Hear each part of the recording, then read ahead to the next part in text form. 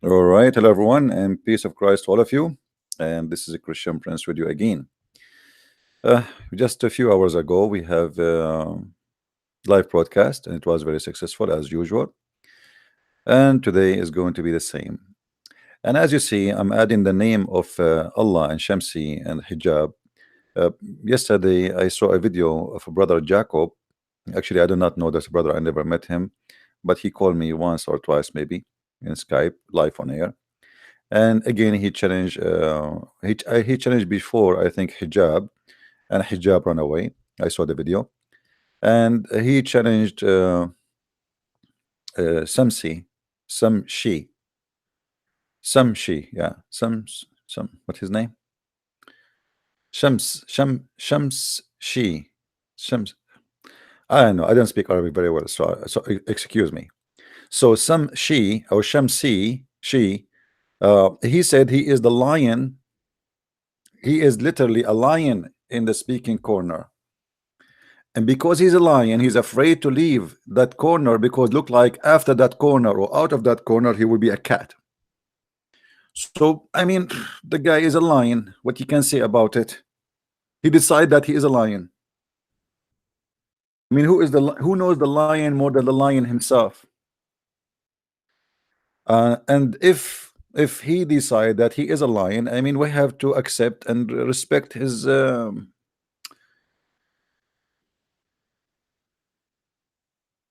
don't know.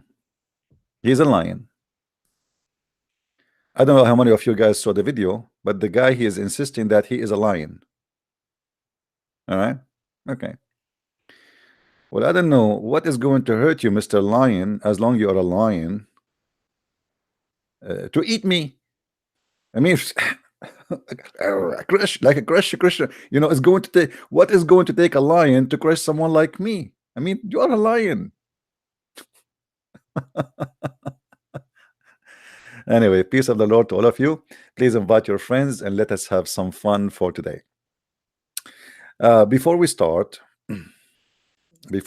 talking about the lions and cats, you see, I'm starting today early. This is why we have a very few. We don't have too many, but because many of you said we want it earlier, so I decided to do it today earlier. And actually, she said that I am challenging him when he is asleep.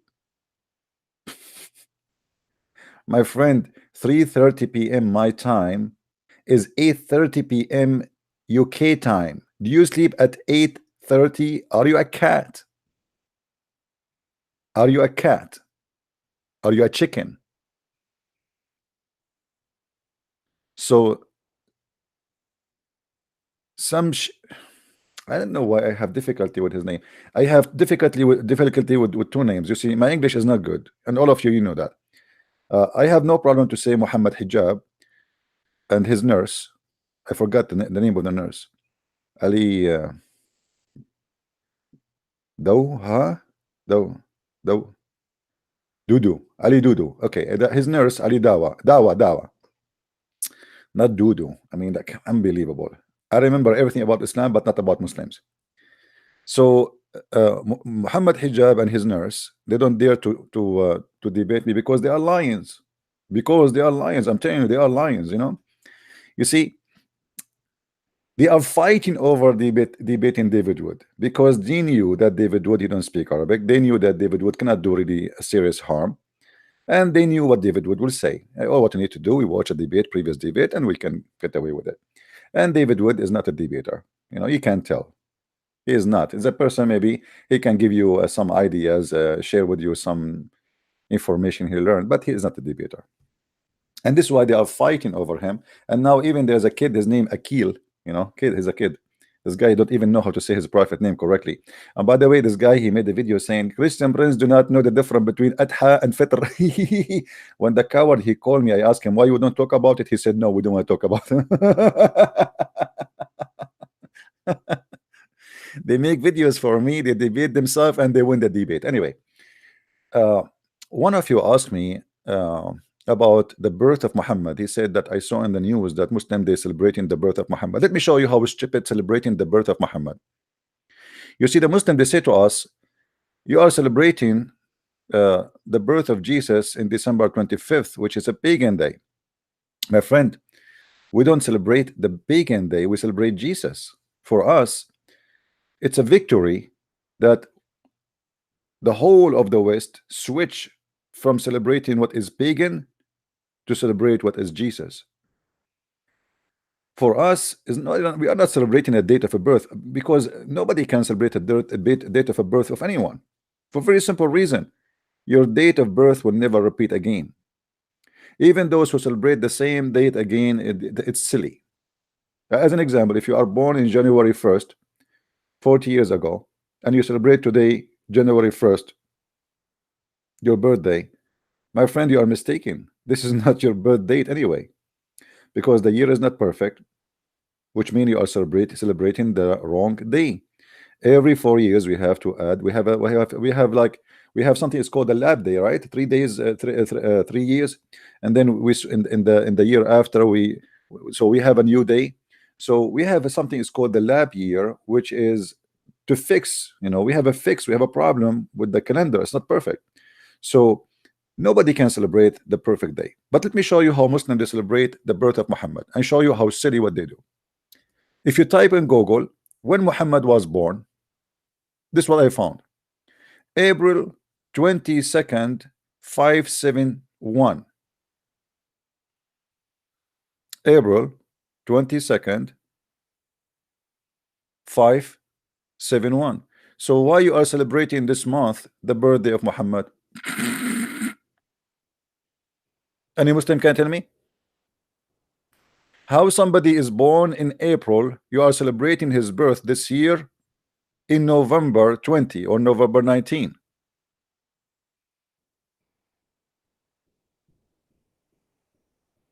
Hello?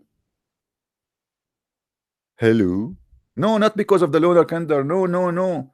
Not because of the lunar calendar, because the Islamic calendar is the most stupid calendar ever.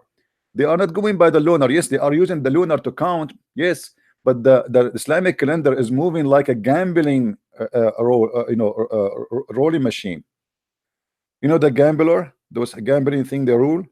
This is the Islamic calendar. You will find that Ramadan sometime is in January, sometime it's in February, sometime it is in December, sometime it is in July, sometime it's in August, sometime it is in April, sometime it's going around. Islamic calendar is the most stupid calendar ever. So what do you mean Muslims are celebrating the birth of Muhammad if the guy who was born in April 22, 571, how you celebrate his birth in November 20th? Because what happened, Muhammad, he stole the Arabian calendar, which is a lunar calendar, and the Muslim, they decide to change the calendar cycle to make it based on the hijrah, the date of Muhammad immigration, and because of that the calendar is moving like a crazy.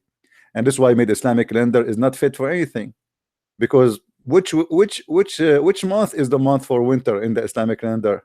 No month, because the same month it can be July, it can be December, it can be, as you see. Here we go. Muhammad is born in, if you go right now, this is Islamic website search.com. all right, if we try to convert,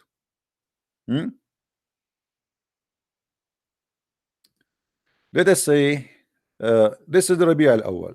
All right, let us say the day number 13, and this is 1440. Let us see what was the equal day. Let us say this is the birth of Muhammad as an example. What was the date of the birth of Muhammad? Let us say 10 years ago. So we will make it 30. Today, with the 440, it is Monday, Rabi' al-Awwal 10/14/30 equal to November 19. Do you see it? So let us say this. Let us change it to 1430. Convert. Look what happened. It is March 10.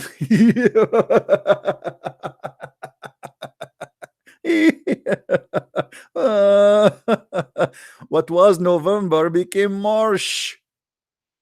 I mean, this is amazing, brother. The Islamic calendar not only fit for every time, it is scientific. It's extremely scientific. I mean, who can make calendar like this? Nobody. Obviously, Allah is the one who made them do that. The genius Allah. Who is better than Allah? I remember the guy who was making a video to explain the sheikh about Allah have a hand. Because, you know, the audience, the Muslims, they are looking at him. He's talking about Allah hands.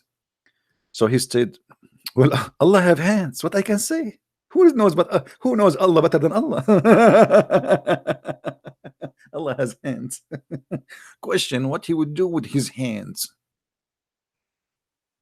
Okay, I got it. Allah has hands. Huh? What Allah will do with his hands? He will fix the calendar. So you Muslims, when you celebrate the birth of your prophet, you are just living a delusion. In other way, it's kind of stupid to celebrate such a thing when the date is moving, like not moving a day or two or three, moving months, is almost the whole year. If we change now, look, now it is March 10. I will make it I will go to 400, the year 400,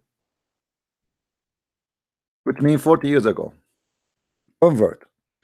So we convert. Okay, look what happened. It is January 31st. Mashallah, mashallah, mashallah. This is a great religion. The calendar is working very good for them. Now we move to the second subject. You know the reason I don't open my Skype for the Muslims all the time? Because I'm scared to debate them. As you know, I'm scared that the Muslims will call me, and if they call me, it's going to be embarrassing. I mean, put yourself in my shoes. A Muslim who call you, and Muslims have serious questions nobody can answer. We have to be honest. And this, and by the way, my Skype is open, Muslims. Any Abdu wanna call me, feel free. It is you who don't dare to do what I do. Name for me one Muslim scholar he dare to have an open line for people to call. I call the D show. They say, brothers, sisters, if you have a question, call us. I call them, they don't let me go through. I have it recorded, it's on YouTube. Not a single Muslim can call them, even Muslims. It's fake. The questions they have is a pre-made, written by them, answered by them. It's very nice to give yourself a question and answer the question. I mean, this is, you must be a hero. I have to be honest here. Now, we have Abdul. Look what this Abdul, he sent me in Facebook. And I promised him I will make him famous, so let us do so. I hope the text is clear. Hey Hassan, how are you? Oh man, let's talk. Sorry? Let's talk about the Trinity. Why don't you talk about the Trinity? We can talk about Trinity, but we have a topic here. Do you like to share with us? All right, tell me the topic. Okay, the topic here, your friend, his name Abdul Salam, which means his name is Abdul Salam S2, you know, quarter. He said Quran chapter 2 verse 113 says the Jews says the Christians have nothing true to stand on, and the Christians say the Jews have nothing true to stand on. Do you agree with that?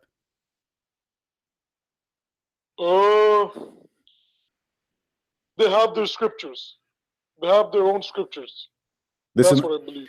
What do you agree with the verse? The verse says that the Jews, they say the Christians, they have nothing to stand on, and the Christian, they say to the Jews, you have nothing to stand on. Do you agree with this? I agree. I agree with them. Okay, let me show you that there is something stupid here, because the Christian, they believe in everything written in the Old Testament. Wait, what? I can't hear you. The Christians, no, you can hear me. It's your toes is not working. The Christian believe in everything, in everything the Jews they have in their book, the holy book. So how the Quran says the Christian, they say to the Jews, you have nothing true. Because the scriptures, the Jewish scriptures and Christian scriptures have been corrupted. The Quran has never been corrupted. You see, my friend, you are not Allah- listening. You are Allah not listening. promised You are not God that listening. The Christian never say the book of the Jews corrupted. So here there is a mistake. There is a stupid mistake in the verse. How the Christian they will say to the Jews, you have nothing and you are corrupted if they believe in their book. Yo, look. I'm The looking Jewish I'm looking, I'm scriptures, the Old looking, Testament, and stop has touching your nose. contradictions. I'm looking now. So does the New Testament. No, tell me, the both Christian, are the Christian, if you go to the Christian books, you will see the Bible. They believe in the Old Testament and the New Testament. So here the Quran, the author of the Quran, he did make a poo-poo. This is not How true. many authors were there? How many authors are there in the Old Testament? It doesn't matter. We believe in the Old Testament. This is the question now. How does that not matter? It doesn't How does that matter not because matter? this How is a many book of authors books, in the my New friend. Let me ask you, who is the author of the Quran? Allah. Prove it. Subhanallah. Prove it. How? There's so many. How? I can Prove give you it. so many So why verses. the I'll give Quran you you so have much. today is called the Quran of Hafs if it is the Quran of Allah? Why if we go to page number 8 in the Quran it says that this Quran written according to recitation of recitation of recitation of recitation of recitation of recitation of recitation of recitation of recitation of recitation sorry the CD stuck the recitation of recitation of recitation of recitation of Muhammad. So after all the recitation of, you don't have a book, because if you have a book, Look, you will listen. not say, you know, does it say there in the book, in the page number 8, according to recitation, my friend, and he recited it to Prophet Muhammad. Abdul, according to your book, does it say that this book, recited it to Prophet Muhammad? my friend, okay, I'm asking you, does it say in your Quran today, the one you have in your hand, that this book is written according to recitation of, recitation of, recitation of, yes or no? The Quran is a recitation. It Okay, is a thank you very much. recitation. No, it's not written, because if it is written, you would not say recitation. It's not a written. It's a recitation. Thank you. So there's no book. So there's no book. It's a Yes. recitation. Recitation of who? What is the last recitation you have? It's called a guy. His name is Hafs. When Hafs was exist?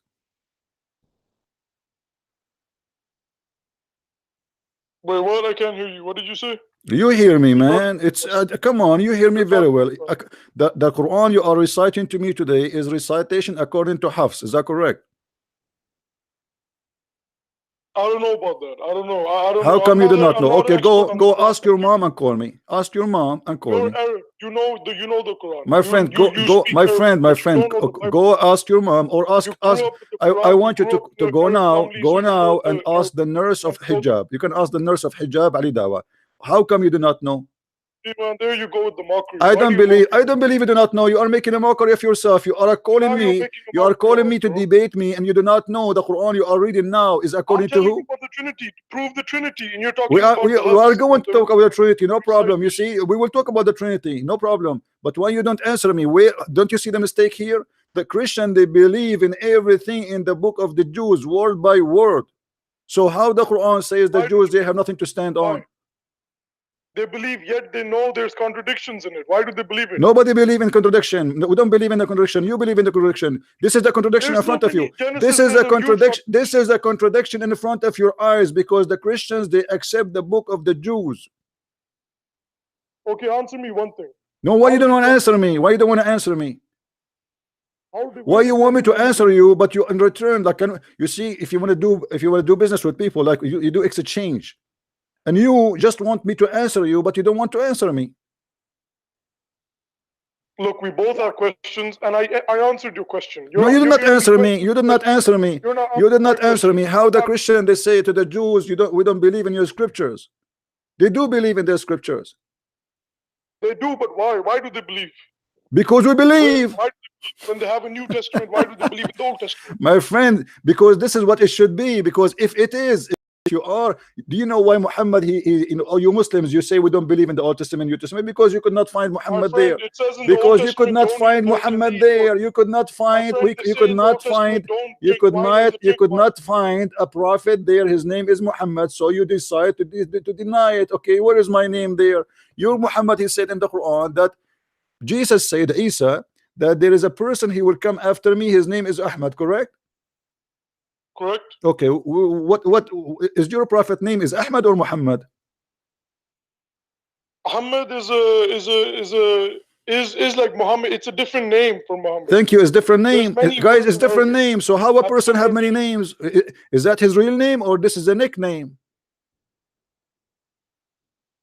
Look, I don't know about Arabic. You but I'm see, telling each time that I ask Muhammad- you say to me, I do not know. Call a friend, call Ali Dawa, call Shamsi, call them, and let them call me. You're not talking about the basic stuff. You're talking I'm about talking about verses and something recitations. serious. You see, You're talking about many things. I'm talking about because the this is a foundation. mistake. This is a You're talking mistake. about the Trinity. Hold on. I have to answer this person. Hold on. Stay with me. Why don't you talk about the Trinity? We will Why talk don't you about Trinity. We will talk about Trinity. No problem. Don't worry. Let us talk. But before we go there, I promised this guy to answer him on air. This is the second question he sent me. Okay. All right. And this is your brother. His name is Muhammad Nadim. Muhammad Nadim. No, I don't know this brother. Yeah, he's famous. He's like Al-Bukhari. Read with me. Christian Prince, I'm still waiting for your reply about your belief in oral sex. Also, I just read a verse you have printed in your book about medians of paradise. And I wanted you to express your thought about your God, Jesus, having millions of wives, which are called nuns. Well, what are you talking about? You're talking about conspiracy theories. My friend, what conspiracy? Let us help me, help me, my friend. You know Arabic, my friend, help me to answer your friend. Your friend is asking about the belief in oral sex. What do you say? What do you say to your brother, a Muslim? He's a Muslim. He is asking you about oral sex. What do you say to him? Is it lawful for you to have? I'm not saying anything to him. I'm not an expert on that. I'm telling you about the Trinity. What do you mean you are not expert? Do you have to be expert in oral sex to tell me if it's lawful or not? What do you mean? See, man, look, now you're just mocking. You're provoking people. I am not mocking. Are you saying you Muslims, when you ask me this question, you are mocking yourself? I didn't ask that question. Somebody else. Why are you aiming okay at me? I have to answer him. Then shut up, let me answer the guy, and then we'll go back to you guys. In Islam, yes, you are lawful. It's lawful for you to have sex with your wife. Even the Quran said that your wife is the same. Your wife is the same as the ground. Your wife is the same as. Shut up. Shut up. My question is the Trinity. Shut up. Every day you call me, you ask me about Trinity. Every day you call me, you ask me about Trinity. I mean, it's the same question you repeat every day. Is it the same question you asked me yesterday and the day before and the day before and the day before? Look, man, all you do is every day you open up live debates and then people listen to you. My friend, and how many times I answered you? And then you will call me tomorrow, and then you will call me the day after, and the day after you will say Trinity. You have a prophet who received Quran in his wife's clothes. You have no problem with it. Listen, you don't get satisfied. You will never get satisfied. Are you satisfied with your prophet? Look, listen to me. Are you satisfied with your prophet? Are you satisfied with your prophet? Are you satisfied with your prophet? Are you the coward? Aren't you the coward yesterday who challenged me to show you the Trinity in the Old Testament, and when I start showing it to you, you said to me it's corrupt. Shut up, you liar. Shut up, you liar. Don't ever call me again. You are a kid. Guys, isn't it this the same idiot he called me yesterday and he challenged me to show him the Trinity in the Old Testament? And the second I start showing him, he said it's corrupt. I don't believe in it. Before I start showing him, I said, okay, if I show you, you will not say to me this book is corrupt. I don't believe in it. He said, show me. The same second I start quoting for him the verses from the Bible in the Old Testament about the Trinity, right away he said, I don't believe it. It's corrupt. Shut up. You Muslim do not believe in God anyway. Who is your God? You see, when a Muslim he try to debate about Trinity, he think he have something powerful, he have something strong to stand on. He says to you, we believe in one God. Who care if you believe in one God or 10 God, as long as your God is fake? What kind of God he says that if a woman have orgasm first, the baby will be a girl. If the man have orgasm first, the baby will be a boy. What kind of God he says the woman, she have a sperm coming from her ribs? What kind of God he can't remember which one he created first? The trees or the suns or the stars? What kind of God he say that a human being is made? I don't know if I should that. Who is a Muslim wanna call me and we will talk about how a human being is made according to Allah? So we can laugh and we can. By the way, there is one of you asked me. There's a guy, his name Go Life Media.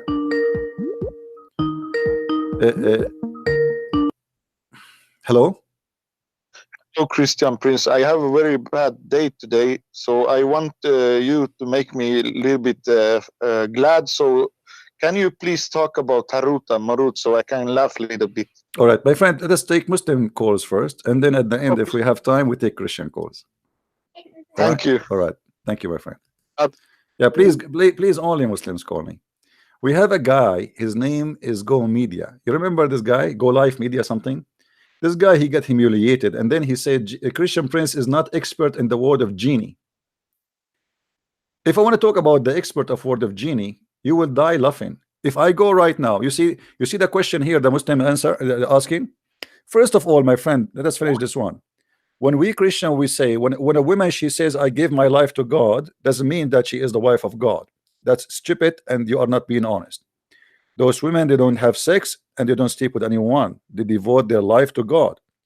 So if somebody told you those are the wives of God, that's mean they are devoted to God, but God don't have wives. This is not about sex, but because you are dirty, and I understand you are a Muslim at the end of the day, so I'm not expecting you to be better than that. When you say to me, I'm still waiting about your reply about belief in oral sex, this is what Islam is about. Muslims always, they put their God down the belly in the vagina, and they say to us how God can be God but he is born of a woman. It's you who always put your God in oral sex, because why you want God to be involved in something you do like that? What is the business of God with that? If you marry a woman, why you want to ask God if you can do that to your wife or not? That is stupid. Hello? Hello? Are you there, my friend? Okay. If you don't want to talk, don't call me. If you are a Christian, don't call me too. I want only Muslims to call me. And Muslims, they are adult, not kids. So here you notice the level of Islam. Everybody speak of his standard of God. If you go and read what Jesus said, you will never find Jesus speaking that low. That is the level and the standard of Islam. Hello? Are you there? Hello? Yes. Go ahead. Hello? I hear you. Go ahead. Hello, my name is Austin. Sorry? Yeah, I'm calling from Nigeria. My name is I'm calling from Nigeria. Okay, my friend. How I can help you? I'll be following your program. I'm quite impressed. I just want a link to be sent in Skype so that I can follow you up live. All right. Do you have any question? Well, not really for now. No, I'm just interested in your program, so I want to be anytime you are on. I want to be following it live. Well, just subscribe to my page in Facebook, subscribe to my page in YouTube, and you will be. We are live on air now, and you can follow. All right, that's easy. Thank you. Yeah. But okay, guys, don't call me for those things. I mean, don't call me to say to me I appreciate you. Don't call me to say I like your program. Thank you very much. We have more important things to talk about. I am not important. I am not here to hear people praising me. I am no one. So don't call me to say those things for me. We will go to talk about sexual things in Islam. In Christianity, we don't talk about those things because this is silly. If God, he allow you to marry a woman, it's mean he allow you, both of you, to enjoy each other. And you do not need to ask God silly questions like this. I remember I don't know if I should do that. There's a Muslim woman. She called the TV, you know, and she said, "My husband want to talk to you." The husband looked like hesitating to talk, you know. So the husband, he took the phone and he spoke to the sheikh, and he said to him, "Well, I am married to my wife for more than 20 years, and we have like I don't know how many kids. I forgot, like 5, 6, 7 kids." And he is asking, "Is it okay for us to kiss each other?" When I heard that, I almost fall down in the floor laughing. The guy, he have many kids. So they are doing bing bong for the last 20 years, but they never kissed yet. I mean, how silly is that? Are you serious, or this is a joke? Is that real? If you listen to Islamic TV station, you will see how silly and how stupid it is. This is why I advise people to go and get my book, Sex and Allah, and you will see how silly Islam is and how much they concentrate in sexual things, because Islam is based in sexuality. Islam is not based on God and loving God. Islam is about sex. Hello? Hello? Christian Prince. Yes, my friend, go ahead. I have a question. Can you read for me Luke chapter 14, verse 11? Why you don't read it for us? Go ahead. Why you don't read it for me? I am not good in reading. You read it for us. You call me. You have a topic. Go ahead. Tell us, what do you want to say? Are you scared? Well, I am. For sure, I'm scared. That's why I'm saying you read it. You see how scared I am? No, I think you don't read it because Abdul. Read it and tell me what do you want to say. Yes, Read it, read it, read it, and tell me what do you want to say. Go ahead. You're scared because it refutes you. It My shows friend, that my friend, refute me. But shouldn't you? Abdul, how stupid are you? Shouldn't you refute me first? You stupid idiot. You stupid idiot, vagina worshipper, the one who kisses a black stone. If you call me to show me something wrong in the Bible, show it to me. Don't tell me read it. Read it. Show us. Let everybody laugh at you. Coward. When I show to Muslim, I say this verse. I show it to him. I read it for him, and I tell him what's wrong with it. You call me. You say, read for me Luke 14. Okay, what about it? You are not even willing to tell me what's wrong with it. And yet you are speaking about being coward. Go kiss the black stone, the vagina. Pagan. How dare you even to call me without even saying to me what do you want? You don't even dare to say. Read it. Are you scared? My friend, we love to hear the Bible, and just because I want to make you upset, I am going to play for the crowd Luke chapter 14 in full. Beautiful word of God. Listen and enjoy. Luke 14. And it came to pass, as he went into the house of one of the chief Pharisees to eat bread on the Sabbath day, that they watched him. And behold, there was a certain man before him which had the dropsy. And Jesus answering spake unto the lawyers and Pharisees, saying, Is it lawful to heal on the Sabbath day? And they held their peace. And he took him, and healed him, and let him go.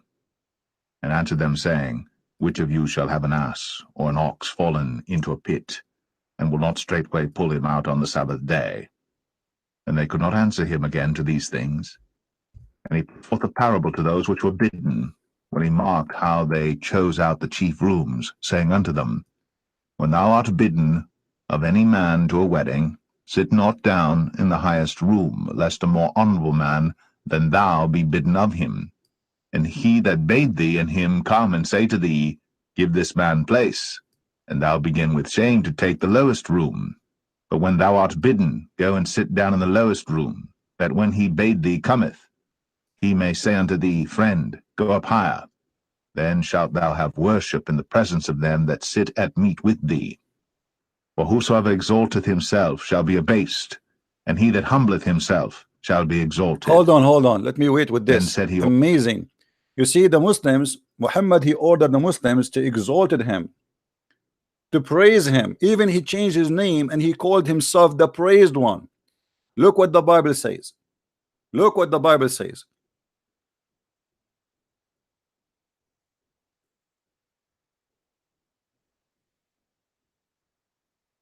For whosoever exalted himself shall be abased, and that he humbled himself shall be exalted. Muhammad, the fake prophet, he took the name of God, because the word Muhammad means the praised one. If Muhammad is the praised one, so who is the praised two? Who is the praised two? Yes, coward Abu Bakr. Are you going to tell me what is your Yes, accusation? why you call me a vagina worshipper? Is this the way Christian talk? Because you kiss a black stone. Is it the black stone is a vagina? No, your mother kissed my dick. No, You son see, of a okay, hoe. see, Your okay, mother okay, see, guys, did you hear it? Did you hear it? This is the truth. If we go right now, we read the history, we will find that the Arab, they used to put their penis inside the black stone, and the women, they used to place their hand inside the black stone after they touch their vagina, because this is the stone of fertility. What if I show you that right now from your own books? Filthy coward. I don't say things unless I can prove it. And now, right now, I challenge any Muslim to call me and ask me to prove what I am saying. Who dare? Who dare? Why the black stone became a black? The black stone was white. So what made it black? It was the menstruation of women. Let me find you the reference as long as we mention this. Filthy Abdul. You think I'm making things up, right? He knows. I'm sure he knows.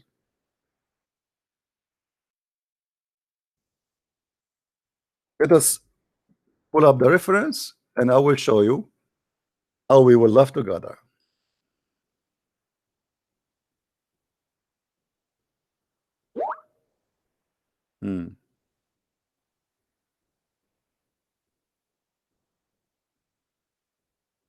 Let us see.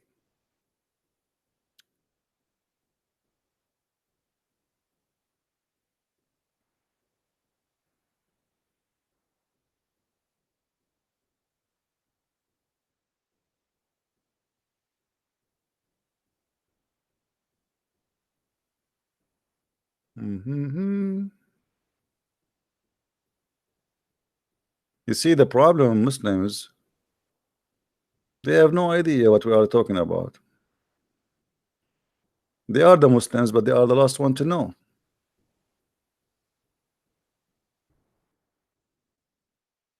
الحجر الأسود.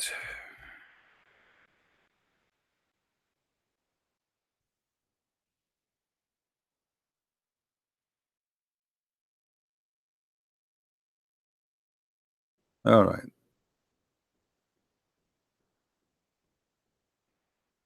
I have many references here, but let's see which one we will choose.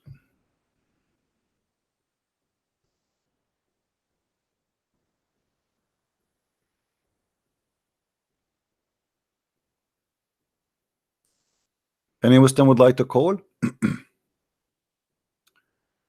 Who is a Muslim would like to call? So we can share the topic together. That the black stone is nothing but a sexual idol. And this is why if you go hello. Hello. Yes, my friend. How are you? I'm fine. What about you? Alhamdulillah. What does that mean? What does that mean? Alhamdulillah. I thought you speak Arabic. What does that mean? Alhamdulillah. What does that mean? You speak Arabic. Little. So why you ask me? Well, I'm asking you what Alhamdulillah mean. What's wrong with that? I mean, is it bad to ask you what Alhamdulillah mean?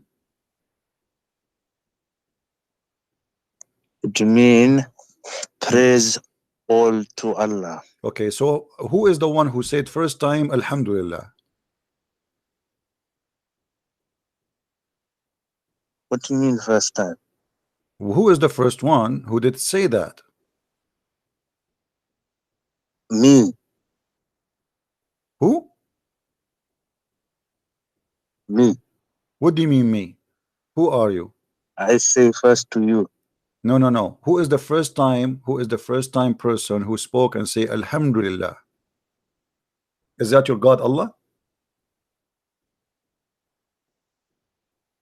Well, I don't think so. Well, is it the Quran says in chapter 1 verse number 2 Alhamdulillah?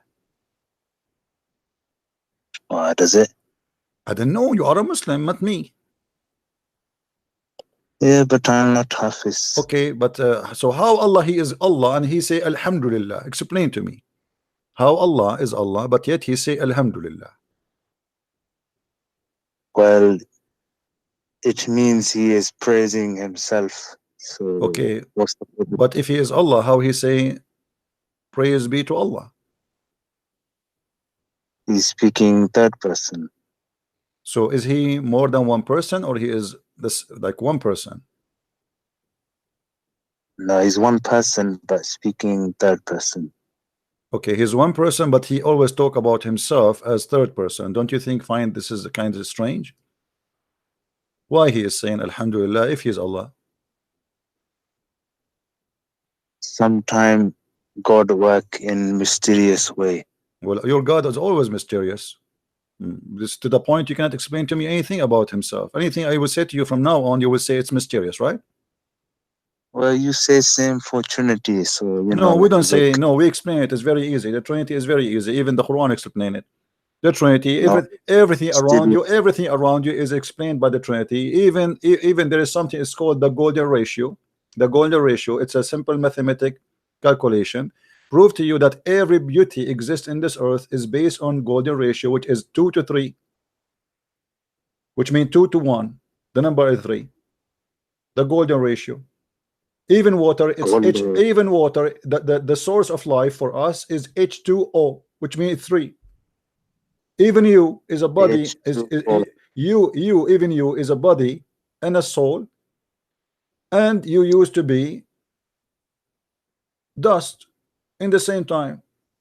So he made dust, he made you a body, he made you a human being, living a human being, and he gave you life. Everything around us is based as number 3. You when you pray, so you say the name of Allah 3 times. Is an attribute. Why you say the name of Allah 3 times? What is when did I say that? What do you What do you mean? Don't you say what is the verse you recite every day when you pray? What is the first verse you recite? First verse is the first page of the Quran. Right. What is that verse? Well, you know. Bismillahir Rahmanir Rahim, right? Well, that's not a verse though. This not verse. So what it is? Bismillah, you say all the time, every time. Yeah, I know, but this is a verse. It's verse number 1 in chapter number 1. What's wrong with you? This is verse number 1, chapter number 1. Bismillahir Rahmanir Rahim. So how many names you repeat you as a Muslim when you start reciting? What you say in the name of Allah, Ar-Rahman, Ar-Rahim. Are these all 3 and 1 in the same time, or they are 3? Who is Allah? Who is Ar-Rahman? Who is Ar-Rahim? Yes. Who are they? There's only one. This is not the question. Who are they? Allah, Ar-Rahman. Why you are reciting 3 names for one God? Why you don't recite 1 name? What about reciting 4 names? Why 3? Well, you know, I do not understand Arabic. I just recite. I'm not speaking to you in Arabic. I'm reciting to you. I'm speaking to you in English. Isn't it the language you are using to me now? I'm not reading for you in Arabic. I'm saying to you, those names you know, you repeat them. You said you recite them already every day. Okay, that's wonderful. So why they are 3? Why they are 3, my friend? You mean Bismillah? Yes, Allah, Ar-Rahman, Ar-Rahim. 3 names. Why 3 names? Maybe for emphasis. What emphasis? Why 3? The question is why 3? Why not 4? Why not 5? More emphasis. Why not 6? Why not 7? Why not 8? Why it is a 3?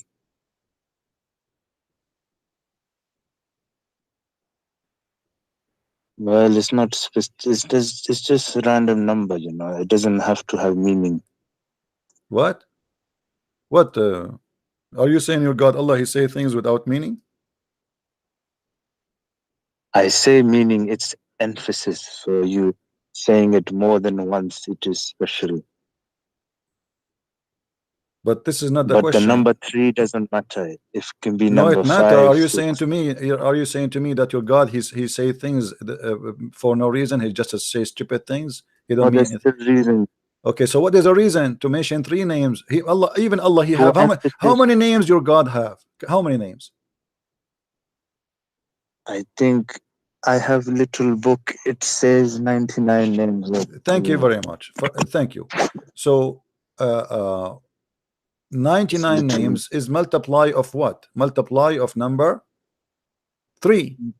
Okay. So even the names, the total names of your God is multiply of number 3. How many years Jesus he lived in earth? How many years Jesus lived in earth, in this earth, according to Islam? 33 years. The names of Allah, x the age of Jesus in earth is 33 x 3, that is 99. So what's your point? My point, everything in your religion, everything in your cult is based on number 3, but yet you Muslims, you keep questioning the Trinity. When you pray, when you do ablution, is it true that you do things, everything 3 times? How many times you blow your nose? 3 times. 3 times. Okay. Oh, how many times you have to wipe your face? You mean in wudu? The ablution, yes. yeah, the ablution, yeah, we would do. How many times you need to do everything? Is it 3 times? Why? Why 3 times? Mostly 3. Okay, why? Because this is what is told by the Sunnah. That's wonderful, but why? Why 3 times? What that's mean? We don't you are not know why. No, we know why. We know why. Because you are trying to say your God is trying to say to you, supposedly, a Trinity is the way to be perfect, pure, to pray to Allah. Remember, you are doing what? You are doing wudu. You are performing wudu. If we go right now, to the website, an Islamic website, to show us how they do wudu. Let me show the people here. This is a Muslim website. As you see, here we go. How to perform wudu. All right. How we perform wudu. Read carefully with me. First thing you do, you make niyyah, which means you prepare yourself and you start saying certain things. Okay, you say in the name of Allah. In the name of Allah. Okay, how you do that? Let us see. Wash your hands, your left hand to wash the right hand. Do this 3 times.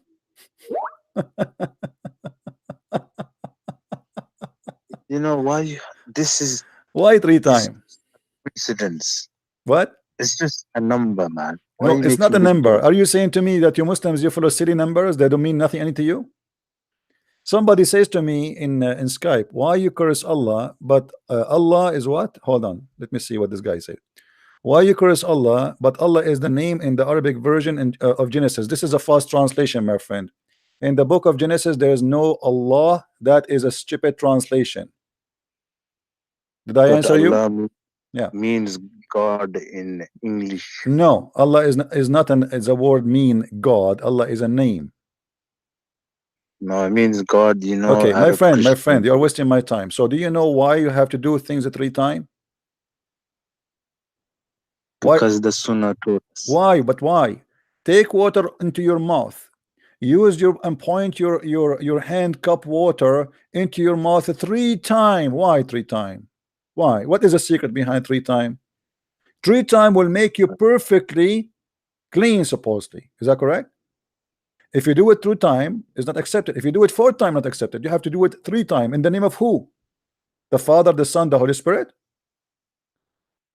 Well, you think so? That's what you think? Well, I'm not thinking. You tell me. You tell me why 3 times. What if we go now in this page and we search for the word 3 times?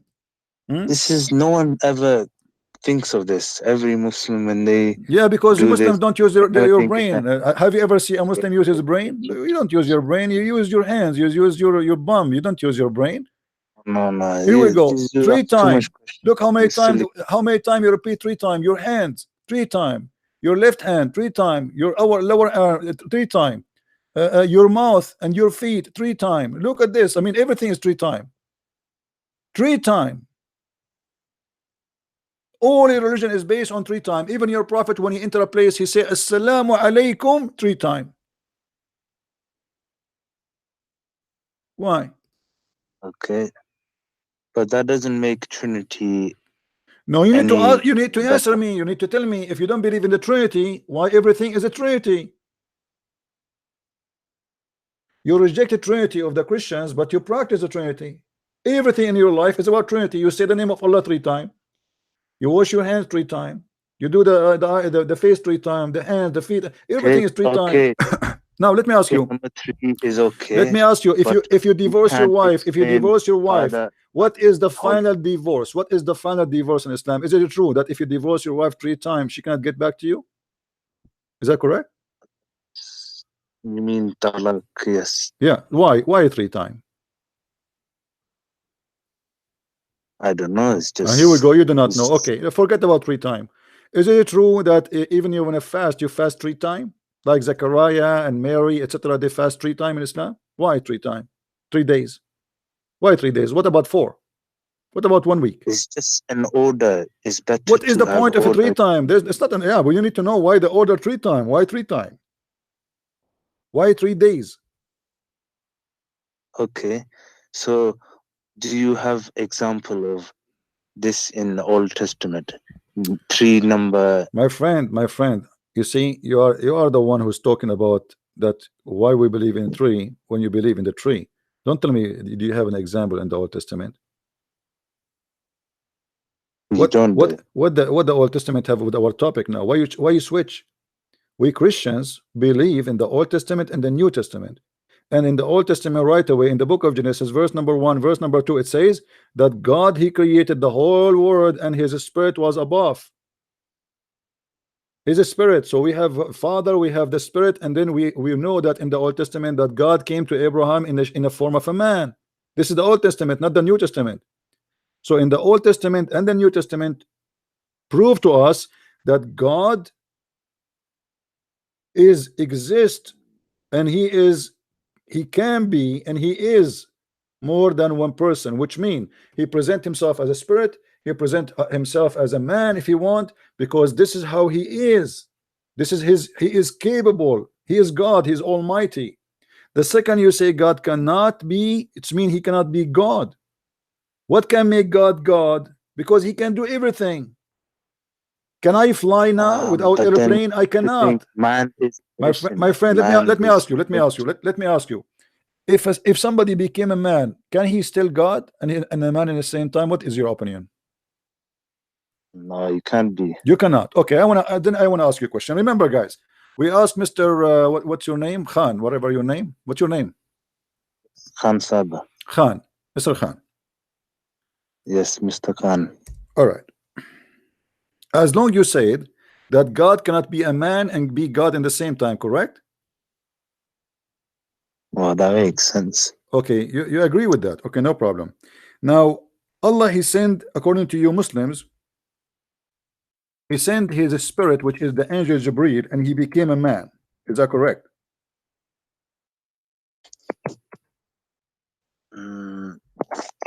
Chapter 19, verse number 17. Do you agree with that Quran? Yeah. Okay. If God cannot be man and cannot be God in the same time, that means the angel cannot be angel and a man in the same time. Yeah, but angel is different. That's divine being. What divine being? Your prophet called him the Holy Spirit, which means he's holy. How the angel can be a man? Now we have Jibreel became a man. Is he an angel in the same time, or he is an angel before and now he became a man and he cannot go back and became an angel? Is he an angel when he was a man or not? I have to look into that. Do you promise me you will look into that? Well, I have an offer for you. What Could about be you call? bad. What about you It's- call your sheikh? What about you call your sheikh and ask him to call me live, and I will speak to him with respect. Just tell me, call me. Says I have my sheikh. He is with me. He want to talk to you, Christian Prince. And let's see how your sheikh will do. he doesn't have Skype. You have a Skype. You call me from your Skype. He will sit next to you. Okay. I could arrange that, but to That's be wonderful. honest with you, he's not gonna be too sure about that because from what I've seen from you, you're very, disrespectful and very. Why I am disrespectful? For what I said to you? Did I call you names? Did I insult you? I did not say anything. The one who is rude, I Yeah, but answered him. you The one is rude, I answer him didn't- with what he deserves. Did I call you names? Did I say anything? I called you Mr. Khan, correct? You wanna Yes, be you wanna but be you rude with me. You other wanna be rude with people me. You wanna be start rude with me. I will doing shower that. you. I will shower you with what is fit with you. You are respectful. I speak to you with respect. Your brother is the one who Okay. called me and say the F word to me. I did not say the F word to any Muslim. I didn't hear that. That's bad. Yeah, I did not say the F word. I never say the F word to any Muslim. Now here, when I say to a Muslim, you are kissing a black stone, which is a vagina. Am I lying? Oh yeah, you're lying. Why I'm lying? What is your proof? Obviously not that. Huh? That's your problem. You think it's that. That means you have something wrong in you. Hey, my friend, can you prove to me that I'm wrong? Let me ask you, is it true that your prophet, he said the black stone used to be white and became a black? Bruv, let me focus on the other issue. The No. Jibril. No. I'm gonna let on that. us talk about this. Why the black stone was white and became a black, according to your understanding? Well, from my knowledge, I think it didn't just become over time. It just Over became time. black. Okay, why? But why? Well, I don't know. It's natural. What do you mean not true? It's not special phenomenon. It just naturally became black. What? Are you talking about that? I don't really know about that either, man. Okay, let us take another Muslim as long as you do not know. Hello? Hello, how are you? Yes, my friend, how are you doing? You said about the fingerprint. I didn't hear you, sorry. Go ahead. Quran miracle fingertips, you know? I don't understand you, my friend. Can you speak more clear what you are saying? Yes, the 2 days before you said Quran and miracle fingertips, you know? Anyone understand what this gentleman is saying? Quran and miracle fingertips, you know, the Quran chapter. Quran miracles? Yeah. Quran miracles. Yeah. Okay, what miracle you want to talk about? Go ahead. 75 chapter Al-Qiyamah. Quran what? 75 chapter. Quran chapter 75? 75, okay. What about yes. it? Verse what? Yes, and verse number 3, man does not think we will not assemble his bones. Okay. Allah said, okay. we able to position his fingertips. So this is a miracle according to you? Yeah. Okay, first of all, why your God could not assemble the miracle, do that miracle when he claimed that he can do it? Did your God Allah raise anyone from death during the time of Muhammad? Excuse me, I'm questioning this 75. I'm asking you, your God, he said in that verse that he can put the bones of a human being together after he died, correct? Yeah. Okay. Why your God did not do that when Muhammad was a prophet? People, they were asking him left and right to do that. Why he could not do it? Please come to the point. I'm going to the point. Why your God? This is the point. If your God can do that, because I can say now, I'm going to put all the bones of the dead ones together. Is that a miracle? Anyone can say. Anyone can say that. You can do a single fingertips.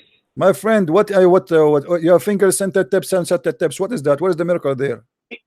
Fingertips. What is the miracle?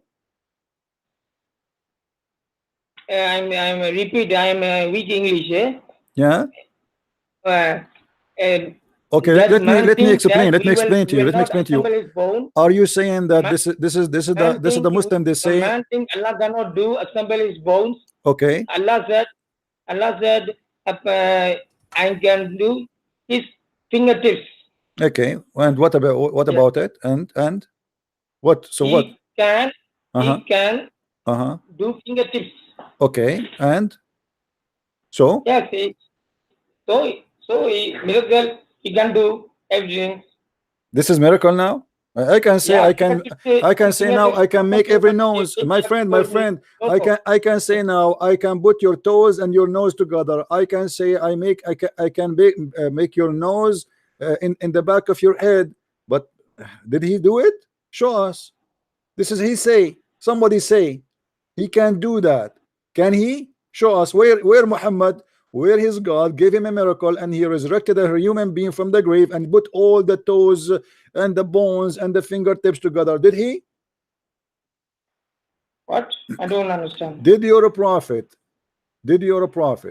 was able to do any of those? You claim it's a miracle because of Allah. He says he is able to put the bones together, right? So why Allah did not make a miracle to Muhammad so to show him that he can do that?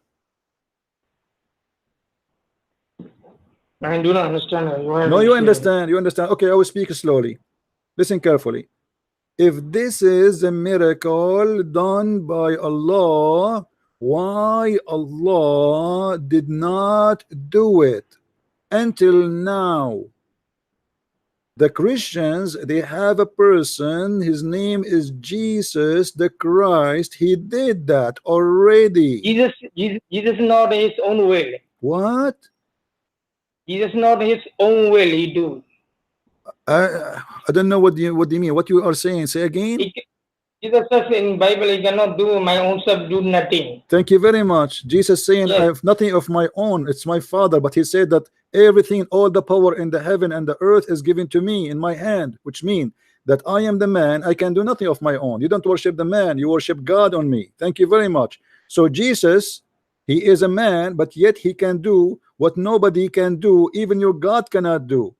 How you explain that to me? You just confirmed that Jesus said, I can do nothing of my own, right? I can do nothing, but my Father, he gave me, right? Okay, that's wonderful.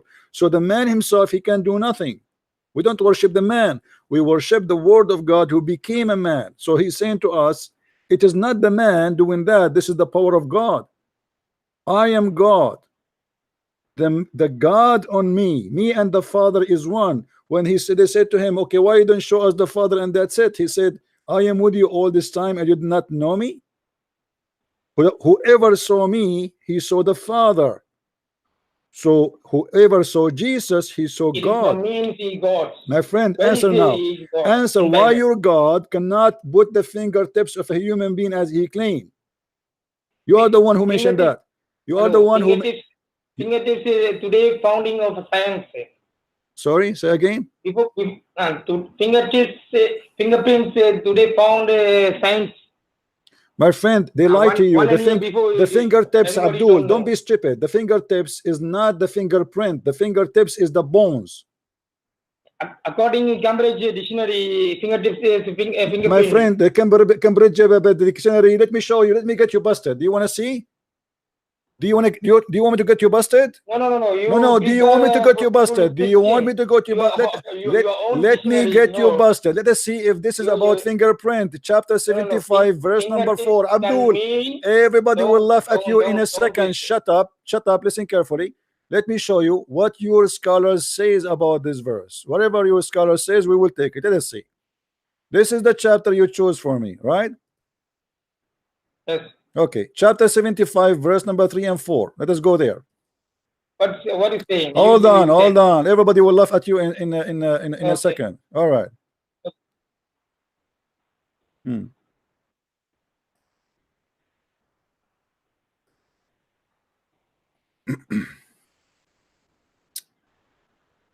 Let us see.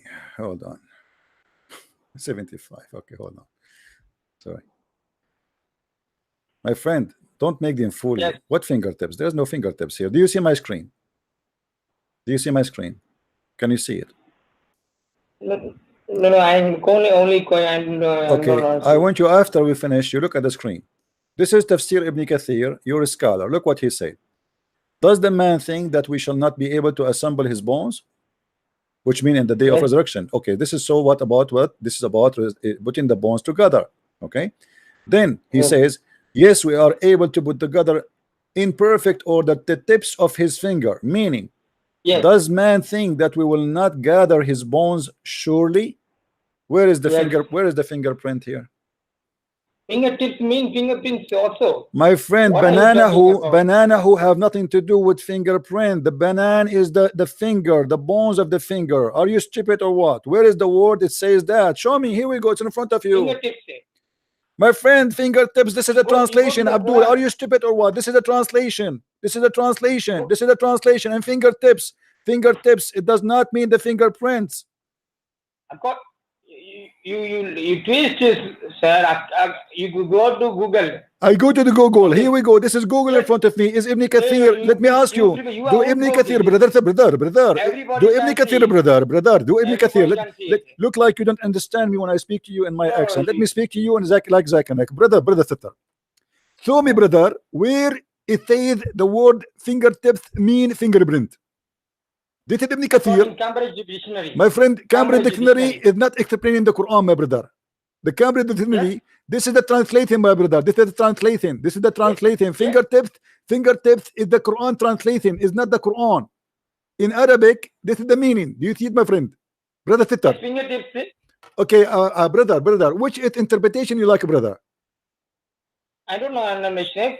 English What translation is no fingertips. what Right? what interpretation you like, brother? What interpretation?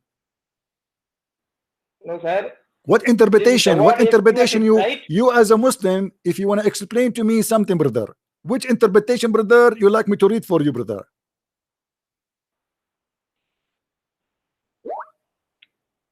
Hello, brother. Hello. Hello, brother. Which interpretation, brother, you like me to read for you? You as a Muslim, if I ask you now what is the meaning of the verse, who is the scholar will explain the verse for us, brother? Ibn Kathir, At-Tabari, Al-Qurtubi, which one, brother? Give us an example, brother. No, sir. No, and what I'm saying is, brother, can you tell me yes. one brother, hold on, brother. Yes. Can you tell me, brother, one scholar he agree with you, brother? Yes. Can you tell me, brother, one scholar he agree with you that this is about the fingerprint, brother? Fingertips is fingerprint. Brother, are you listening, twist brother? it. Brother, are you listening, brother? Everybody Can you find me, knows brother? Can you find me, please, brother? One scholar he agree with you, brother. One scholar, only one scholar. That one scholar, brother. Can you find me one scholar agree with you that about fingertips, brother? Yes. Okay, give me the name of that scholar, brother. Fingertips. Give me a name. What's wrong with you? The name of the scholar is fingertips. I say to you, give me the name of a scholar. He agree with you that this is about fingerprint. I say to you, show me one scholar in Islam agree with you that this is about fingerprint. Let me speak to you in the Indian way, brother, Pakistani way. Hold on, brother. Can you find me, brother? Can you find me, brother? What's up, brother? Listen carefully, brother. Let it have some food and eat curry together, brother. Listen. Now, can you find me, brother, that one Muslim scholar, he agree with you, brother, that this is about fingerprint, brother? No, I don't need any scholar. I know. I do not need any scholar. So all the Muslim scholars in the world, they do not believe in your garbage. You are the only scholar because you eat too much curry. Scholar Abdul from India, Pakistan, he became a scholar after thinking very much, eating curry, and he got the conclusion that this is about fingerprint. When I say to you, show me one scholar agree with that, and you cannot show me, then because you know that it's a lie, it's a fabrication. This is not about fingerprint, this is about putting the bones together. It's a lie. If we go right now and we change the interpretation, this is Ibn Kathir. Maybe you don't like Ibn Kathir. Forget about Ibn Kathir. I don't like Ibn Kathir. You know, he's a Middle Eastern, like me. Let us go to a different, different interpretation.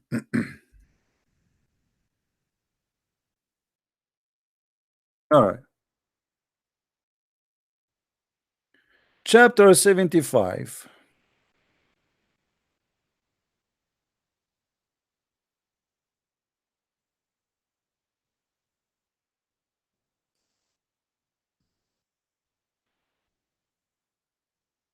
All right. Brother, this is Tafsir al-Jalalain, brother. Read with me, brother. Yes, indeed, brother, we shall assemble them, and we are able to addition to assemble them in the shape, reshape even his finger that, so they say restore his bones, brother. Where is the fingerprint? It's about restoring the bones, not even the flesh. What a bunch of liars.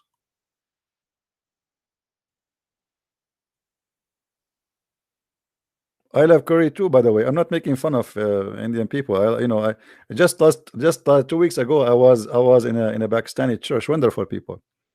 But it's funny, those people, how they are believing in stupidity, in a lie.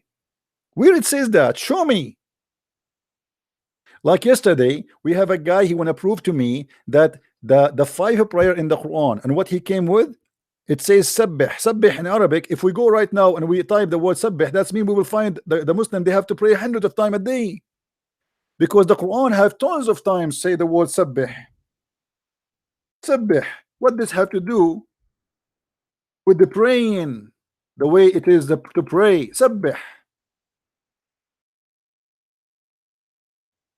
Look how many times the words appear. 87 times. It's a lie. This is have nothing to do with establishing the prayer, the Islamic prayer. So they are trying to find in the Quran 5 prayer, but they cannot. And actually, even the page he was reading for me from, it says there we can find only 4 prayer.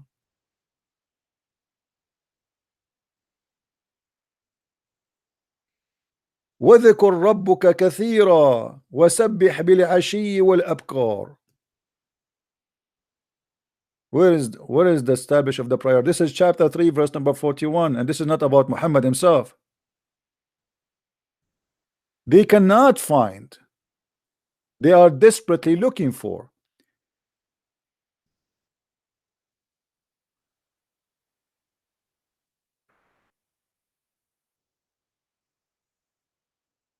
This is the word sabbih. Sabbih. Sabbih is not about establishing a prayer. Sabbih is a glorifying your Lord. It's not a certain prayer, it is something you can do anytime. You glorify your Lord in the evening and the morning. Does that mean they pray only twice a day? No. This is praising the Lord. You wake up in the morning, you praise the Lord. Before you sleep, you praise the Lord. This is not because Muslims, they are different religion. Muslim, they have to do certain movements, certain stand, certain time, certain things. This is what is a prayer is. Anything else is called dua. You make your own supplication to ask God for certain things. The prayer of Islam is not about supplication you make, it is supplication Allah he made. He is the one who told you what you say. So they repeat the prayer which Allah he said before them.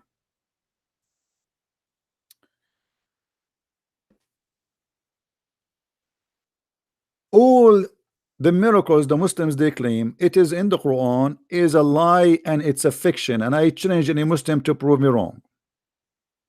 Not a single one of it is true.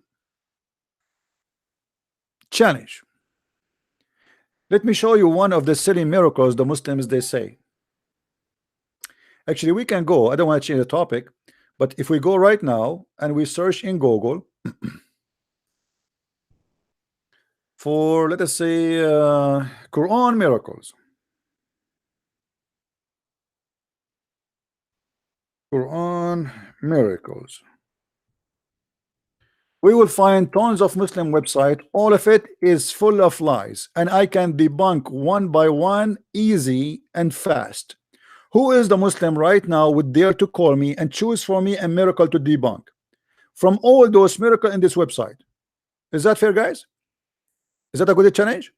The whole website is devoted to speak about miracles of the Quran. All the website. Who is the Muslim? He will call me and he will choose the miracle he want me to prove to be true. I'm not going to pick up one and say, okay, this one is a lie. Let me show you it's a lie. No, no. You call me, you choose for me, and whatever you choose, I will get you busted, you Muslims. But I hope Muhammad Hijab will not call, because he might say to me, Elijah, I mean, that's, I mean, this guy, his knowledge is. Elijah.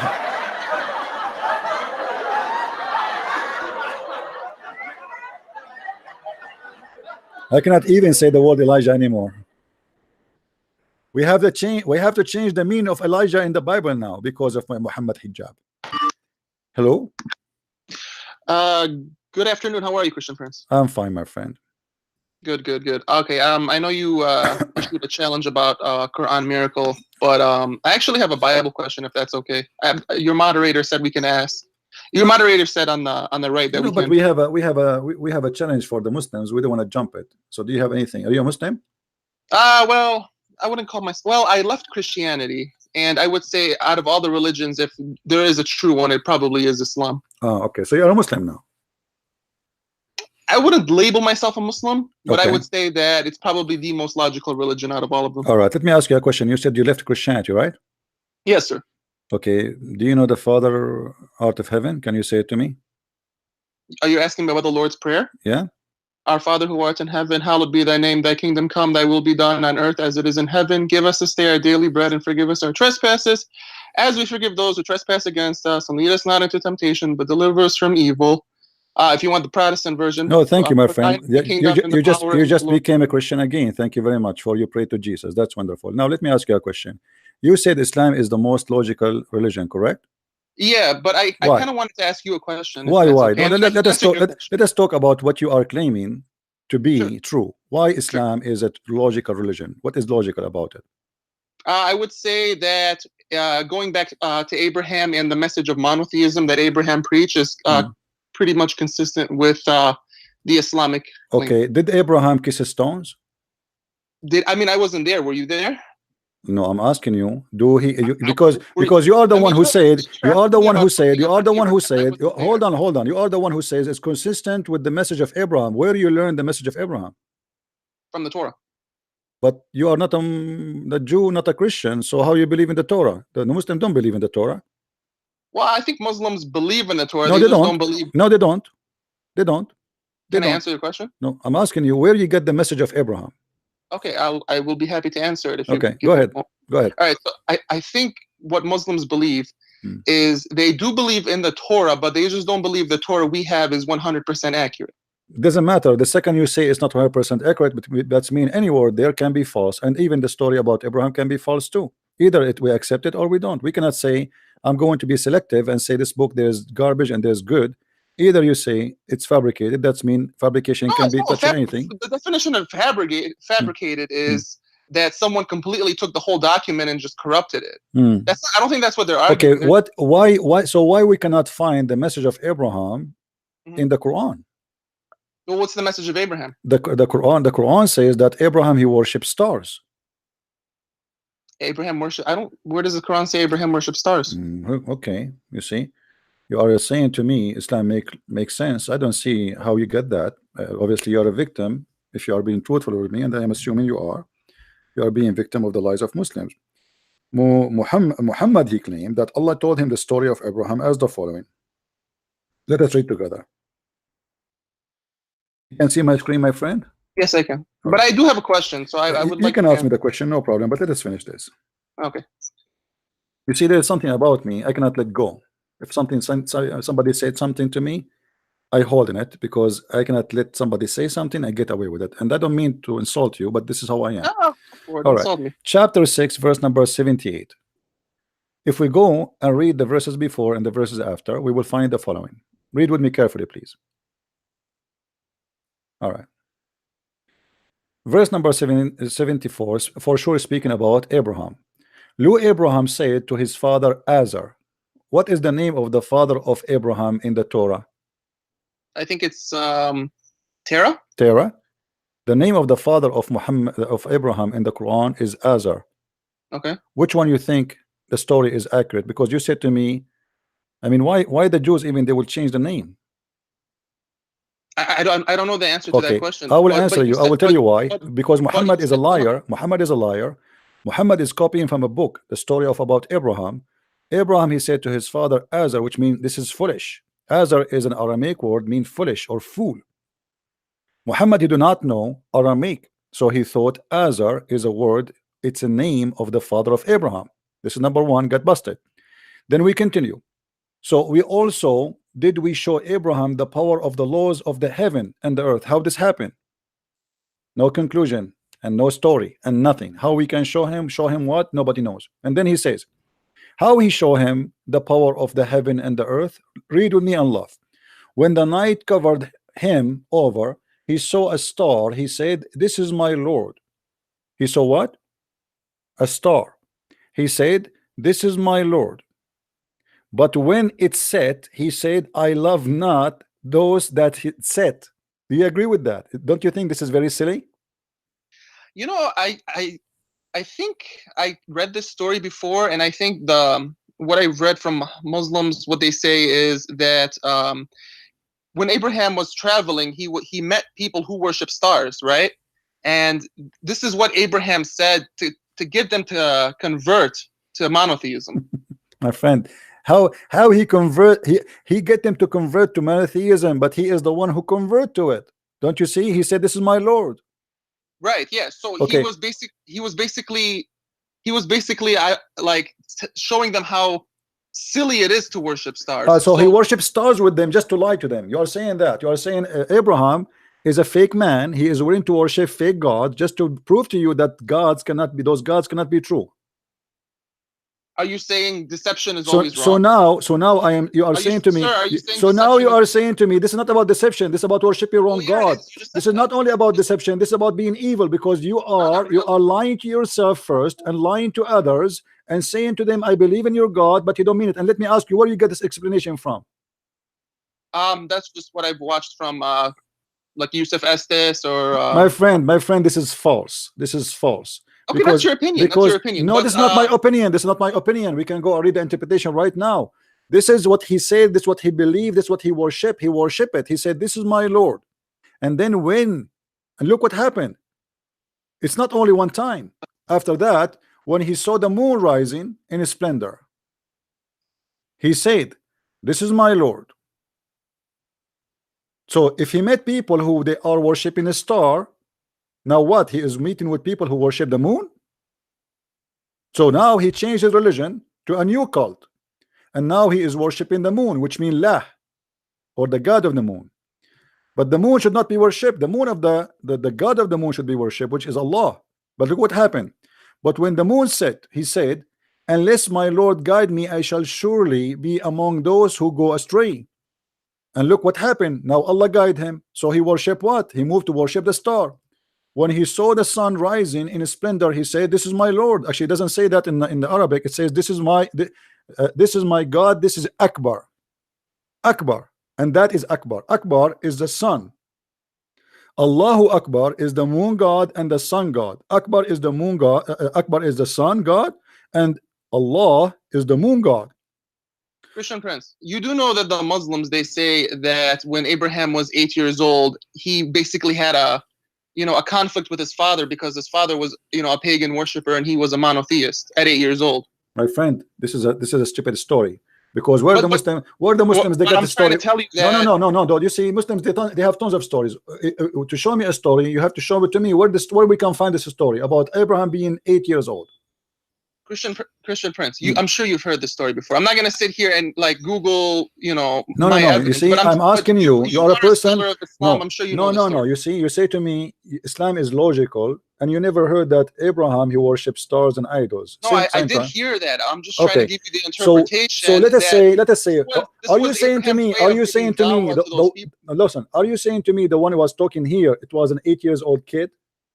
No, this is when he was an adult. But okay, thank you very much. If you're going to say that Abraham was a pagan when he was an adult, what about those stories that that Muslims say when he was 8 years Okay, old, he hold was a on. monotheist. Okay, then the contradiction. You are the one who yourself. So it's not a contradiction. You have two stories, and you gotta try to understand. We have the Quran. We go by the Quran. Which one is more trustworthy for the Muslim? Is the Quran. The Quran confirms. Quran is right, but okay. you gotta have context and interpretation. No problem. Give it the contact. You are the one who just said to me that this is when he was. The context, but okay. Christian Prince. Okay, look, this isn't really why I called you. I called you for a question. No, we will go to your question. Hold on. Why you are in a rush? We are sitting together. I'm not in a rush. Okay, hold on. Hold on. Now, really do you know? Okay, let us finish this. Do you really believe that this is the logic of a human being? He's an adult. He stopped worshiping the sun because it's sit down. He stopped worshiping the moon because it's sit down. You're not understanding what I'm saying. I'm trying to tell you that Abraham used this as a way, as a dawah, as a way to convert, rather than go to the people and say, believe in one God, believe in one God. My friend, where it says what you are saying, show me. Here we go, the Quran in front of us, where it says that he did that. He don't mean it. He did not convert really. He was just trying to invite people to religion. Show me. Okay. I don't know the exact. I can find it for you and show you like later, but I'm just telling you this is what I've heard. What I'm telling you. You heard it from who? You see, you are saying Islamic logic. So look, let us see what you're talking about. My friend, hold on. Are you an adult person, or you go by what somebody you heard? It's like it's kind of a silly question, because if I want to learn calculus, you have the textbook, but at the same time you need a teacher. My friend, so it's the same thing with the Quran. So I have the textbook. Okay, but at the same time, I'm asking you now. Are you convinced with their story, or you just telling me what you heard? No, that's the interpretation I heard. You're telling me that Abraham worshipped stars when he was an adult. I am not telling you. This is what the Quran is saying. Right, but I'm telling you that was a dawah. That was his way of giving. Where do you get this from? Where do you get this from? I just told you. I just gave you a name. Where you get this from, my friend? He converted. He is worshiping stars. He is worshiping the sun. He is worshiping the moon. He keep moving from place to place. Where do you get this from?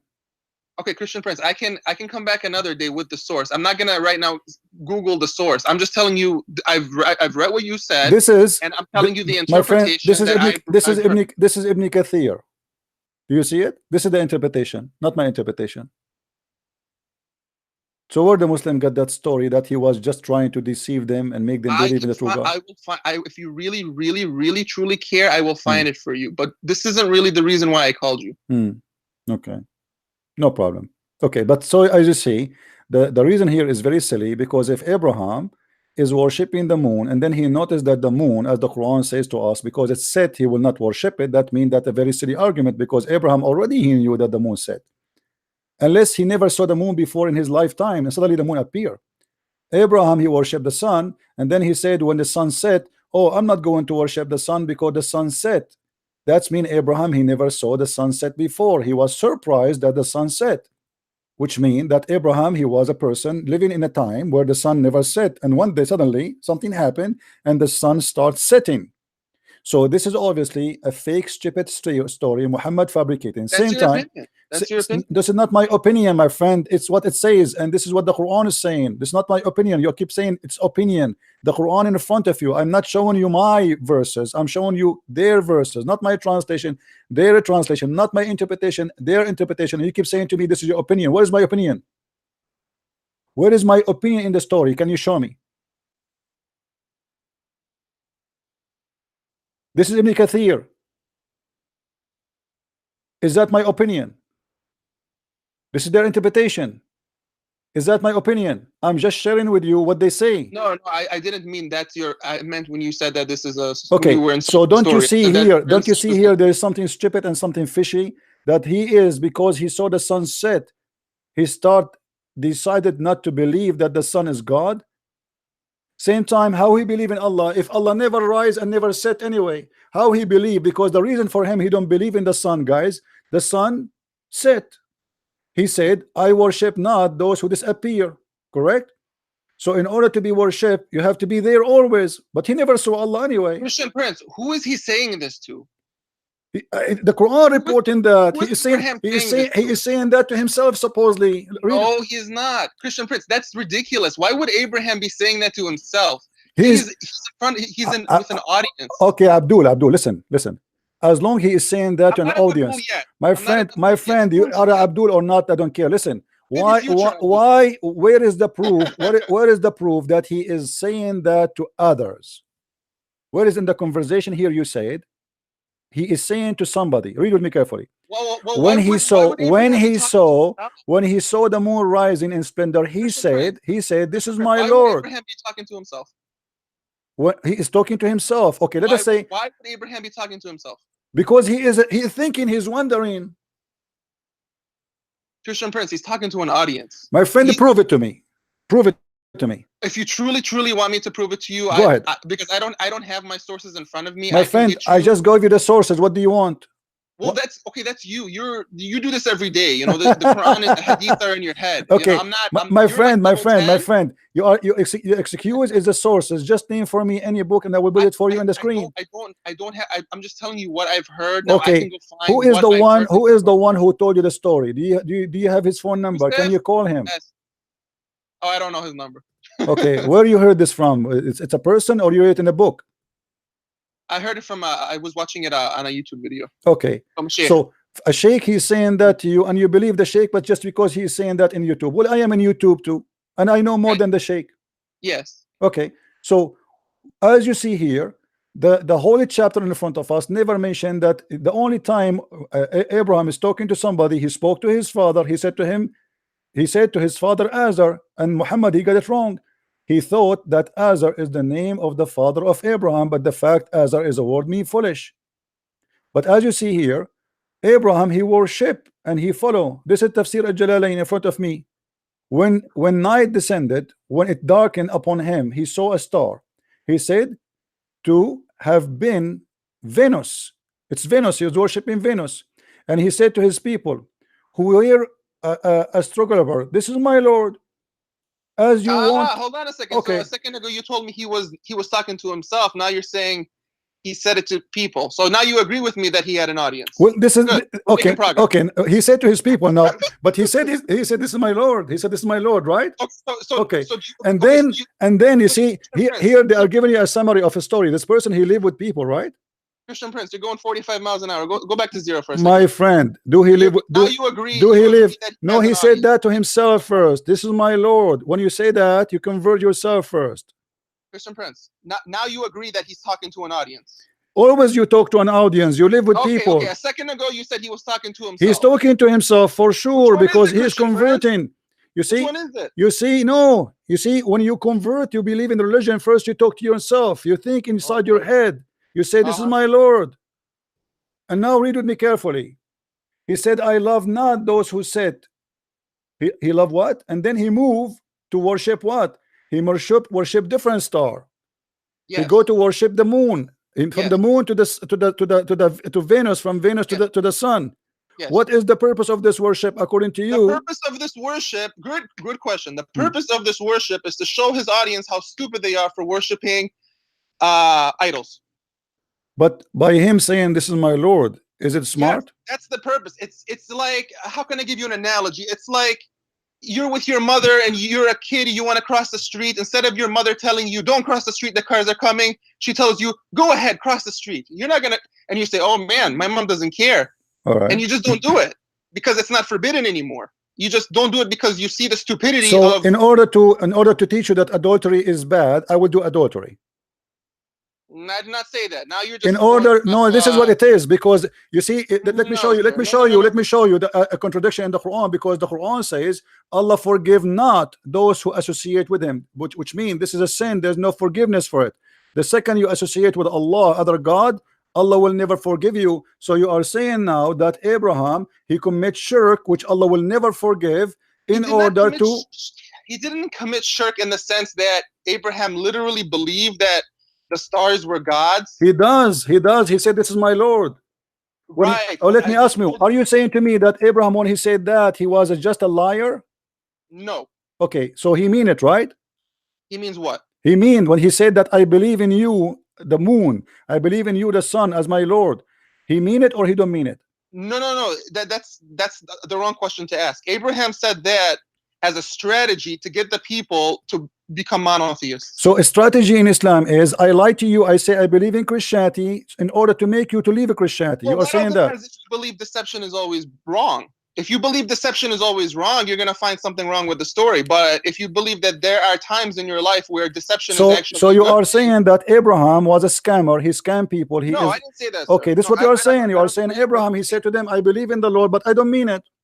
No, Krish, I didn't say that. Okay, Krish, so 'cause I what don't know, what now you're so just so hearing what, you know, you are the one who's saying to me, I said to you, he was talking to himself, you said no. No, I didn't say he was talking to himself. You said he was talking Yes, to himself. I said he was talking to himself, you said no. So now you agree that he converted, so he's talked to himself, because before No, you Abraham convert, didn't convert. Abraham was always a monotheist. There's that story in Islam when he was 8 my years old. And he was friend, arguing with how his he is a monotheist and now he is worshiping the stars and the Christian moon Prince, and Christian Prince, I've answered that question. a second ago I asked you, everybody is listening to the recording, it's recorded. That's great. I'm You glad. said, I'm glad I said to you, when he said, I believe in the moon, he was lying, you said no. Christian Prince, I've answered this question going on 4 times now. Can you answer my? Make it clearer, please. When you said, I said to you, do he worship in the moon? When he said that, he's lying or he's telling the truth? You said he's not lying. So that's mean he is a truthful. He worshiped the moon.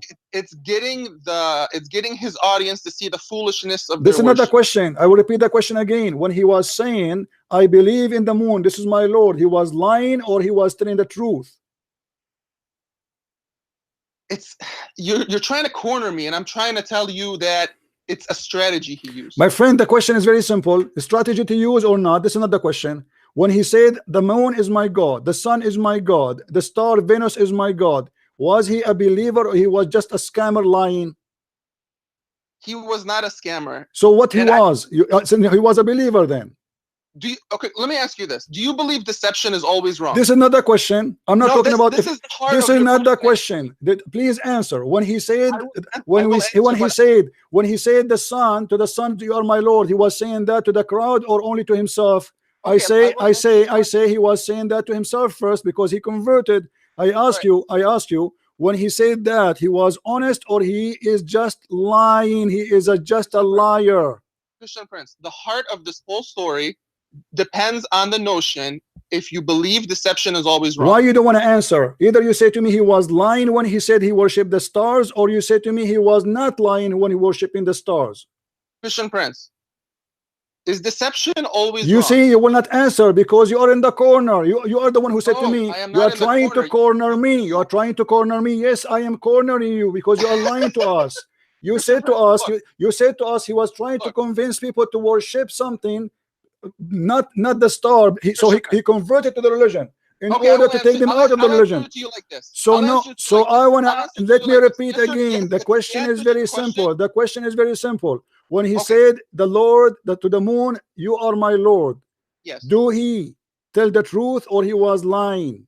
Okay. So if deception is always not wrong, the question. I'm not asking about deception. Don't go to deception. We can go. We can go to deception later. We can go. I'm asking you. Either you say there's no other options. Either you say he's lying or you say he's not lying. Please be a man. Be a man. Don't be a kid. Don't be a kid. Don't be a kid. I'm not being a kid. I'm trying to answer you. Just no, you don't answer me by speaking about deception. This is another question. This is another question.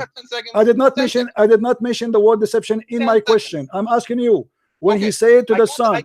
Christian Prince, I understood your question. Just give me 10 seconds and you won't regret it. Just 10 seconds. And then you can have 2 minutes and I'll just do 10 seconds. You talk 2 minutes, I talk 10 seconds. Deal? Come on. Go ahead. You have 816 people here on your side. Go ahead. 10 seconds. Okay. Thank you. If deception is always wrong, the answer to your question is yes. Abraham is a scammer. If deception is always wrong. But if deception is not always wrong, then he is not. So deception, in which meaning you are talking about deception? What do you mean by deception? Meaning. So the question is if deception, like for example, if we go to World War II where people were hiding Jews in the Holocaust, and the Germans were knocking on their doors and going, do you have a Jew inside your house? If I say no, I don't have a Jew in my house, I'm lying to them. I'm being deceitful. But this is about protecting life. You are not being an evil person. Well, technically, it's still a lie, sir. Okay. Technically, it's still a lie. Hold on. Okay. So is Abraham here? Is Abraham here under threat? Is Abraham here is under threat? It's not about being under threat. So why he's lying? Why he's lying? Why he's saying It's not see, you're looking at it the wrong way. Abraham is trying to No, get he's lying because either he is a believer or he don't believe. No, Christian Prince, you're looking at this in you black and white. see, my Lord, he said, either you say yea, yea, or no, nay, nay. Otherwise, anything else is from shaitan, is from the devil. So now Abraham, you're trying to say to me that you have a Muslim prophet, his name is Abraham, he is deceiving people, saying to them, I believe in the star, okay, the star is my Lord, and later he go between them and he says, you know what, the star he set, so I don't like the one who set, and that will make them leave. That is the most stupid argument ever I heard. If you want to look at it in black and white like you're looking at it, you're gonna find problems with the story. I kind of agree with I'm how not looking. I'm not looking black and white. You are the one who is trying. You are the one who is trying not to give me an answer. When Abraham. Okay, let me ask you. Okay. I will go with you. Hold on. I will go with you. All right, hold on a second. Do you think this is a smart way? Do you think? You have the whole. My friend. Do you think this is a smart way? Do you think this is a smart way to say to somebody, a Muslim? Now he called me. A Muslim, he called me like you. I said to him, I believe in Allah. And then after I say to him, I believe in Allah, I start saying to him, I don't like the one who said. Christian Prince. Is that what you are doing? Is that what you are doing? Is that what you are doing? Christian Prince, you have the whole. Listen, are we in a hurry? We are not. I'm talking to you. I'm saying to you, is it lawful for you to join a religion and say, I believe in Jesus, but you are lying in your heart, you don't mean it? And in the purpose of it is to say to them later that Jesus is not God. Is that lawful for you? Well, I don't believe Jesus. I don't believe Jesus. This is not the question. This is not the question. Stop playing games. Is it lawful for you as a Muslim to join Christianity? So you say to the Christians, I believe in Jesus as God. Yet you don't believe in Jesus as God. You say to them, I believe in Jesus as God. I am a Christian now. But the fact you are not, you are just lying to them so you can penetrate through them and you can later convert into your religion. Is that lawful for you? I think you're shooting Paul in the foot with that question, Christian Prince. Why did I convert to Islam, my friend? No, I think you shot Paul in the foot, because isn't there a verse in the New Testament where Paul says, if my lies brought me good, what's more the benefit? You see how stupid you are, my friend, with my respect to you? Paul, he said that. He said they are accusing. Shut up! Don't lie. They accuse him. They accuse him to be a liar. He said to them, "If my lies is about praising God, this my lie is wonderful." Then they are accusing him of lies. He never lied. They said to him, "You are a liar." And then he said to them, "Well, what kind of lies I'm lying? I'm not praising myself. I'm not glorifying myself. You accusing me of lies. This is your false. This is your false argument." Abraham, he converted to worshiping stars and moons. Was he a fake converted, or he is a real? Either you say he was fake, he was a liar, or he say it was a true. Give me a final answer. Christian Prince, I've answered the question 4 times. No, you did not. No, you did not. You did not. You are a coward. You did not. You did not. You didn't like it because I didn't answer it the way you wanted. Listen, guys. Call me after 5 minutes, please. Call me after 5 minutes. I will explain things to people. Look how dangerous what this guy he said. He said we Muslims believe that we can convert to a religion. We can say this God is our God. We can worship another God in the front of the crowd. Say the moon is our God. The sun is our God. The star is our God. Venus is our God. It is lawful to lie as long the purpose is to spread Islam. Have you ever heard a satanic religion more than this? Have you ever heard of Satan plan more than this? This is Satan himself. Everything is for sale. What do you believe? Gambling is good. I will gamble with you, and later I will prove to you what I like, what I don't like. What do you believe? You worship vagina? I will worship vagina with you. Did you hear me, Farouk? Hello, sir. Yes. Yes. What do you think, Farouk? I want to ask one thing. What is Quran chapter 56 name? What the Quran is what? Yes, chapter 56. Chapter 56? 65? Yeah, name. 56. 56, right? Yes. Okay, what about it? Al-Waqi'ah, what about it? What is the name chapter? Al-Waqi'ah, what about it? That meaning? Muslims, they come with different interpretation. Hello? Yeah. What No, do you sir. want? What do you What want? is Tell the me what do you I want? want to know. Tell me what do you want? What do you want to say? Go ahead, I'm listening. That you preparing everything. I am confirmed for this. What? What do you want to say? Go What ahead. is the name? What is the meaning? Al-Ghaziyah. People, they speak about Judgment Day. What do you want? What is the name? Waqiya. It's about Judgment English. Day. What do you want? Okay, 57 chapter. What is the meaning? 57 or 56, Abdul? Al-Hadid. 57 or 56 you were talking about? 57. Okay, we go to 57. The iron. This guy, he don't even know how to quote the verses number. Yes. Okay, what about it? It is meaning ion, right? Iron, It is yes. meaning ion, right? Uh-huh. What is the central of the Quran? What is what? How many chapter Quran in Quran? How many chapter? 114. Yes, central of the Quran. What? Central of the Quran. Which chapter? The hadid, the iron, 57, right? 57, yeah? Yes, right? Okay, 57. Yes, ion, right? Uh-huh. Yes. Today science tells us our world in a core central of the earth is made by ion. All right. Okay, let me show you how stupid you are with my respect to you. I cannot find one Muslim is smart. All of them, they have a big ass, but they have no brain. My friend, number 57 is not the middle of the Quran. You are being stupid. Do you know how to calculate numbers? Excuse me. Excuse me, my friend. Are you listening? My friend, hold on. Everybody will laugh at you. Everybody will laugh at you in a second. You Muslims, you have no brain. I never found a Muslim he have a brain. Never. And I will never find one. Listen, if I say 114 divided into 2, what is the number? What is the number? 57, correct? Now let me show you how stupid what you just said. Hold on. I will type in the screen numbers. Hold on. Here we go. Let me type in the screen numbers so everybody will see. Let me put let us go here down. Hold on.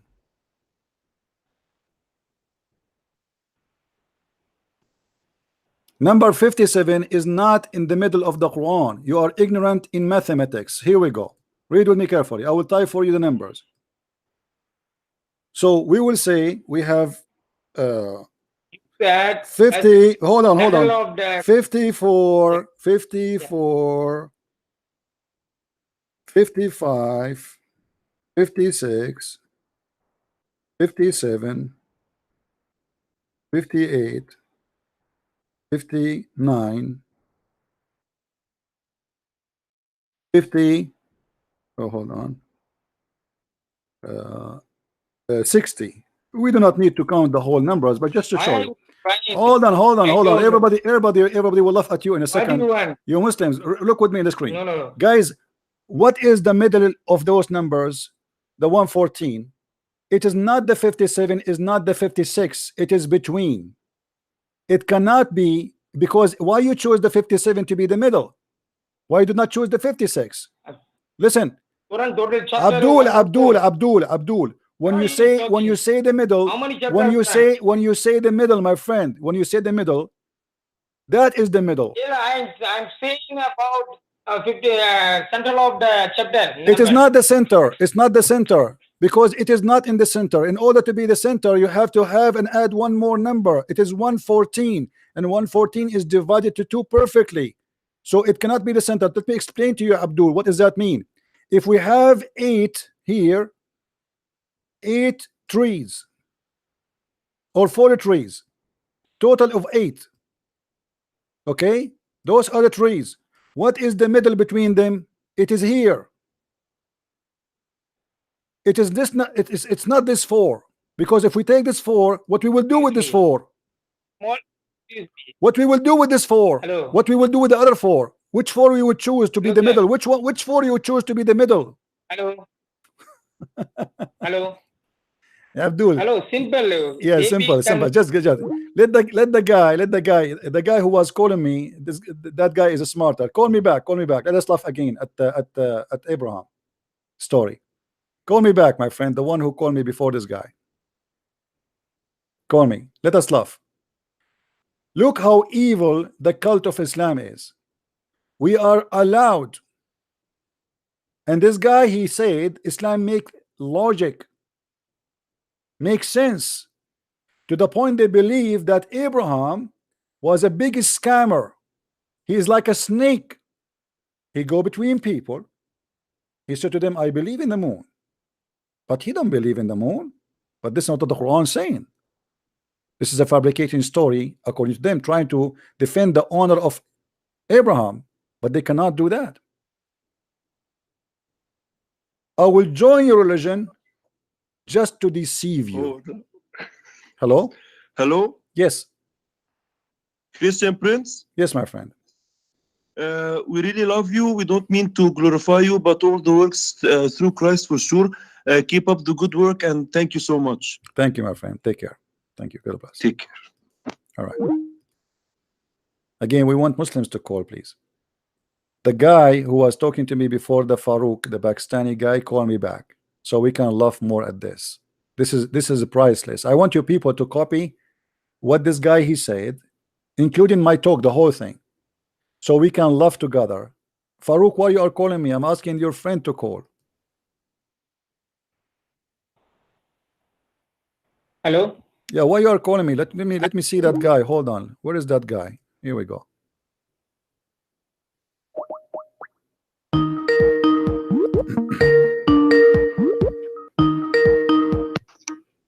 Hello? Hello? Yes, my friend. Go ahead. Oh, hi, CP. How are you? I'm fine.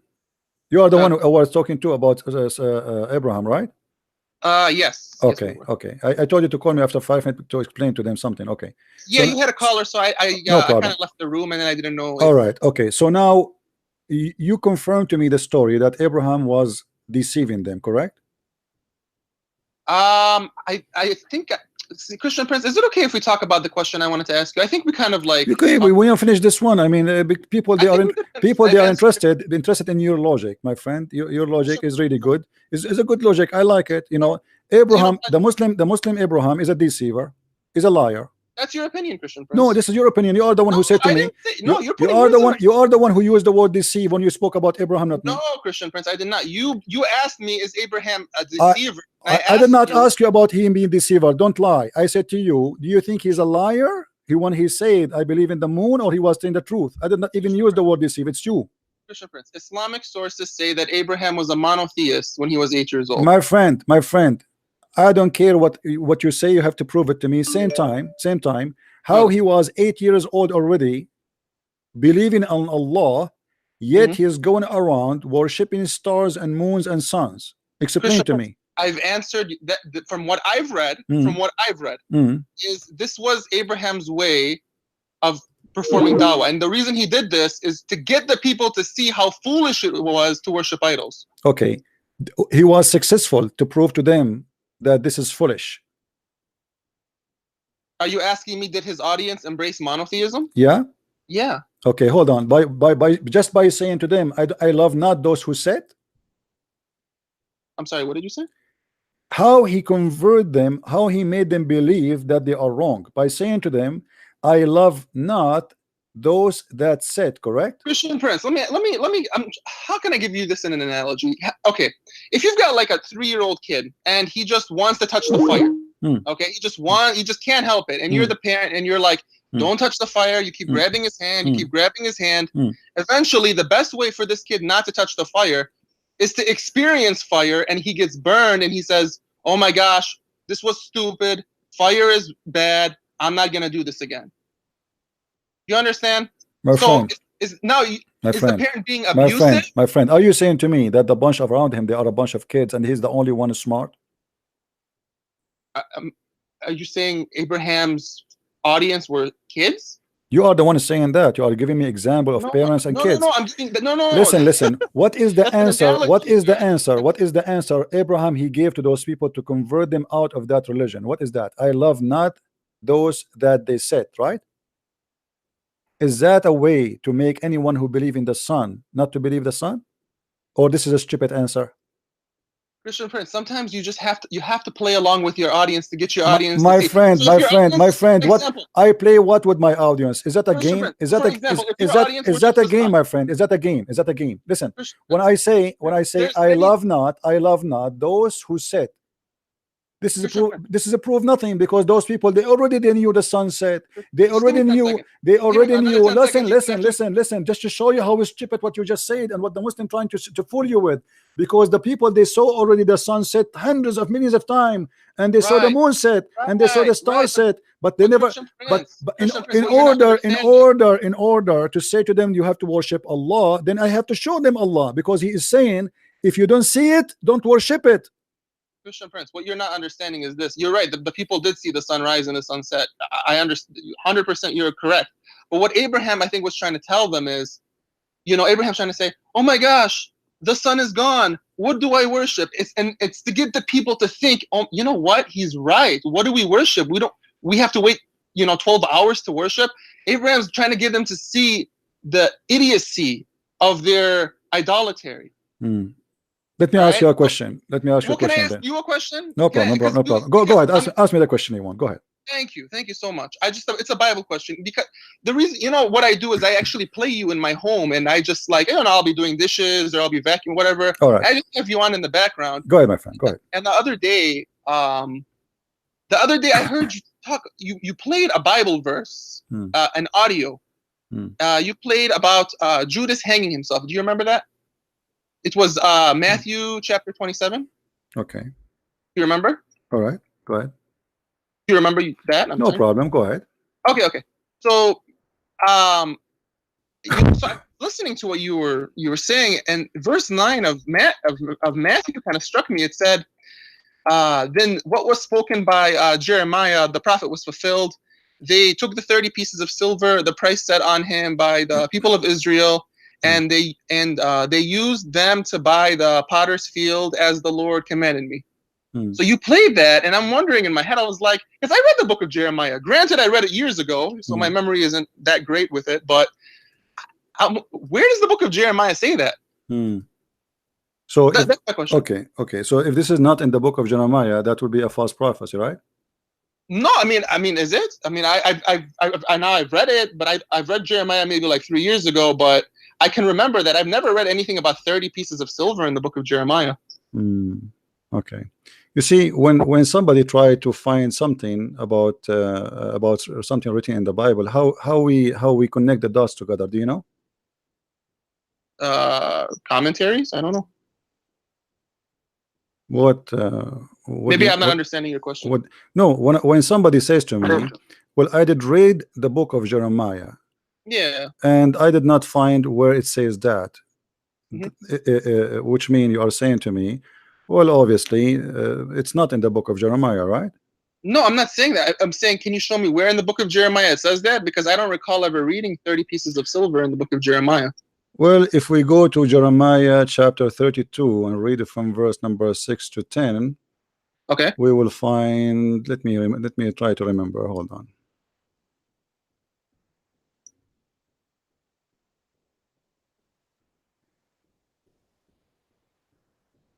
All right.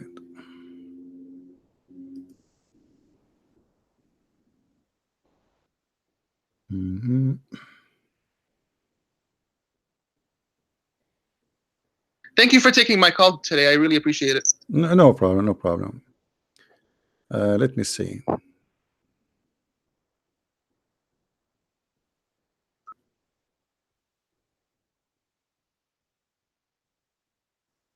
The Lord of the Lord come unto me and saying, behold, I am the son of Angola, saying by thee.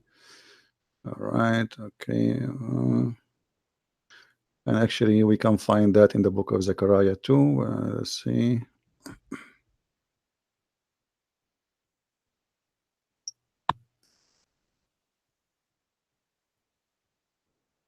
Okay.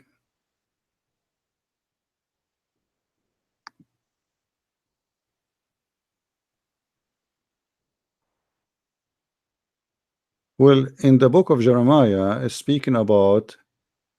Let's see. I'm just trying to remember the verses.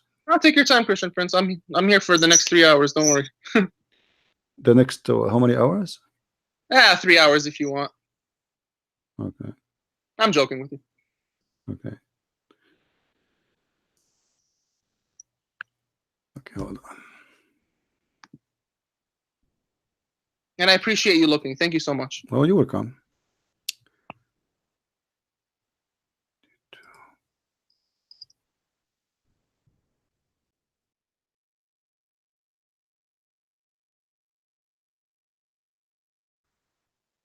Okay.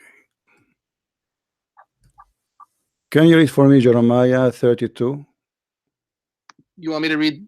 Yeah. Is there a specific verse, or do you want me to read the whole thing? Read it. Actually, we can play it here. Hold on. Just give me a second.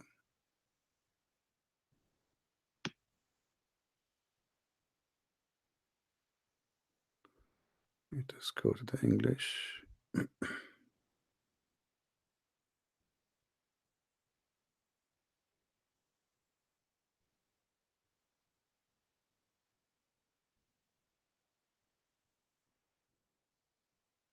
All right, here we go.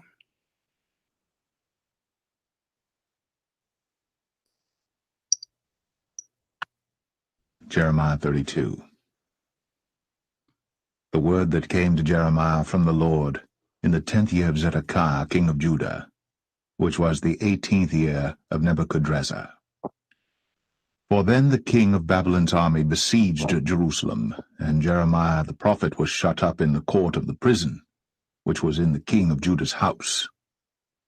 For Zedekiah king of Judah had shut him up, saying, Wherefore dost thou prophesy, and say, Thus saith the Lord, Behold, I will give this city into the hand of the king of Babylon, and he shall take it. And Zedekiah king of Judah shall not escape out of the hand of the Chaldeans, but shall surely be delivered into the hand of the king of Babylon, and shall speak with him mouth to mouth, and his eyes shall behold his eyes.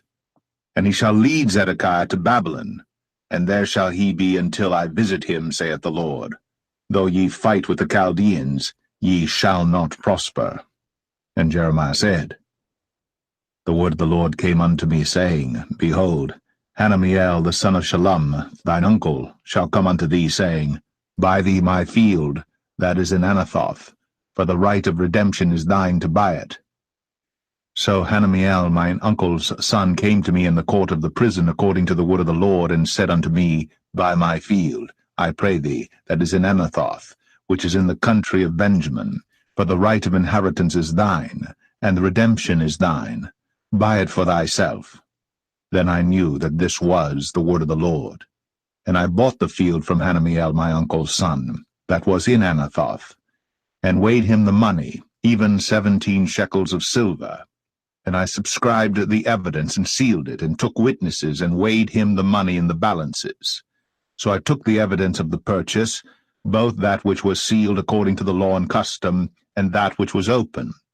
And I gave the evidence of the purchase unto Baruch the son of Neriah, the son of Maaseiah, in the sight of Hanamiel, mine uncle's son, and in the presence of the witnesses that subscribed the book of the purchase, before all the Jews that sat in the court of the prison.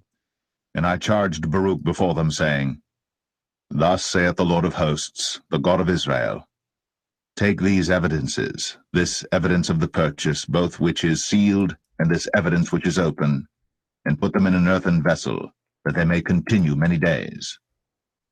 Thus saith the Lord of hosts, the God of Israel, Houses and fields and vineyards shall be possessed again in this land.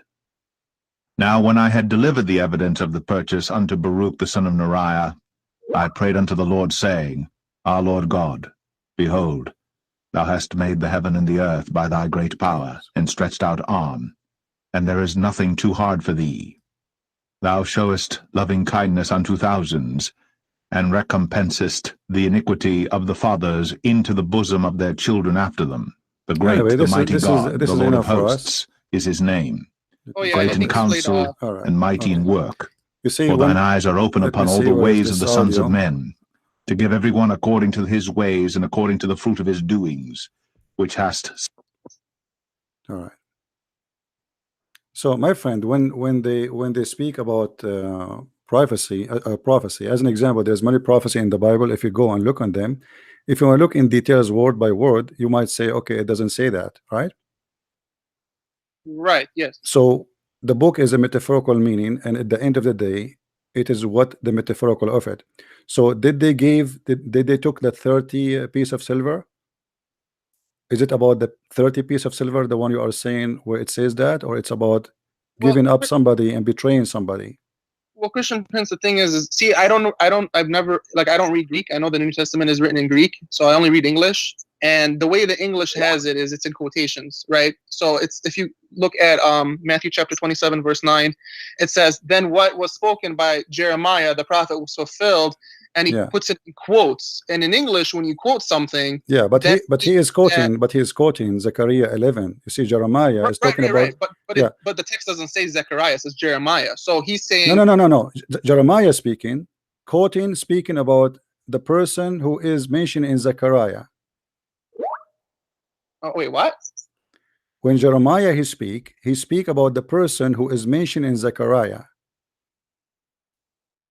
I don't think. Well, I mean, that's not what it says. It says that, my friend. Yes, my friend. The book of Zechariah, the book of Jeremiah, is speaking about a person, which is mentioned in verse number 2. You said. Can you repeat that again? If you go in Jeremiah, if you go in Jeremiah, you will find that it's speaking about a person who is mentioned in verse number 2. So verse number 2 of okay. Where? Oh, hold on. Let me show you. Yeah, please show me. I don't have you on my live actually. Let me see if I can play you live. Let me see, because I'm looking for. I have too many windows in front of me. Oh, no, take your time. I'm trying to close some of them. Hold on. So Jeremiah speak about. Okay, hold on. Yeah.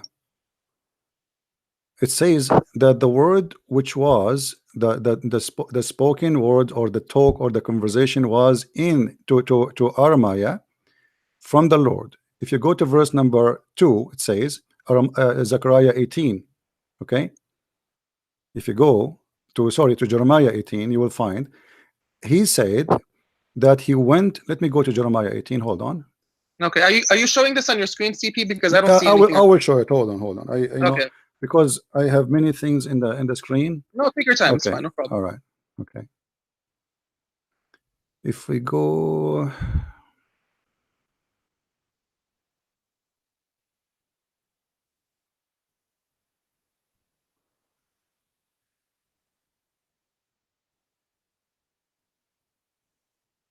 I want to play the audio so everybody will hear. Okay. There we go. All right. And I will show it in the screen too, so you can see with me.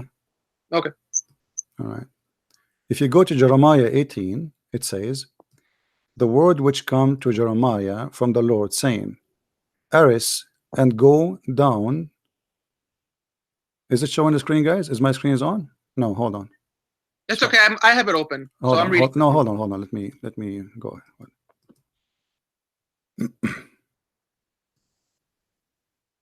Give me a second.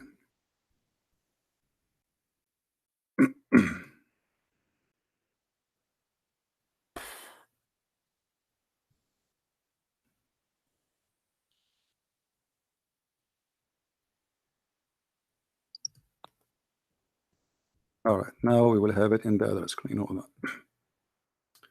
All right. Tell me if you see my screen, please. I do not. And I will play the audio so people they can hear it in the same time. Jeremiah 18. The word which came to Jeremiah from the Lord, saying, arise, and go down to the potter's house, and there I will cause thee to hear my words. Then I went down to the potter's house, and behold, he wrought a work on the wheels, and the vessel that he made of clay was marred in the hand of the potter. So he made it again another vessel, as seemed good to the potter to make it. Then the word of the Lord came to me, saying, O house of Israel, cannot I do with you as this potter, saith the Lord? Behold, Okay. as the clay is in the potter's hand, That so will be are enough ye here. in my... Okay. Here you will notice it's mentioned a name of a person. In verse number 2. It's talking about a person who is called the house of the potter. Correct? The potter's house. Yeah. Sure, I'll go with that. All right. So if you go now to the book of Zechariah, verse number 11, you will find that it's speaking about exactly that prophecy. So in the book of Jeremiah, it mentioned that person, but in the book of Jeremiah, it doesn't mention the details because the details are already in the book of Zechariah. If you go to Zechariah 11, we can go to Zechariah 11. Hold on. Zechariah 11.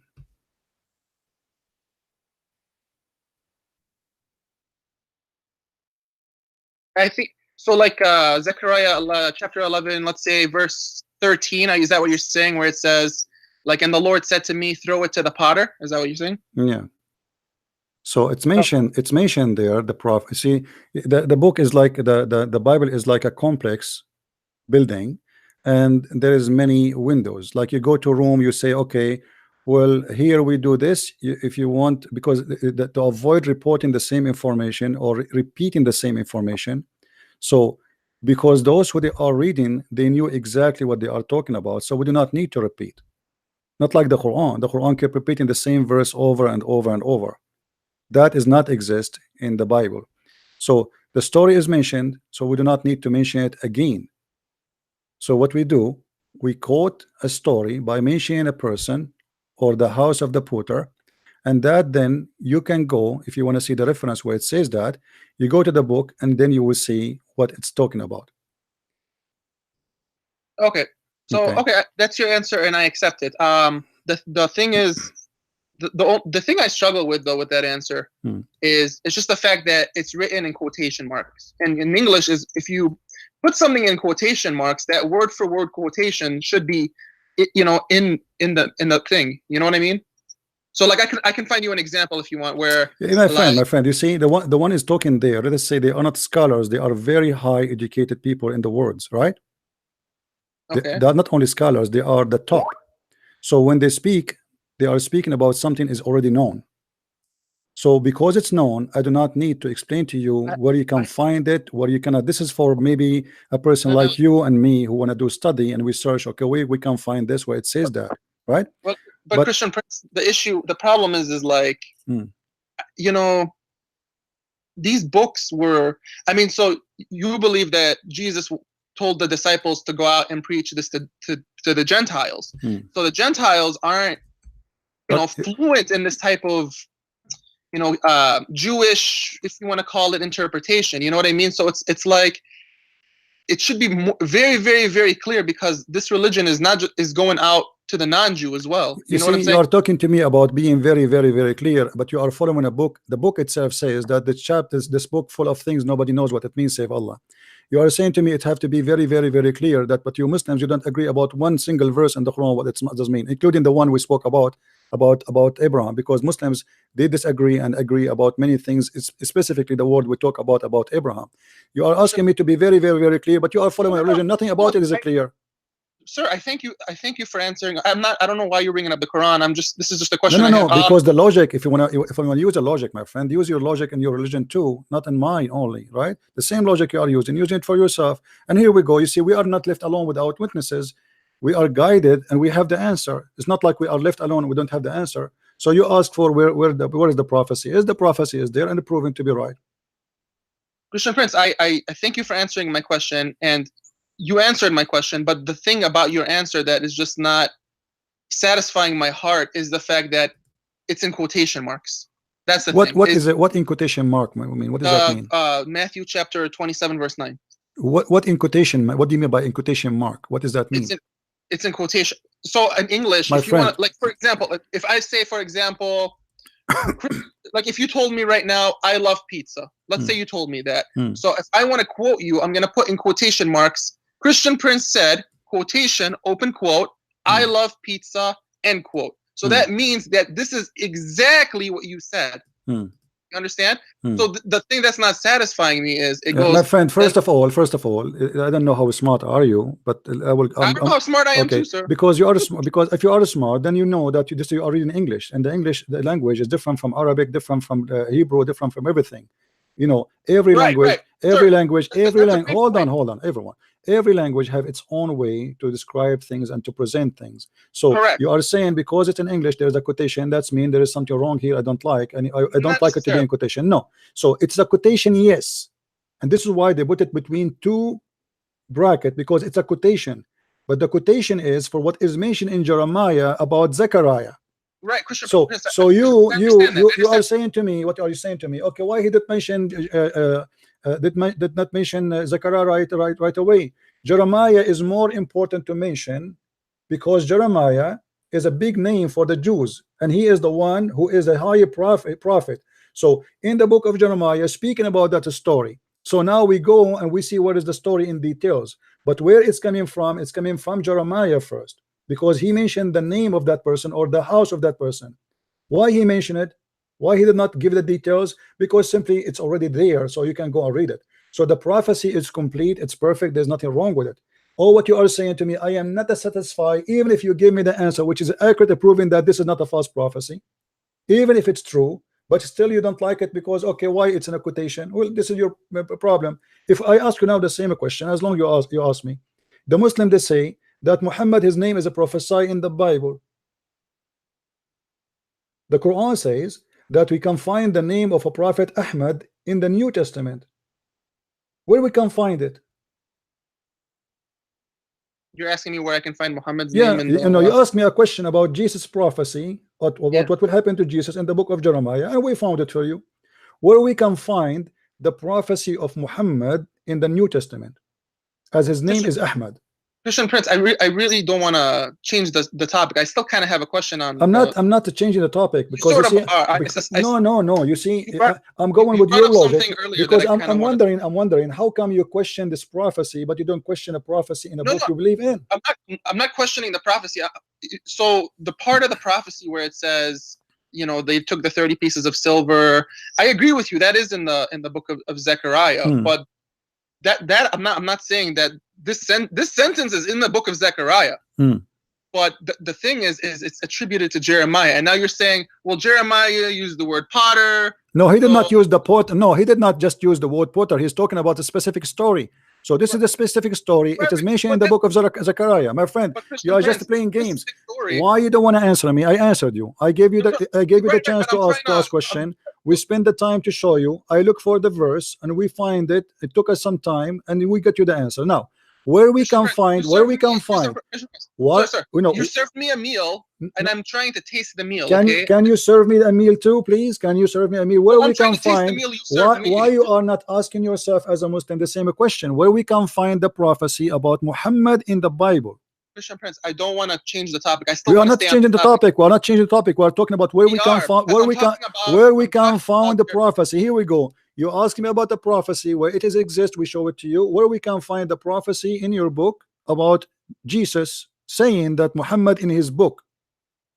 Christian Prince, I don't want to. I'm not talking about Muhammad right now. We're talking about why you are not worried about Muhammad? Aren't you worried that Muhammad is making a lie about the prophecy that he is in the book of Isa?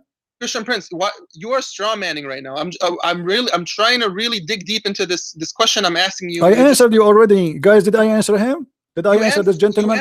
I answered you, but you don't want to answer me in the same time. I'm using the same logic. Be fair.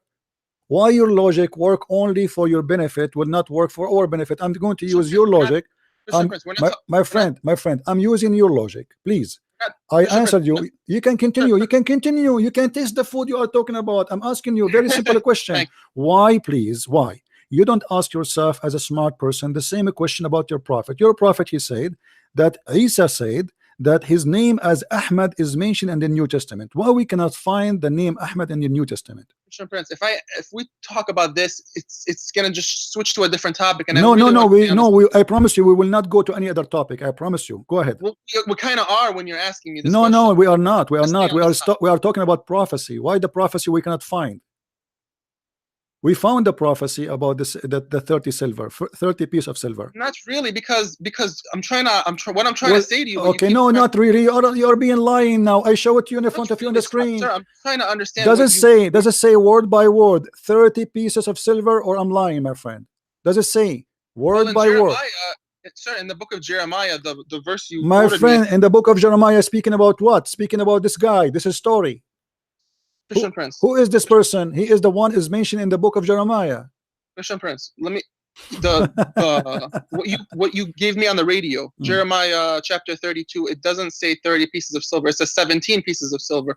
So this potter thing that you're talking about. I gave you again Jeremiah 18.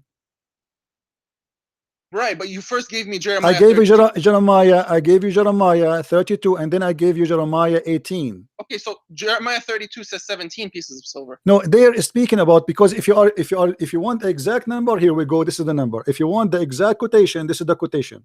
If you want the stories about people they are saying each other out, well, we can find you many stories in the Bible. So if you want the exact quotation, it is here.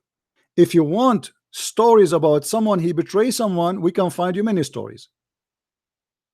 So Jesus was betrayed and Jesus was sold for 30 pieces of silver. You are looking for the 30 pieces of silver now, and you are saying, okay, I want to see exactly the number of 30 pieces of silver. Where it says that? And I ask you before I start searching.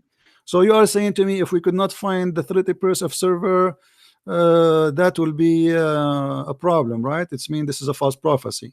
It's not that it's a false prophecy, Christian Prince. I've actually searched, because this is a question that's always kind of bothered me. And when I heard you talk about it the other day, you know, I've searched it, and there are some scholars who say that, you know, and I'm asking because I want to know if you've ever heard this before, but there are some scholars that say that the word Jeremiah in Matthew chapter 27 verse 9 was actually Zechariah. It was just a copyist mistake. Have you heard that before? I never heard this before, and I don't believe it, because simply the proof in front of us, because simply it says, speaking about the same story, the same person. Because so where is the mistake there? You see, I will give you an example. If we go in the Quran, can we find the story of Abraham in one chapter in the Quran, or we will find it in many chapters? Christian Prince, a story of Abraham in the Quran. I'm asking you. We're talking about a specific prophecy here. Okay, I'm not. So here we go. See, when we speak about a specific prophecy, can you answer me about the specific prophecy of Muhammad being as Ahmad in the New Testament? You cannot. You avoid that. It's not avoiding it. It's just so why you don't show it to me? You're avoiding it. When you don't answer it, you're avoiding it. When we speak about specific prophecy, you want it to be exactly in the book, there word by word. That means you are just a person who, like, okay, in the manual it's here it says that in the book of Jeremiah, find it for me in the book of Jeremiah. But in the book of Jeremiah, not necessarily is going to quote for you the whole story, because that will be silly to repeat the same story again. Because what you're asking for, that Jeremiah have to quote the whole Zechariah and put it for you there. Really, it's just quoting a prophecy. Just quote it. No, we are quoting a prophecy because Jeremiah is giving wisdom in this story here and mentioning what is happening in Zechariah. So if you don't like that, this is your problem. It is okay.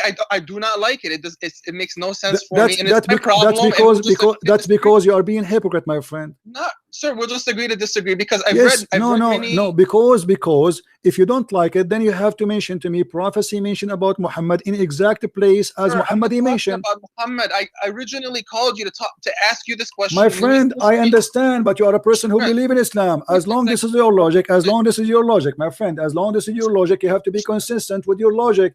Your logic is if somebody quote a prophecy about someone and we could not find it in the exact place as word by word, that's mean this is a lie. Thank you very much. I'm asking you, all the prophecies Muhammad he said about himself, where we can find them in the Old or the New Testament? We cannot find them. I am not going to get into anything with Muhammad. I originally because it's very embarrassing. Because it's very embarrassing. It's not embarrassing. My friend, the Bible, listen, the Bible is not my specialty, but yet I took my time. Thank you for your honesty. I took my time, and I got every Abdul busted. Even this is not my topic. You see, you took me out of my topic, and now you don't want me to go back to my topic.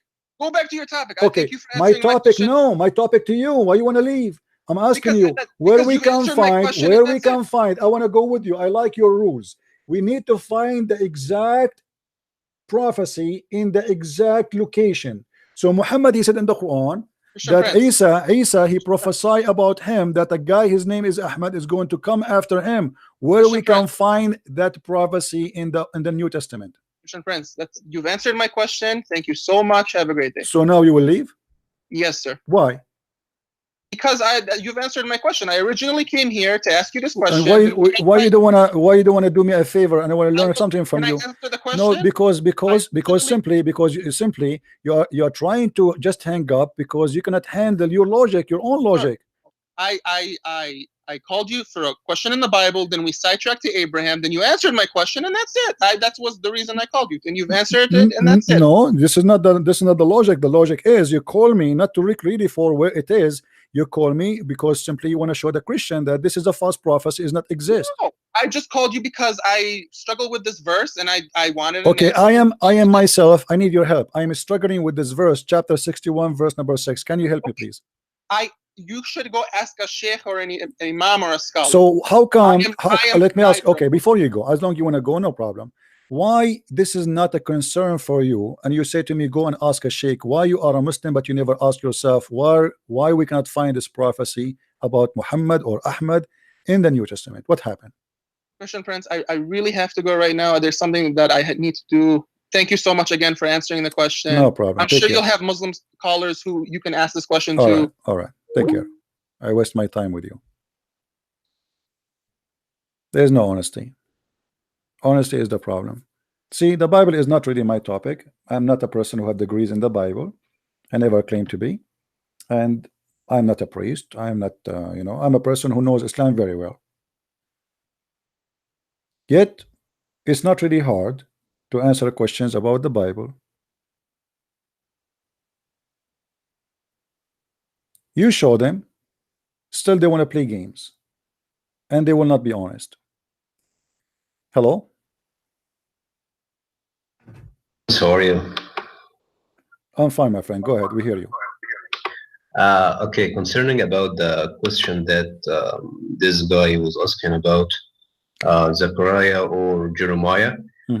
Actually, this question is so old, and I just send you some. You did answer about it very well. I really appreciate that. Also, there is I send you a couple of links. Okay. If you check them in the inbox. Where you send me a link there in Skype? Oh, okay. Yeah. All right, I see it now in chat. Okay. Okay. These two links also have the details and studies about. My friend, you do not need to be a scholar to answer those questions, because those questions are answered, as you said, many times. People, they were wondering. There's hundreds of a prophecy about Jesus, right? Yeah. And people, yes, that is right. Actually, and as long they can count how many prophecy, it's mean they count where they can find them, correct? Yeah. Otherwise, they will not count them. So they are counted, they are found, and they are there. So when a Muslim, he try to say something to us, he's trying just to make you have a doubt about what you believe. Okay, can you find me where this? And then, okay, maybe you are a person who do not know much about the Bible, like that you are not a scholar, let's say, and you will say to yourself, okay, well, I'm going to find this. Okay, I went to the book of Jeremiah, I could not find it, and this is really fishy. I mean, why it says there in Jeremiah, but it is not in Jeremiah? So the purpose of the question is not to ask. The purpose of the question is to do what he said Abraham was doing. Abraham, according to him, he was a liar, he's a scammer, he's a deceiver. So he want to call you and he want to ask you a question, taking you away from your topic, so you stop attacking Muhammad, exposing Muhammad, and now you will be busy looking how we can answer this. And then, okay, maybe this guy, he will not be able to answer, and we will say, here we go, Christian Prince, you could not find me the prophecy about Jesus. Yeah, it is about Abraham. It is not logic that Abraham should be adultery. That so he attracted the people who worship worship the idols. It is not acceptable. For No, it's example, not to about be acceptable. It's about he deceived too. He's a liar. What he's saying to about Abraham is very, very, very ugly, very disgusting. He is saying that Abraham, he joined groups, religious groups, just to deceive them, just to lie to them, in order supposedly to do the good work, which is bringing them to the real God. And when we ask him about the logic was very funny, because he said there that I worship not those who sit. But Abraham, he never saw Allah. Yes, that is right. So to attract the Muslims to be a Christian, so I should be a Muslim first. So I go and say the Shahada. This is not acceptable, actually. If this is the way that our Muslim friend think about it, is not acceptable. And the symbol or the parable that he told, it is not the same situation about if there is mom that say don't play with the fire or something like that. It is not the same situation. It is about belief. It is not about like what he said. It is so different situation. It is not the same. He's trying just to justify evil, to say evil is good. You know, Abraham was doing good evil. This is what he's saying. It's a good evil. So but the Quran said that Allah, he forgive not those who associate God with him. So how Abraham, you see, this is why he refused. When I asked him, was Abraham lying when he said I worship the star? He refused to answer. Yes, you know. Yes, that is right. I repeat the question many times, but he keep going talking about deception. So he's trying to say to me, but he don't dare to say that Abraham is nothing but a scammer. He is a deceiver. He joined cults, but he don't believe in it. He will join if Abraham right now is here, he will be a Christian, and then he will say to the Christians, I like not those who said. But here, but here the logic is very stupid in the story, because if Abraham saying to them, don't worship the God which you cannot see always, how they can worship Allah anyway? They never saw Allah, not even for a second. At least the moon, we saw it. We never saw Allah. So if the that's right. Yes, the logic is very stupid. It's naive. It's not even good for kids to convince them. I love not those that said. Well, did you see Allah? Did you show them Allah? No. Did they even speak to Allah? No. Even Muhammad himself, he never spoke to Allah. So the logic is very stupid, is very naive, is not even satisfying for a donkey. How you want to prove a nation who worshiping the moon that because the moon said he cannot be God, but those people already they knew that. They did not discover something new.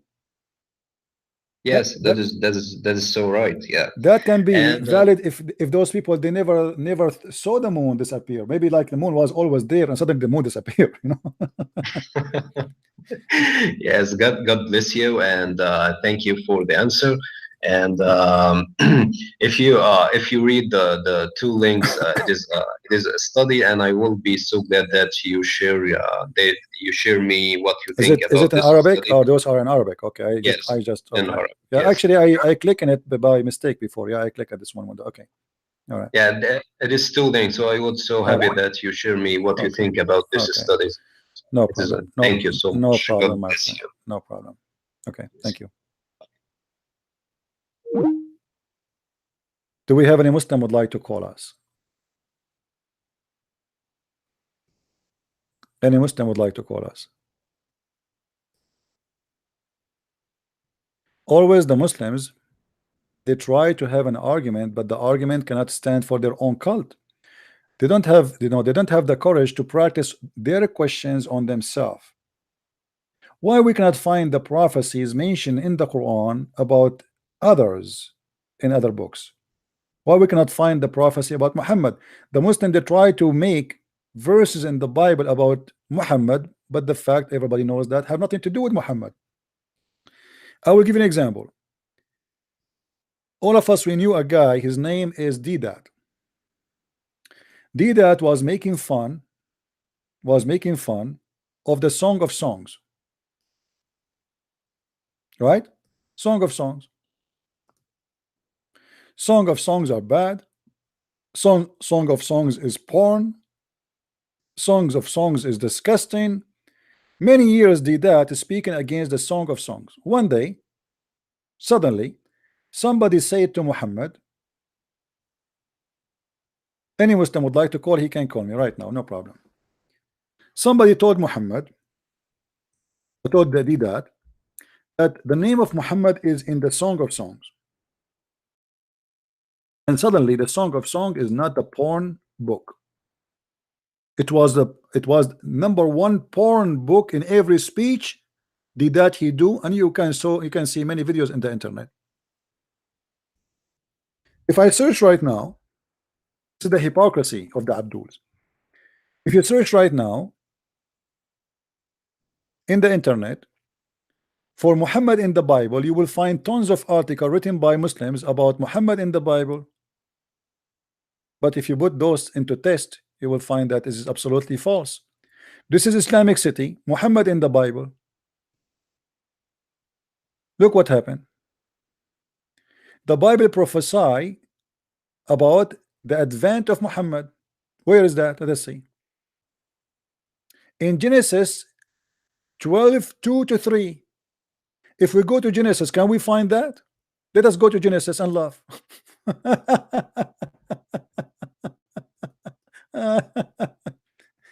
I will make thee great nation, and I will bless thee and make the name great, and thou shalt be blessing, and I will bless them that bless thee. This is about Ishmael, right? Okay. What does this have to do with Muhammad? We have a Muslim, I think. Hello? Hey buddy, how are you? I'm fine. You know how you were talking about the black stone being white earlier on? Yes. Yeah, I'm pretty sure everybody's waiting on the reference on that, because I just couldn't believe what you said. Because is there a reference you're gonna post online on that? Because if that's true, then you know there's another twist in a very twisted story of Islam already. So we're no problem, seriously waiting for that. No problem, my friend. Let us finish our topic and then we will go to your question. All right. Great. Thank you so much. All right.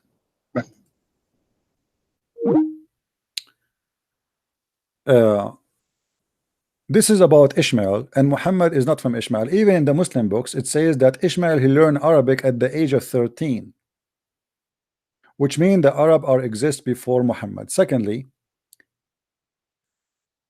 Ishmael, he never lived in Mecca or Medina or in that area. Never. This is a lie. Muslims, they come with it. Number 3, if Ishmael, he is the father of Muhammad, how Muhammad is an Arab? Because Ishmael is a son of a man, he is Aramaic. The mother is Egyptian.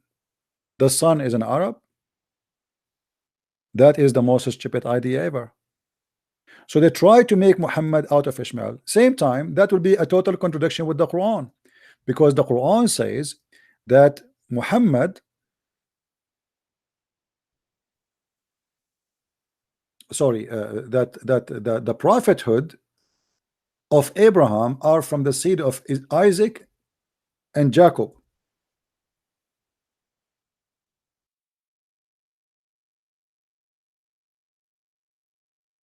Let's see.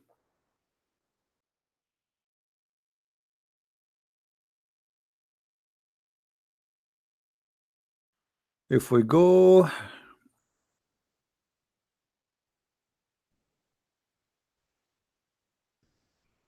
just for fast finding, ووهبنا له إسحاق ويعقوب وجعلنا في ذريته النبوة والكتاب. Translation, chapter 29, verse number 27.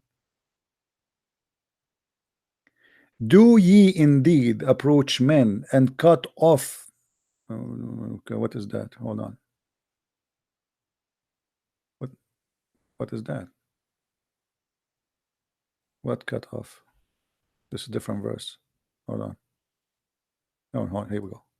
And we gave Abraham, Isaac, and Jacob, and ordained among his progeny the prophethood and revelation. So the Quran confirms that there's no prophethood will be from the seed of Ishmael. The prophethood of Abraham will go through Isaac and Jacob, and this is Quran, unless the Muslims will say the Quran is a false book. You know what I mean? There is a person who's calling me a Zionist. My friend, it's your God who is a Zionist. If we go in the Quran, just to respond to what you are saying, if we go to the Quran, we will find the following. Don't be upset, my friend. Take it easy. Take it easy. Don't ban him. Don't block him. He's a Muslim. If we go in the Quran, we will find that Allah himself is a Zionist. Allah never mentioned the word Palestine. Allah, he promised the Jews a holy land. يا قوم ادخلوا الأرض المقدسة التي كتب الله لكم ولا ترتدوا على أدباركم فتنقلبوا خاسرين. Chapter 5 verse number 21. It is the Quran saying that Allah is a Zionist and he sponsors the Jews, and it is him who ordered them to kill the Palestinians. And not only that, because the Jews did not refuse to kill the Palestinians, Allah, he made them lose their way to the Holy Land for 40 years. The verse is in the front of you, and laugh at your God the Zionist. O my people, enter the Holy Land which Allah has assigned into you, and turn not your back. Who is talking to who? Allah speaking to Musa, asking the Jews to attack what you call them Palestinians today. Do you see it? So your God is a Zionist, my friend. Sadly, I feel sorry for you.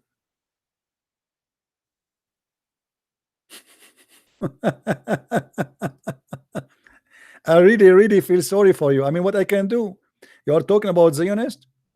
Isn't it your God in the Quran says that Allah, he favored the Jews?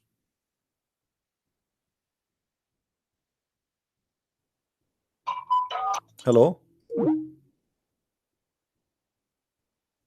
All right.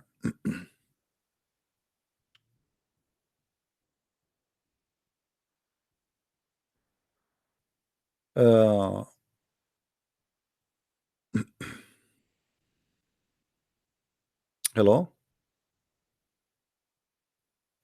السلام عليكم. وعليكم السلام. هل تتحدث بالعربي؟ We speak in English, please. My Arabic is not really good. And my English, actually, to speak in a good way in English, I can't. So I just speak in Arabic. Really? Oh, okay. Well, what do you want to say to me in the English? What do you want to say? No, I actually want some. I want to know some informations about the Christianity, actually. Oh, what do you want to ask me, my friend? Go ahead. Like, I want to ask you about.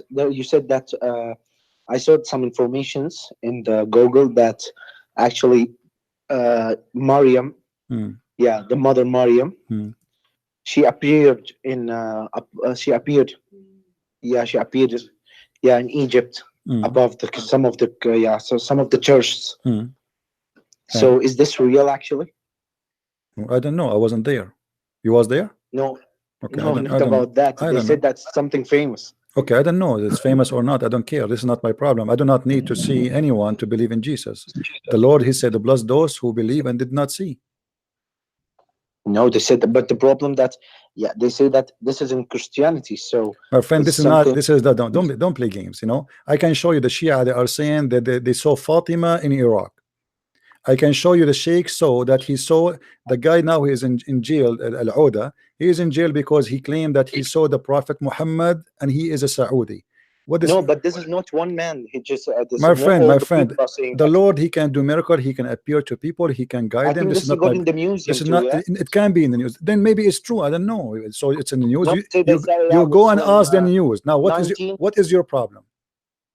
No, I'm saying that actually it's something weird that you see that she's appearing above the church. My friend, so how you can say that it's fake or real? I don't know. I cannot be a person who confirm, because I don't need even to believe in that, because I believe in my Lord without seeing anything. I don't care.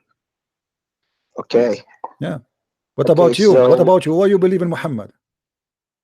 Of course I believe in Muhammad. Why you believe in Muhammad? I'll say you why. Yeah. Because actually in my holy book, so I should believe with it.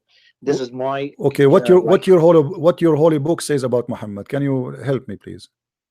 Like how we can, what you know about, what you want to know about him actually. Like what make him a prophet? When we call somebody a prophet, that's mean he's a prophet. Do you agree? Okay, so okay. You mean like Okay, so Actually, a prophet how Muhammad is a prophet? Is a man that God gave him. We can say that God gave him a way to, like a message to give for us, to send for the people and to make them get in the Islam.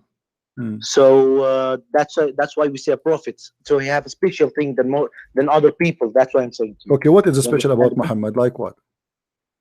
Everything is special about him. Like what? Everything. You read the Quran? You didn't read the Quran, yeah? Or you? I'm trying. What? I'm trying. Go ahead. What make Muhammad a prophet of God? I told you. What? I mean, you have to tell me what. I don't know. I didn't see anything. What make Muhammad a prophet of God? When you say a prophet, does that mean somebody he make a prophecy? Do you agree with that? What? When I say that there's a person, he is a prophet, it's mean he prophesy, correct?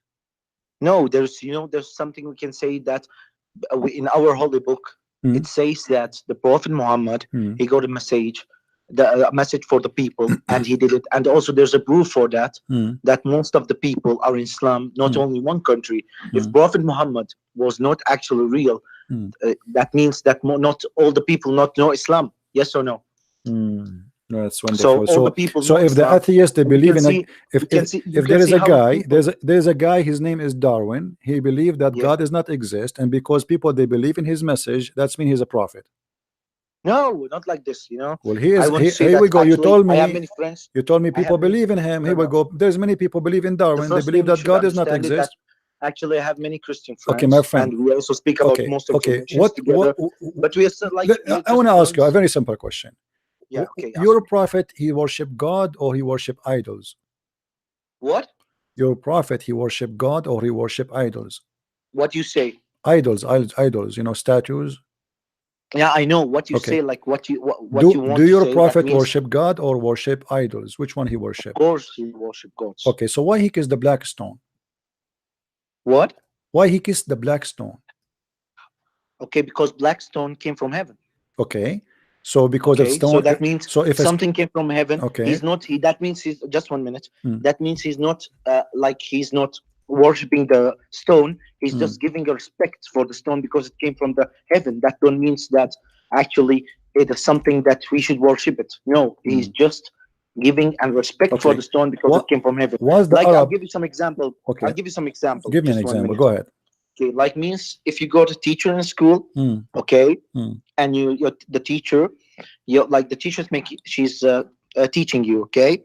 When she brought meaning that if she brought her child with her, and you're just giving respect to a child, you're giving the respect to a child because the teacher is teaching you, not the child. I love that. You mean, my friend, what does this story have to do with my question about the stones? The Arab, they used to worship stones before Muhammad. Is that correct? No, not Arabs. Okay. What's the proof you got for this? The Sahih al-Bukhari. Yeah, what he said?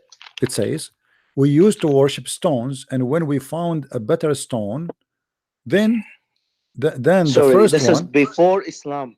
Yes, before Islam. So Muhammad is practicing the same thing. Was the black stone? Was the black stone exist? Was the black stone? Hold on. Was the black stone? Was the black stone, my friend, exist before Muhammad became a prophet in the Kaaba? Yes or no? What? Was people to go around the black stone and kiss it and lick it before Islam? You mean the black stone is the thing which is near in the Kaaba? Yeah, the one looked like a vagina. Okay. Yeah. Yeah. Is it true that people before Islam, they used to go and they touch it and they kiss it and they lick it, and even they put their penis inside it, and the women, they put their hands full of blood inside? Actually, saying something that's not true about it. Okay, what if do you want to challenge me to prove it to you? Say actually, no, you can prove it to me. You can prove it to me. Okay. That they're saying what you're saying is actually. Can you give me like a month from now so I can find the reference? Okay. Give me a month. Okay, call me after 1 month, because this is very hard to find. It's going to take me like a month to find the reference. Okay, so you promise me to call me a month from now?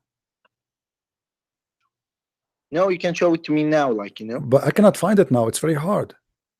Okay, so that's how you get the proof for that. You're saying. Okay, are you saying I'm lying because I cannot find it? They put Okay, are you saying I'm lying because I cannot find it now?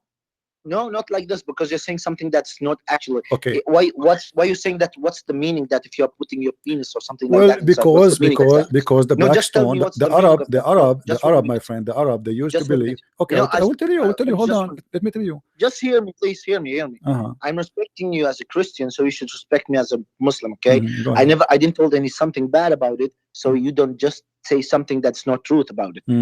Till now, I'm telling you some information that I know. I'm not saying you that you are bad or something. I respect you as a Christian, and I got many friends, Christian friends. Actually, so I got my girlfriend was Christian. So you cannot talk about something that I'm not just saying you that is Well, bad or first, something. your girlfriend is no Christian, because a information. Christian woman should not sleep around and have a boyfriend and girlfriend. She is no Christian. Okay, Secondly, so I'm telling you secondly, that there's no problem for that. you cannot have a friend as a Christian. The Quran says in chapter 5, verse 51, take Okay, not no Jews and the problem. Christians as a friend. So you are lying to me Just again. 1 minute, just Now 1 I'm minute. asking Okay, you, just my friend, I'm asking you, Yeah. is it true that the Arab they use to worship the stone before, and they used to believe it as a sexual organ, the god of fertility, before Islam? Yes or no? No. Okay. You mean that a sexual? Yeah. You mean If sexual? we go right now and search for the black stone in Google, let us do that, me and you. All right. Okay. Okay. If we look at the black stone, why the black stone look like? How the black stone look like? Do you know? Actually, I'll say something. Did you go inside and see the black stone? No, I cannot say I did go inside. Okay, so how were you? What? From where you're getting this information? If you didn't see something in the reality, I'm showing you. Here we go. The pictures in front of us. Do you see it? you heard me. Okay. You didn't answer my question. My friend, is that How the do you black? see Is some that the black information stone in from the screen? something Is that the and black? you didn't see it in the reality? My friend, is that the black stone in the picture? Bro, is that the black I cannot see stone? the picture. I have Just it in one the minute. picture. Is that the black stone, my friend? Do you see it? Is that really a black stone, or making up a story? Is that your black stone? Where it is, bro? I cannot see it. I'm actually. showing it in YouTube. No, it's. Wait, just 1 minute.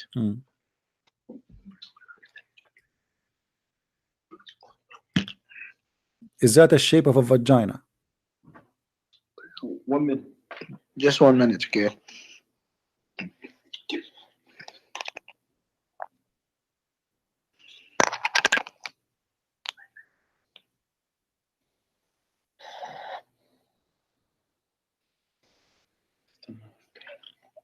Okay, yeah.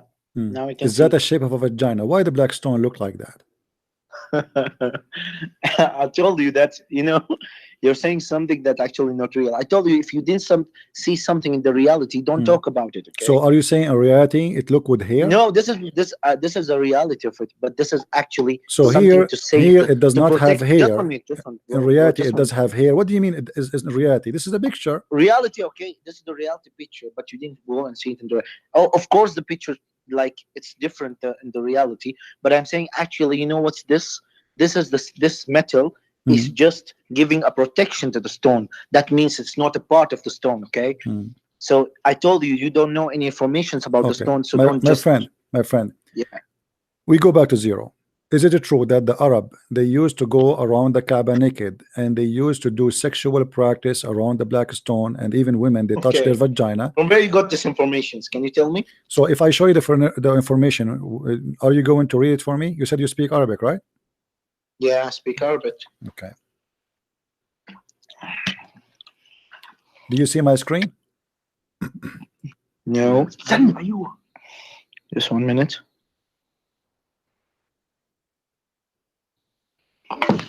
No, because you speak Arabic, that will help us, right?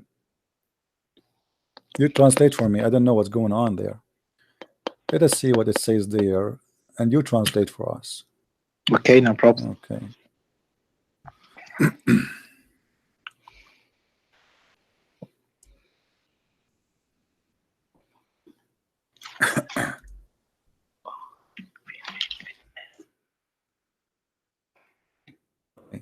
Can you read for me, please, here what it says? Where's there's a part of there's no other part. Okay, hold on. Let me make it bigger so you can see all the text. Hold on. If you want, you can ask the person who's speaking next to you to help you. No problem. He's more than welcome to speak. No, he's just helping me in the phone to catch the phone actually. Okay. But just 1 minute.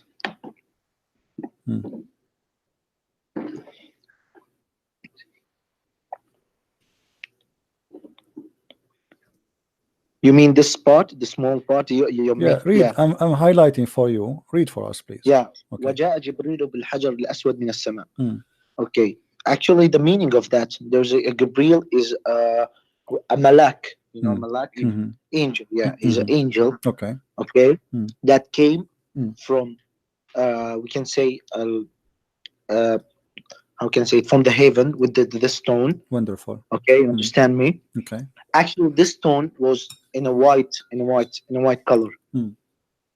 Okay, the stone was white color because of the when the stone came on the earth, because many people are doing bad things, so the white color changed into black color. How the black stone changed into black? Read for me. This one I'm actually don't got many informations about it. Why you are avoiding translating, my friend? Read for me what it says there. Does it say there? Because they used to touch. You what's the meaning? Does it say no? Read for me. Read for me. Why you stop reading? Why you stop reading? Read for me. You understand what I'm saying? No, I understand. Can you read for us? Can you please? You see, I know you are the one who speak Arabic here. You know, I am like Zakir Naik. I have no idea what are you talking about. Can you read for us what is highlighted there and what it says? Please translate. Is it true that it says there because they used to touch it with the blood women from their vagina, and this is why the black stone became black? Or I'm lying? What does it say? That the people they used to touch the women blood from their vagina on the black stone, and this is why it became a black? Does it say? Tell me from where? Can you tell me just 1 minute? Can you tell me from where the source of information? No problem. But does it say that in Arabic there? Does it say that? Just tell me the source. I will tell you, my friend. I will tell you. But does it say that there? Are you telling? Just confirm, please. Just confirm. So it says that there, right? No, just 1 minute. Are you making fun of Islam? I'm not making fun, my friend. I'm showing you the reference. I will show you. But does it say that in Arabic? Because somebody told me. I want to be sure he's not lying to me. Does it say that there? Does it say that the black stone became a black because women they used to touch their vagina with it? He hang up.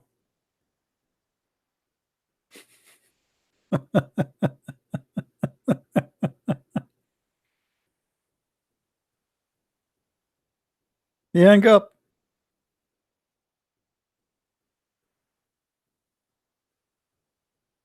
What I can say?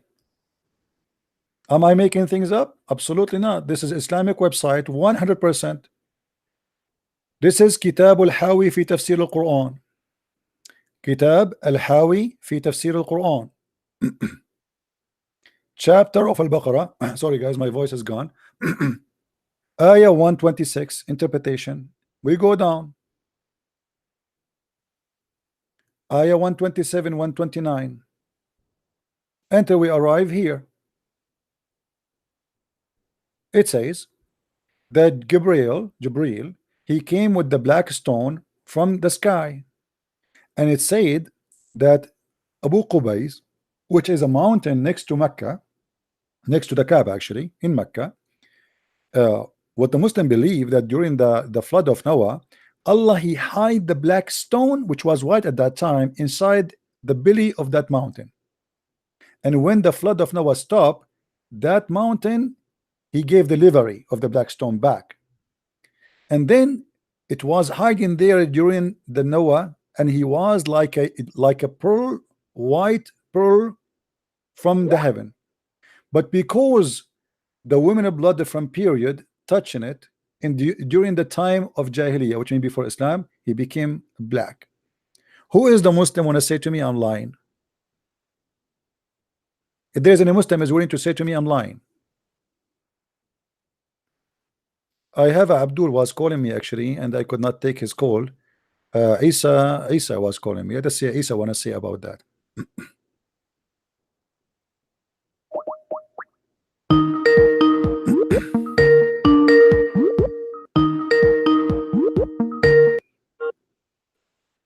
Hello, my friend. Hello, you hung up on me yesterday. Sorry. Yeah. Are you listening to us, Isa? Yeah, I want to continue our conversation from yesterday, though, when you hung up. Okay, well, we can continue, no problem. But what do you think about the black stone became a black because women they used to touch their vagina with it? From what hadith collection did you collect that? This is the interpretation of the Quran, chapter of Al-Baqarah, verse 127 to 129, and this is the book. It's called Kitab al-Hawi fi Tafsir al-Quran. I need to have Tafsir Ibn Kathir because that's the only Tafsir that's reliable. This is the only tafsir you like? The Tafsir Ibn Kathir is the best Tafsir of the Quran because it collects most authentic narration. I don't use that. See, the problem is with hadith, you have to be sure that there are strong hadith. So you are saying to me that only Ibn Kathir tell the truth, the rest of Muslims are a bunch of liars, right? Is that what I said? Well, so why you are saying Ibn Kathir only? I mean, what's the point of this? I told you the hadith, some of them are classified as authentic and some are classified as weak or fabricated. So depending on that hadith, if the hadith is authentic. Okay. The hadith in Sahih al-Bukhari, it says that we used to worship stones, and when we found a better stone than the first one, we would throw the first one and take the better one. Do you agree with that? This is from the Sahih Bukhari? Yes. And what does it say again? It says that they used to worship stones, and when they find a better stone, they throw the older stone and they start worshiping the second stone because it's a nicer stone. The pagans, yes, that's true. For the pagans, yes. Was the black stone exist before Muhammad became a prophet? Of course it did. Okay. Was the Arab touching it and going around it naked before Muhammad became a prophet? Of course. Okay. Why they were used to go naked around it? Because they were pagans. Okay, why? But why? But why? What is the practice? What is the practice those people do required to be naked? I told you they were pagans. They had many practices. I understand. But what is the practice they do there required them to be naked? Women and men are naked. Why? You can't ask me about the pagan religion. That's paganism. I don't know about paganism. I know about Islam. Well, obviously there is a sexual practice there around the black stone. Here we go. The tafsir explained to us why it became a black. It was white, and those Arab, they used to go naked around the Kaaba. If a woman, she want to get pregnant, she put her hand on her vagina and she touched the black stone with her blood because she want to be the blood to stop, which means she want to be pregnant. And then the man, he come after that and he enter his penis into the black stone, and this is supposed to would do fertility because by the blessing of God. Now let me ask you a question. Do the Muslims? Okay, now what you just said before I want to make sure that everything that you said is authentic. Is that from Sahih Bukhari or is that from a Sahih authentic hadith where it says that a man will put his penis in the black stone? Because I don't want you to confuse the people because the people don't have knowledge. Well, let me show you. Hold on. Okay, let me show you. When you go around the Kaaba, do you go on your penis dropping sperm? What? What are you talking about? Oh, I don't know what I'm talking about. I'm talking about something is written in your books. Okay, you're famous for bringing the text and highlighting them on your webpage. My friend, read with me. Read with me. This is Sahih al-Bukhari. This is Sahih al-Bukhari. This is Sahih. All right. Okay. And here it says that when we arrived to Arafah with our male organs dripping semen. Do you see it? Is it talking about the pagans? No, this is about the Muslims.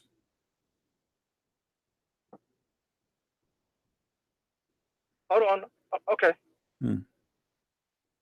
Where do you see that Muslims would go to? Because the pilgrimage was made in the last year of the life of Rasulullah. So how are you saying? Are you telling me on the last pilgrimage that Muslims were doing something filthy like that? My friend, here there's only Muslims because there's no kuffar no more.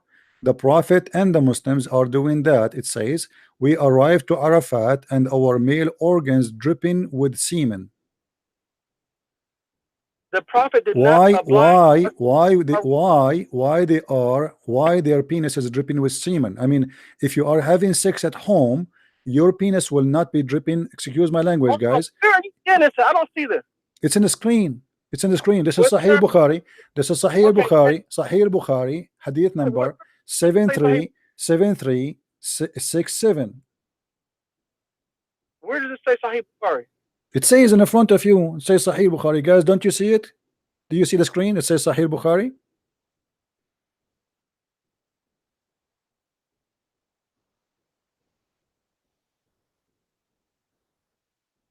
I don't. Where it says Sahih Bukhari? It says, So why Muslims they go around doing Hajj and their penises are dripping sperm? Are you an elephant? I mean, what kind of a human being his penis dripping sperm? For how long? For how long your penis drips sperm? I don't see. Where do you see this in Sahih Bukhari where it says that Muslims? I just showed you. I just showed. I have it on the screen. Okay, read it to me. What? It says in the front of us. Okay, let me read it for you. Go ahead.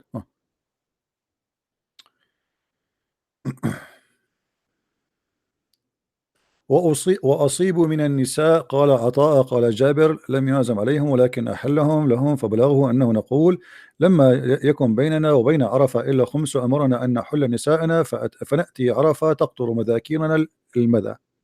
I don't want the Arabic, I want the English. Well, here we go. It's in English. We came to Arafat with our male organs dripping with semen. Do you see it? And not only that, Jabir, he point his finger at his penis. Can you put it on the Skype? Guys, does it say there that Jabir, he pointed his hand at his penis? Can you put it on Skype so I can see it? Yeah, sure. Here we go. Okay. I mean, the guy, he have to tell us where the sperm is coming from, so he have to illustrate. So he point his hand at his penis, which is very nice of him, because we were worried. I mean, where the sperm is coming from? Maybe from the nose. If you don't put his hand there, how people will know it's coming from where? Okay, let's see here. Now I see the hadith. Okay, give me 1 second. I don't see the English. Okay, here it is. 1 second.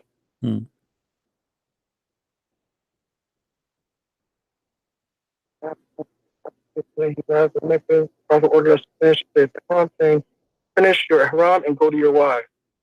Sexual relations. The Prophet did not oblige us to go to our wives. He only made that legal for us. Then he heard that we were saying when there remains only 5 days between us and the day of Arafah, he orders us to finish our ihram by sleeping with our wives, in which case we will proceed to Arafah with our male organs dribbling with semen. Question mark. If there, Azrael stood up and said, you people know that I am the most Allah-fearing, the most truthful, and the best doer of deeds from among you. If I had not brought the hat with me, I would have finished my ihram as you will do. So finish your ihram. If I had formerly known what I came to know lately, I would not have brought the hadi with me. Okay. All right. So I don't understand what your point is.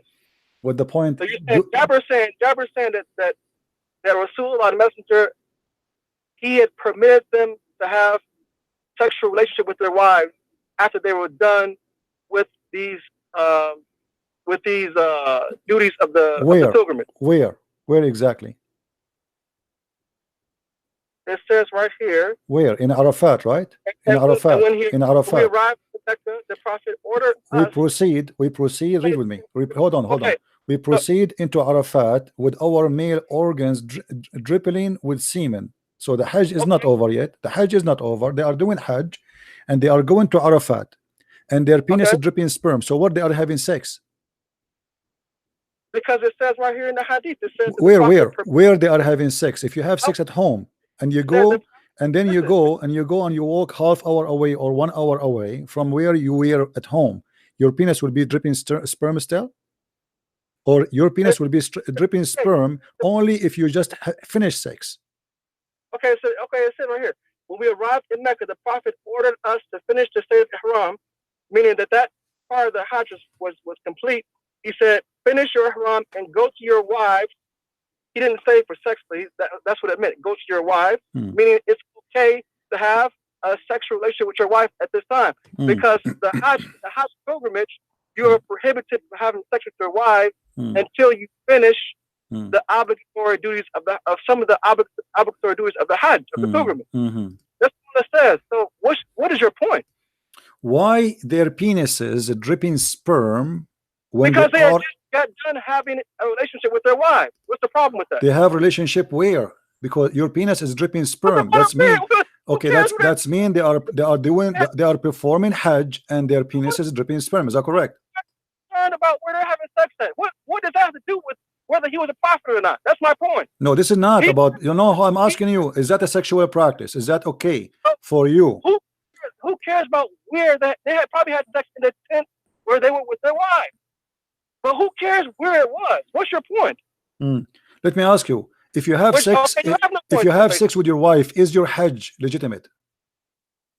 After you get done with some of the obligatory portions of the pilgrimage, yes, you can have sex. If you have sex with animals. Wait a minute, don't change the subject. What does having sex with animals have to do with anything? This is what you do, Christian Prince. You start. No, you see, because I'm asking you, because you said it's okay for you to have sex with your wife during the Hajj, correct? When you get done with the obligatory. Okay, are they done? They are going to Arafah. They are not done. Listen, I just told you not the complete Hajj. My friend. Why there is okay? We go back to zero. Okay, we go back to zero. Listen. The Arab, they used to go naked around the Kaaba, and you agreed, correct? Before Islam, yes. No, not before Islam. That's a lie.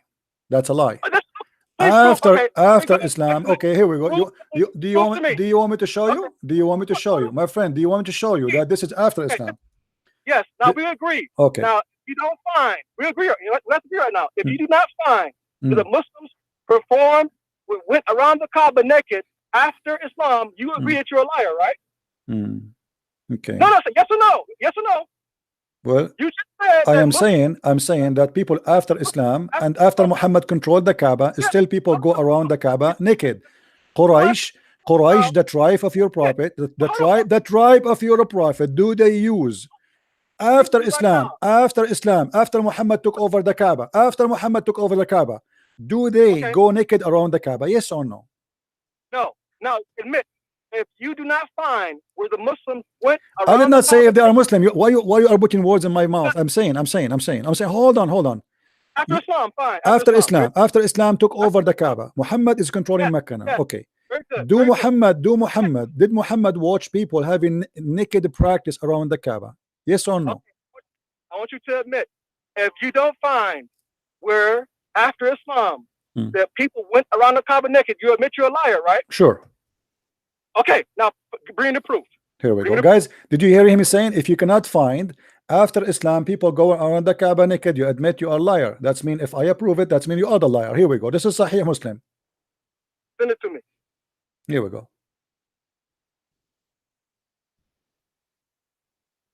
And I will send it to you. Read it for us, and we are listening.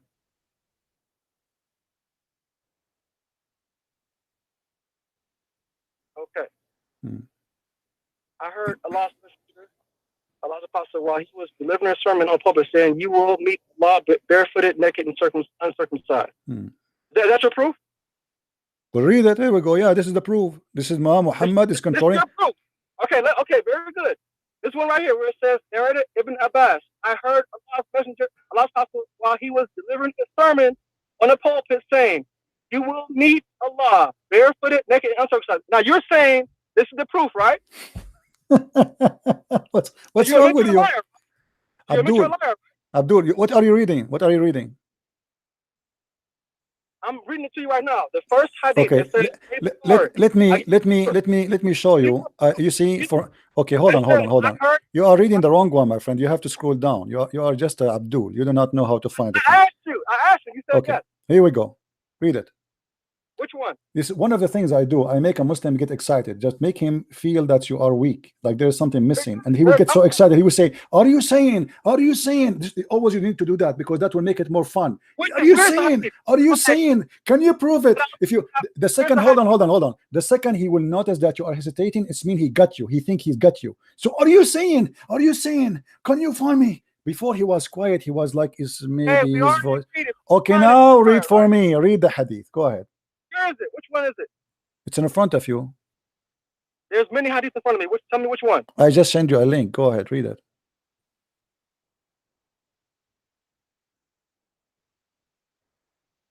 15, number 21, right? Mm. The book of pilgrimage. Mm-hmm.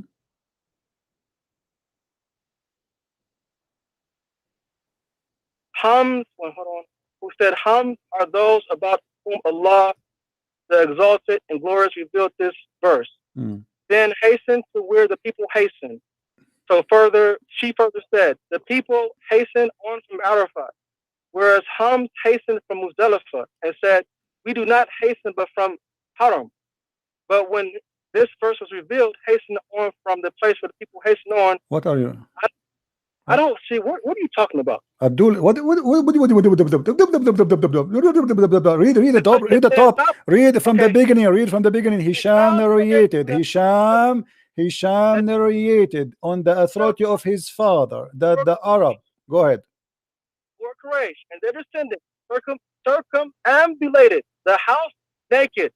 They kept circumambulating in this state of nudity unless the home supplied to them the clothes. The male provided clothes to the male, and the female provided clothes to the female. And the hum did not get out of Muzdalifah, whereas the people other than Quraysh went to Arafat. Hisham said on authority of his father, who related from Aisha, said.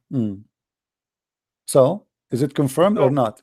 You said you said to me, I challenge you to prove it. Here we go. In the time of Muhammad controlling the Kaaba, he is the one who controls what is allowed, what is not allowed. People, they go around the Kaaba totally naked. Why Muhammad allowed this to happen? This is before Islam. Muhammad now, what before Islam? He is a prophet and he controlled the Kaaba. This was before Islam. Hisham narrated on authority of his father that the Arabs. Shut up. Get lost. I have no time for kids. Where it says before Islam, you liar? Where it says? What are you talking about? This is why in different hadith it says that it was commanded that you should not go around the Kaaba naked no more. But anyone knows? How many of you have my book 6 and Allah? How many of you?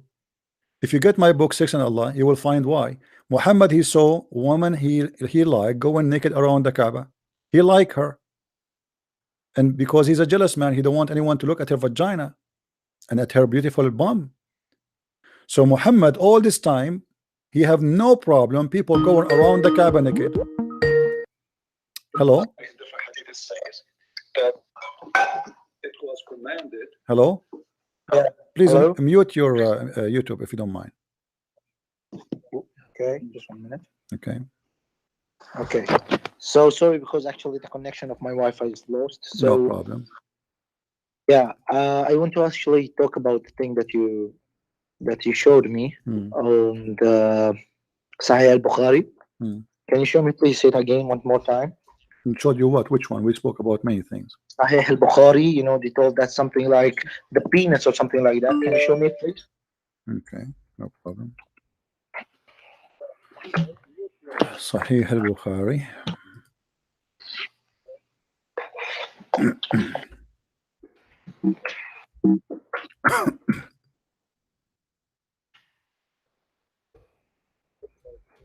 What do you think about the Arab going around the Kaaba and they are totally naked? What do you say? Okay, don't repeat it. Just show me it and I'll show you the meaning of that.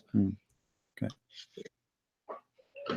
So you want to talk only about the penises dripping sperm. You don't want to talk about the Arab going naked. No, just bring that, because you're telling something that's not true. You're not understanding the Islam. You're just making fun of Islam.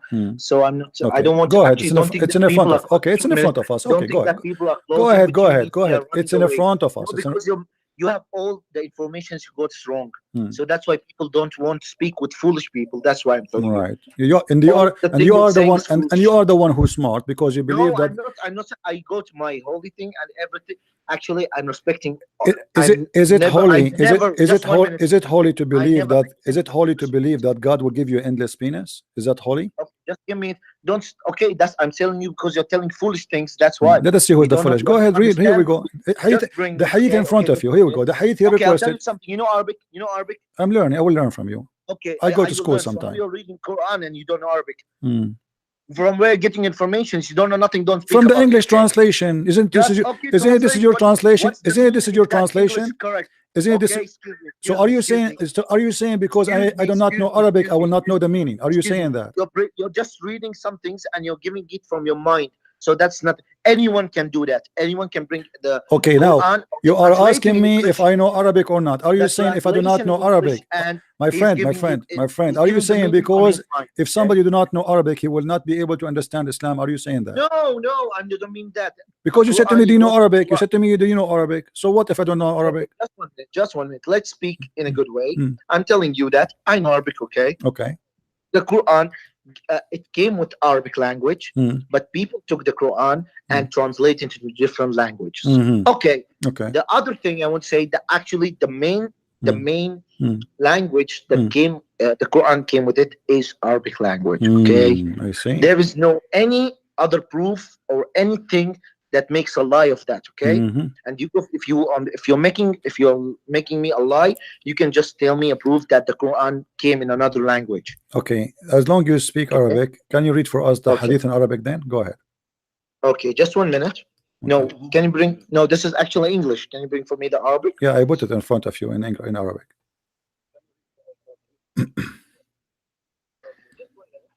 Yeah, which the part you want me to read it actually? Read where it says where it says that there is penises there. Say yeah, you mean that the page with أحلوا وأصيبوا من النساء قال عطاء قال جابر ولم يعزم عليهم ولكن أحلهن لهم فبلغ أن نقول لما لم يكن بيننا وبين عرفة إلا 5 أمرنا أن نحل إلا نسائنا فنأتي عرفة تقطر مذاكرنا المدى قال ويقول جابر بيده هكذا وحركها فقام رسول الله صلى الله عليه وسلم. Okay, that's enough. Okay. The meaning of that, the first meaning of that, that God gives the opportunity for the people before to come to the Kaaba to be in a clean way. That means that you're saying the meaning of that in a knowledge way that your penis should not be have sperm. Should not have, or should it have? No, that means that you're like you're having sex with your wife and you're going to Kaaba. The other meaning for that, if you're having a sex with your wife and you're getting in a church, that's not a respecting for the church. Yes or no? But yeah, so this is the meaning. You see in English in front of me, in the front of me. Hold on. So a second, you know, you let me talk too, please. You know, you are smart. I'm learning from you. It says here that what you know, we proceed to Arafat with our male organs dripping with the semen. Is that normal that you are a person who left home? No, sorry. Okay. I have the Arabic way here. Just 1 minute. I have the Arabic, and also so you are taking advantage of me because I do not know Arabic, right? You are taking advantage of me. You are taking advantage of me because I do not know Arabic. So you say to me now the English translation is a lie. You are saying to me the English translation is a lie, correct? No, because no, that's not the meaning. Go anywhere and ask about, any web and ask about this information. You'll see how the meaning of that. Okay, but I'm asking you, my friend, is the translation is false? Is the translation is false? Is the translation different? The Arabic is different. So because now my Arabic, I don't speak Arabic. So now, okay, so I'm asking you, my friend, is that translation there is accurate or it's wrong? No, this actually I'm reading in Arabic, so I'm translating you in my. No, I mean the translation. The translation in the screen. The translation is the screen. Is that wrong? I don't know actually. I'm reading in Arabic. The proof is with my Arabic. Friend. It's in front of you. The front in front of you. The Quran came with Arabic, okay? Okay, so if we do not know Arabic, we cannot understand the Quran. No, it's not like that. If you learn Arabic, no problem. Actually, okay. Well, you know, I decide to go to school. Okay, my friend, Jibril just spoke to me and he taught me Arabic. Let me read for you. It says, أن حين إلى نسائنا فنأتي عرفة تقطر مذاكيرنا المدى. I speak Arabic better than you. So we came to Arafah and our penises are dripping sperms, dripping. ING. So تقطر مذاكيرنا المدى.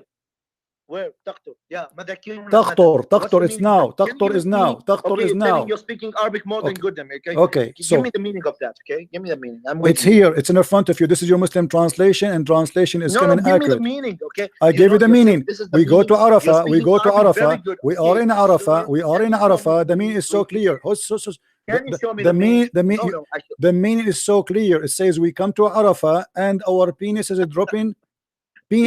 Dripping sperm. The problem you're making, actually, I want to know that your knowledge is very, very, very foolish. That's what I'm saying. You actually don't know the meaning in Arabic. You're telling you're very good in Arabic. Show me the meaning of that. So why the Muslims? Show me the meaning. Okay, why What's the meaning? Hold on. Why this is a why this is? Hold on.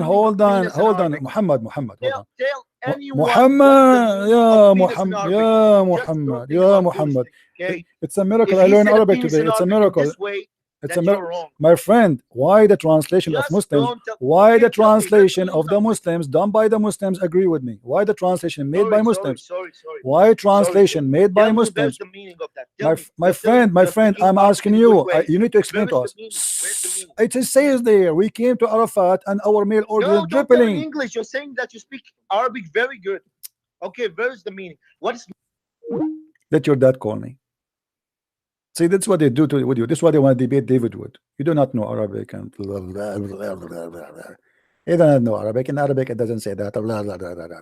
Yeah, there we go. It's a miracle happened. Jibril came to me and he taught me Arabic. I have no time for kids. If my explanation is wrong, so why the Muslims in their translation in the website agree with me? I need to explain that. They're working for a Christian prince.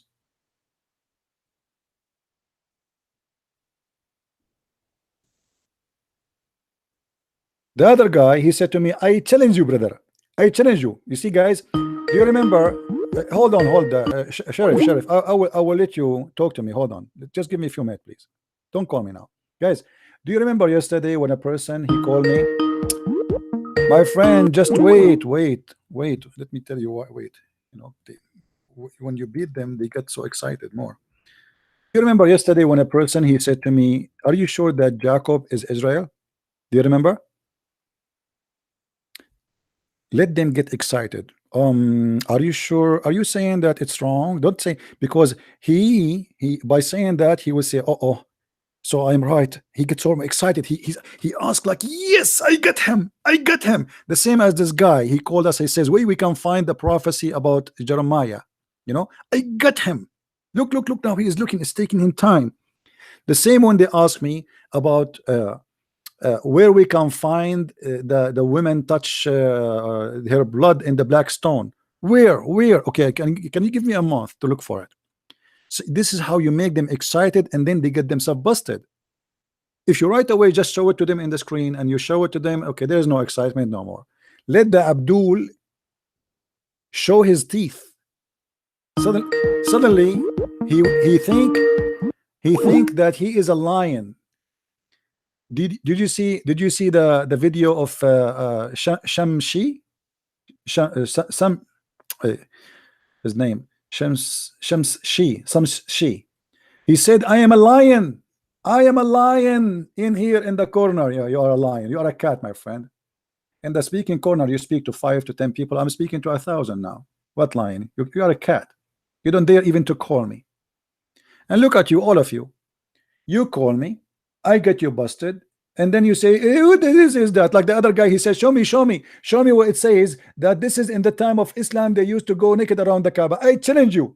Are you saying if you cannot show me that, it's mean you are a liar?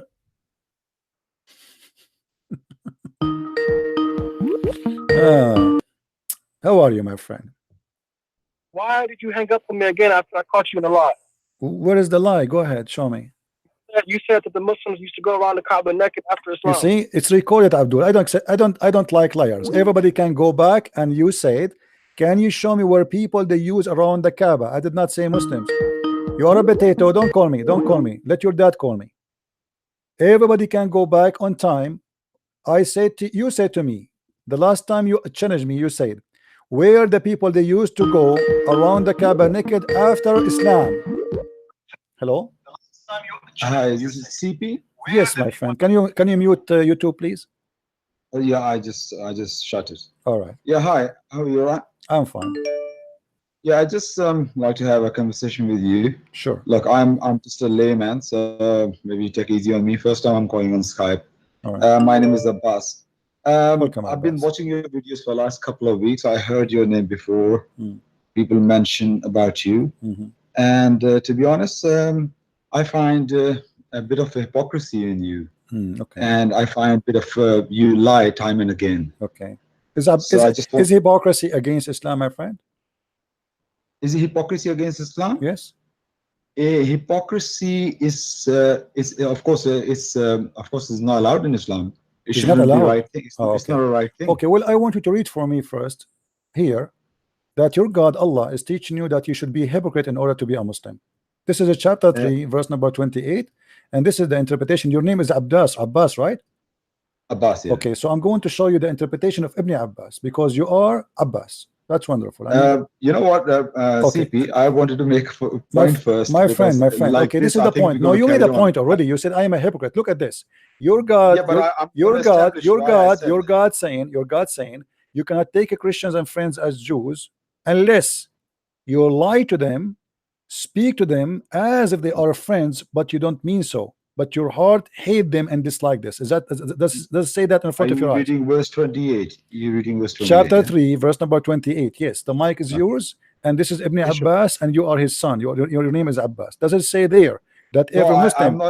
I'm a father of my son is Ibn Abbas. Okay, no problem. Okay, Mr. Abbas. So now listen. No problem. Does it say that a Muslim is allowed to be a hypocrite and he is a liar and he can say to me, you are my friend, but in his heart he is dislike this and he hate me, and he is not allowed even to take a Christian and Jews as a friend? Does it say that?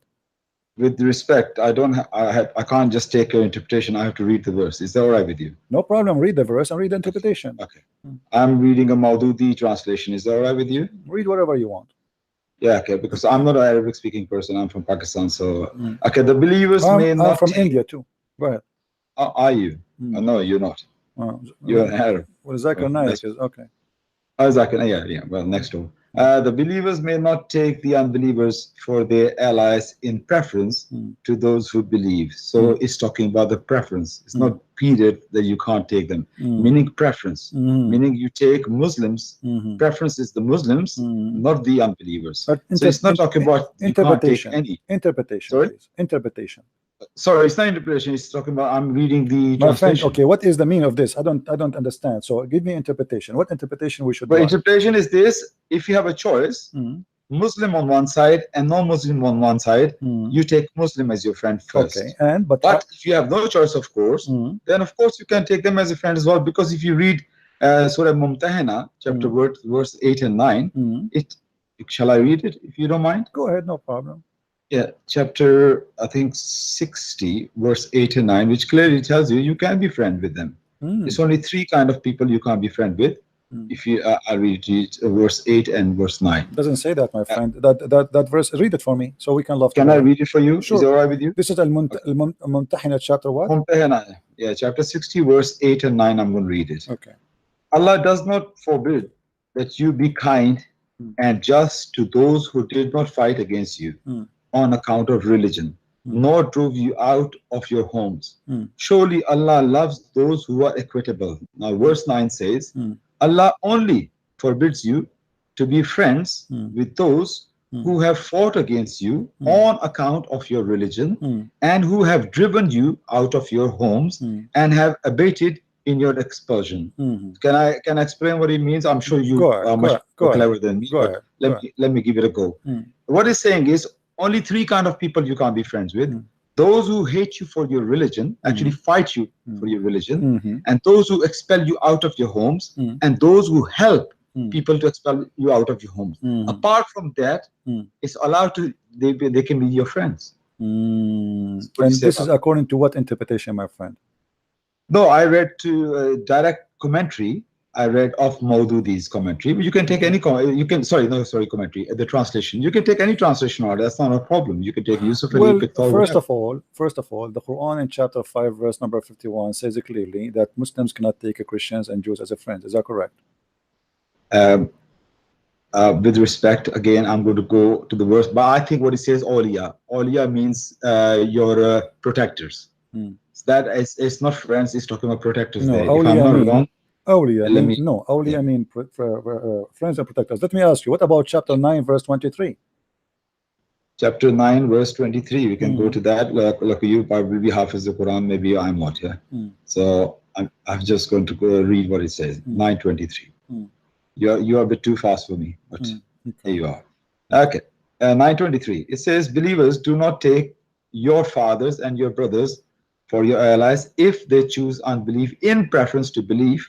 Whosoever of you takes them as allies, again the word is I believe, what word is used here? It's not awliya.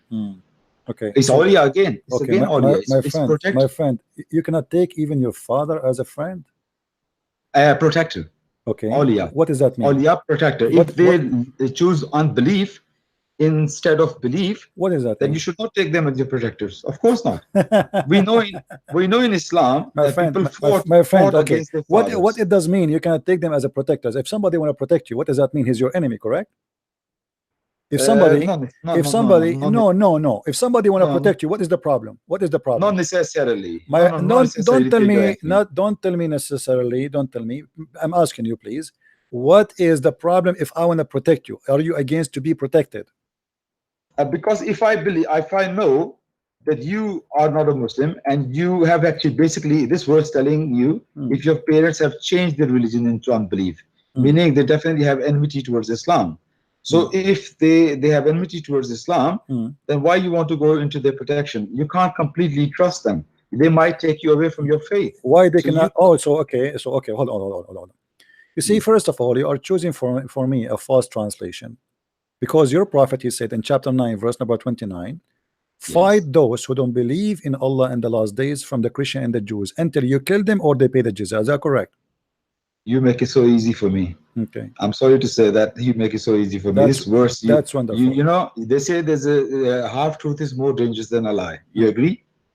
No. Show me the lie. Okay, go ahead. Because you didn't finish the verse. Okay, go ahead. I'm listening. Go ahead. It says that those who do not believe in Allah and the last day, even though they were given the scriptures, and who do not hold as unlawful that which Allah and His Messenger have declared to be unlawful, and who do not follow the true religion, fight against them. And the very crucial point is until they pay jizya out of their hand and utterly subdued. So your point was, can you build your point? What you trying to say to verse chapter 9, verse 29? Thank you very much. You're a prophet. He is a gang member. Either you convert to Islam and we kill you, or you pay me and I will let you stay alive, but you will be like a dog in my town. Yes or no? I don't agree with what you just said, actually. Okay, here we go. Let us read the interpretation then. Is that fine? No, why are you going to interpretation when the because verse is so clear? Are you the scholar who is against the scholars, or what? Are you like the highest scholars in Islam? I showed you the cousin of your prophet, Ibn Abbas. You don't like his interpretation. He said you can lie and you can be a hypocrite and you can say to you, I like you, but I hate you in my heart. As long as you do that, you are a Muslim. If you take them really as a Muslim, you are one of them. Isn't it the Quran says that those who take them as a friends are one of them? I respect what you're saying, but I don't want you to respect. I don't want you to respect. I don't want you to respect. No. I want you to be honest. To be honest, I don't respect you. My friend. Because I think you're spreading a lot of myths. My friend, you have to prove me wrong. You have to get me busted. Show me the interpretation saying I am wrong. I was going to show you your hypocrisy. You never gave me a chance. Okay, go ahead, show me. Can I? Thank you very much. Go ahead. So since I was watching your videos for the last couple of weeks, I heard you said you're going to make videos against hijab to expose him. Is that true? I did already make one. Yes. Now, this is your hypocrisy. Why I say this? You had a debate with Akil Onkyu, you remember last year? And you said to him, if I'm sure you're going to make 100 videos to explain what happened in this debate. Yes? But if you win this debate, you will never make any video. Okay. Isn't that you telling him if he's going to do that, that's wrong thing, but you are going to do against hijab? Is that not hypocrisy? See how stupid you are? I'm not the one who debate hijab. He's talking about the video. He's talking about exposing. It doesn't matter. Somebody. I am not the one who debated hijab, so I am getting hijab busted. Hijab, he is taking advantage. Hold on, shut up. Hijab is taking advantage of That's David. very kind of you. Isn't it? Hijab is the one who said to him, "Today I'm going to give you free lesson in Arabic." So Hijab is taking advantage of David Wood that he do not know Arabic. So I decided to get him busted, and I did. No, but if it, no. And Hijab, he said that Allah, he don't pray to, he pray for. Do you agree with him? You're changing the argument. I'm not changing the argument. I'm getting him busted. And now you don't dare. And now you look. It's obvious that you don't agree with Hijab. Otherwise, you would say I agree. Do you agree with Hijab when he said Allah, he pray for, but not to? You are changing the argument. We are not changing the argument. You see, I'm showing you Abdul, I don't have time for stupid talk. Listen. I am not the one who debated Hijab, you donkey. I have his name here. I challenge him to call me every day. The coward, he's hiding. Don't you see? Who? Hijab. Oh, listen. Maybe I can't speak for him. I know you have your minions. Just shut up. We have no time for liars. This is the interpretation in front of us. The Muslims, they have to fight the Christians. Either they die or they pay, and they have to be subdued, humiliated. Read carefully with me. Don't call me. Hold on. I want to show the reference and we go back. And your hijab is a little girl. When he left the debate, somebody asked him, do you dare to debate a Christian prince? He said yes. In less than 24 hours, he made a video again, says, I will not debate a Christian prince because he's a potato. I am here every day. Who is stopping hijab to call me and get me busted? When you say to me that if you make videos about a debate, that's mean you lost the debate, that is stupid of you, because I am not part of the debate. I was not debating hijab. I'm refuting his lies about the Arabic and about the Hebrew, and it is a comedy. Go watch them, you would die laughing. And yesterday, an Arab teacher, Muslim, he's doing dawah. He made a video. I use his video to get hijab busted and the Arab teacher busted too. So when I make videos about Muslims getting them busted, it doesn't mean we lost the debate, my friend. Hijab was debate with David Wood was priceless. It's the best thing happened for the last 6 months. This is why it get me excited. I was so happy to have it, because now I have tons of reference against hijab. This is why he will not dare to call me. He did poo-poo. He did not debate. Hijab was doing poo-poo in the stage, and you Muslim, you thought he's a winner. Hijab, he said the most stupid things ever in the stage. Muslim, you thought he's a winner. Hijab, he said the most stupid. Mute you. Yeah, please. hello. Okay. Yeah. I don't know why you closed actually the call. Because I want to show them that you are lying, my friend. I want to show them that you are lying. Now I'll show the people. Now I'll show the people who's lying. Okay. Can you go Google Translate, please? Translate what? Yeah, translate. There's a, you told that penis. There's a thing that's something of penis. Something. Sorry guys for the language that I'm speaking. Penis is written in the Quran, and something is that like in Madakirna or something like that. This is not in the Quran. This is in the Hadith. Then you go to the translator. Please. This is in the Hadith. Okay. Okay, can you go to the Google Translate? Okay, why you want to go to Google Translation? Here we go. I want to show you how you're foolish. Okay, let's see who's the foolish here. Are you saying the one who translated the Hadith? The Muslims, Abdul, is that a translation made by the Muslims? Is that a translation, dummy? Is that a translation? Here, read with me. Is that a translation? Shut up, you idiot. Is that a translation in front of you? Does it say in front of you? Shut up, kid. I have no time for kids. This is your Islamic website, you donkey. This is your Islamic website. Don't call me. Let your dad call me. You are not brave enough to read even your Islamic translation. This is your Islamic translation. If you don't want to read it, that means you are a coward. You need to explain to me why the Muslims, they say that this is a male member if it is not a male member. You are saying I am lying.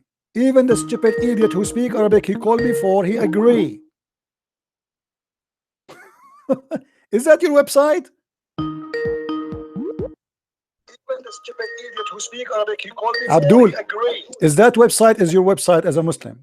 Sunnah.com. Okay. Okay. Is I that don't. I know why. no. Answer me. Is that website? Listen to me, Is that okay? website in the Just screen? listen. Is that website in the screen? Is your website? Okay, just listen. Is that website Just in the listen. screen? Sunnah.com. Is that your website? Okay, so Okay. I So understand. why But you're in saying- Sunnah.com? No. Why in Sunnah.com? Why they are saying it is a penis if it's not a penis? Okay, I know that. Okay, I'm telling you, no, you're saying that this is a penis, yeah? Yes, it is a Can you penis. okay, no problem. That's no problem. Just go to the translator and say write madakirna and show me and tell me that because you're translating it. So please show me it. Show me what? Can you go to Google Translate? It's in the front of you. What Google Translation can translate weird stuff. Here the translation. This is official translation made by Muslims. Okay, my friend. Are you saying Muslims are lying? No, I'm not saying Okay, Muslims so are. why the Muslims? Different meaning. No, it doesn't mean it. Doesn't mean if it's different meaning. Why the Muslims? Then tell me why the Muslim they say that. Why the Muslim they did not take the different meaning? Can I make you understand it? Okay, can I make No, don't make me understand. First, explain to me why the Muslim lie to us and they say it is a male organ. Why they are lying there? I'm giving the meaning. That means no, you do not know the meaning. Shut up. You are a liar. If you want to give me the meaning, need you to tell me why the Muslim they are giving me this meaning. Why they are lying to us? Okay. Just you finished? Can I talk, please? Go ahead.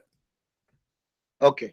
So you're telling me, okay, I know, I understand everything you're saying. Now I should give you my meaning. The meaning of that is you should give respect for any holy thing. Okay. So you cannot just go and make sex with your wife and get inside the church. There's no respect for the church. That means so also you can go to have sex with your wife and go inside the masjid, or you can go anywhere. Yes or no? What does to do have to do with the meaning of the word? What you said you said you are going to show me that this word does not mean penis. Okay, penis. Where's the penis? They're doing it. Where's the penis? Where's the way they're putting their penis? You're saying they're putting the penis in the stone. Where is that? Can you show me it? Here we go. Oh, that's not. But this verse hadith is not about the penis and the stone. This is about they are going around the Kaaba. Don't mix things. Don't mix things. Don't mix things. You told me that. Guys, can you say something? Okay, read for me. We can show you many references. Here we go. This is the first one. Go ahead. Yeah. Okay. Read for me what it says there. Can you show me it? Actually, it's not the full. It is. It is shown in the screen. Does it say? Does it say? Where?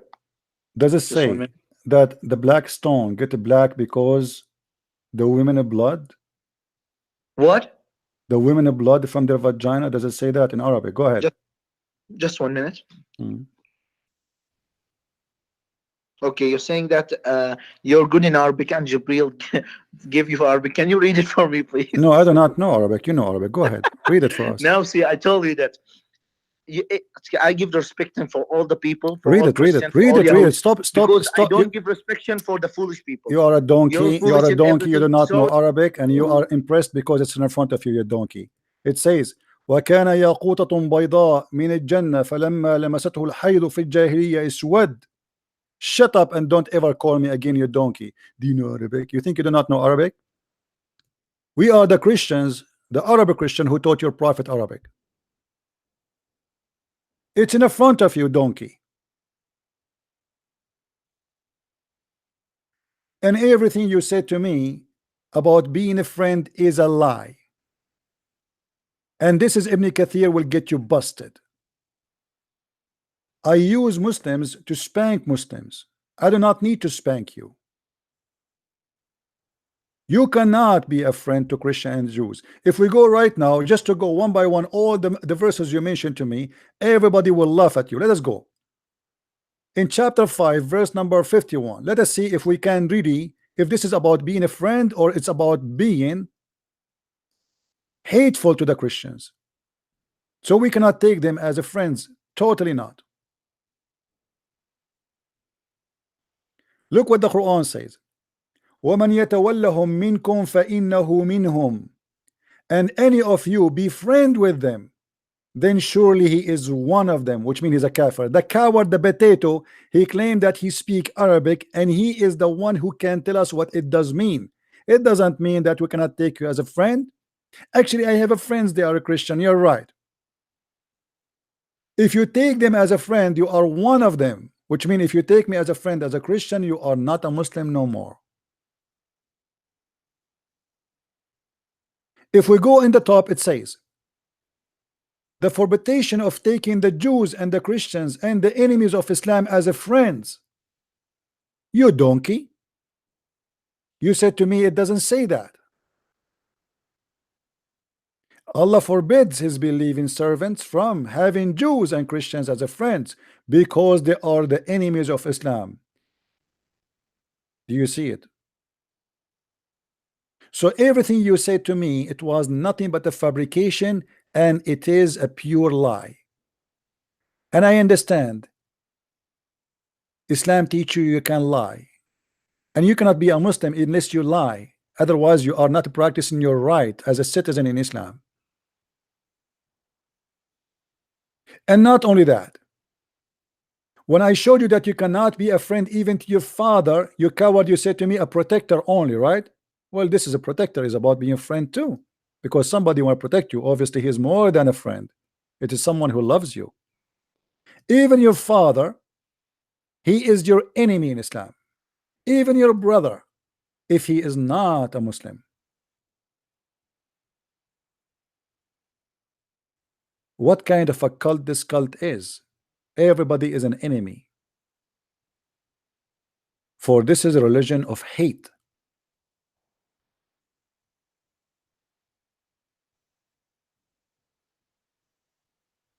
Are dearer to you than Allah and his messenger, and is striving hard and fighting for his cause, because he's afraid if you became a friend to them, you will not kill them. He want to encourage the hate. He want to be sure that you will not be friend even to your father and your brother.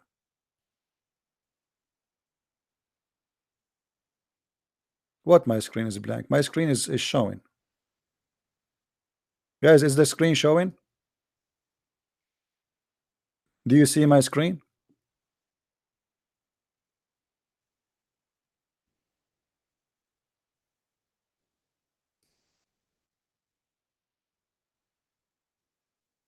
Refresh your page if you cannot see. That's a problem from you have.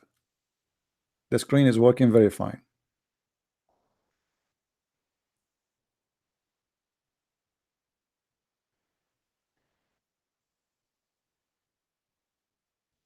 Do you see it?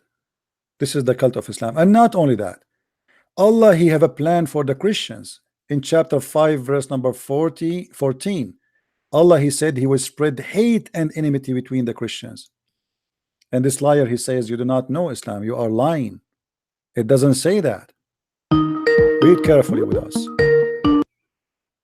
Hey Isa, how are you? I'm pretty good. I'm pretty good. Okay, do you agree with your friend when he said that the Quran does not forbid Muslims from taking Christians and Jews as a friends? Yes, that's true. So it's forbidden or not? Yeah, it's forbidden. Okay, why he was lying then? Well, because he was saying I am lying, and the Quran allowed them to take us as a friends. I mean, you're allowed to, if you mean by friend, if it means to be cordial towards them and honest in dealing with them, then that's fine. You have to understand the word. No. He said we can take a friend. We are talking about the word of friend, as simple as that. Can we take somebody as a friend? No. You said no. Already you answer. That's what the Quran says. Okay, so why he was lying, saying this is not true? All what I said to him, you cannot take a Christian and Jews as a friend. He accused me to be a liar, and now you confirm that I was telling the truth, and he is the liar. Let me ask you a question. Let me ask you a question. Why in chapter 5 verse 14 Allah, he want to spread hate and enmity between the Christians?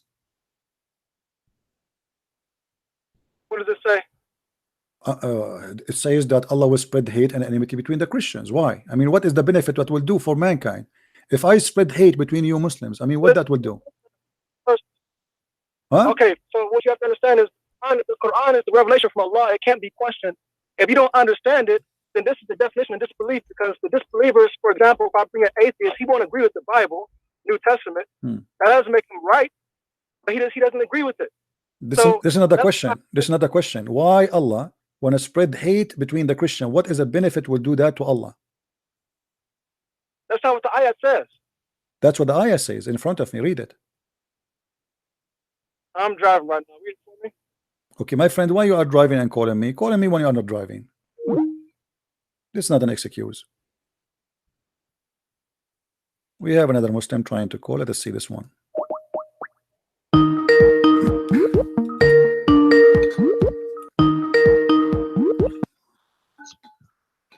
Hello?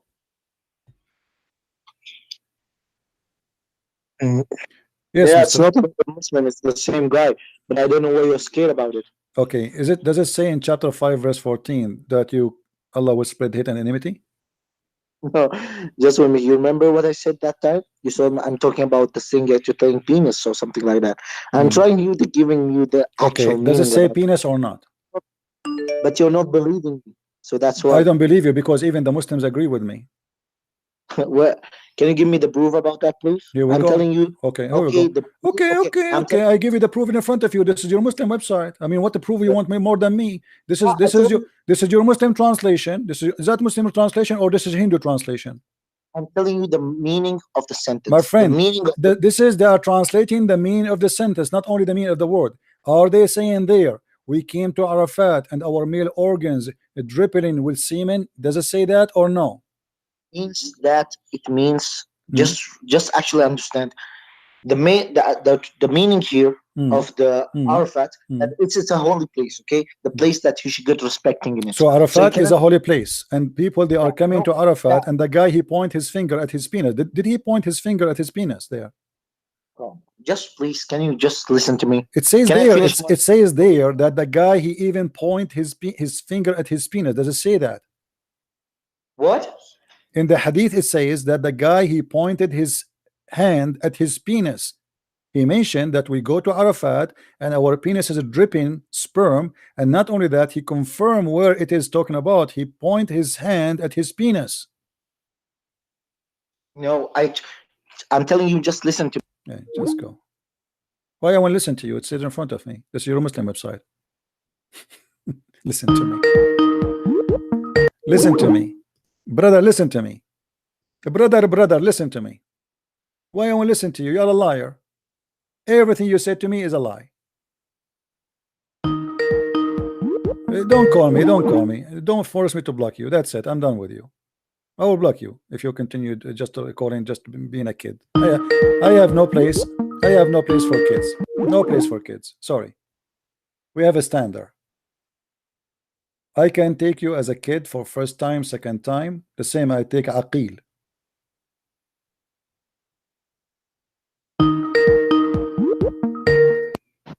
Hello? Yeah, I was talking to you about 20 minutes ago. We just end my call. Okay, what do you want to talk about? The reason why? Okay, what do you want? What do you want to say? No, I was just trying to expose you. You don't like me to expose you?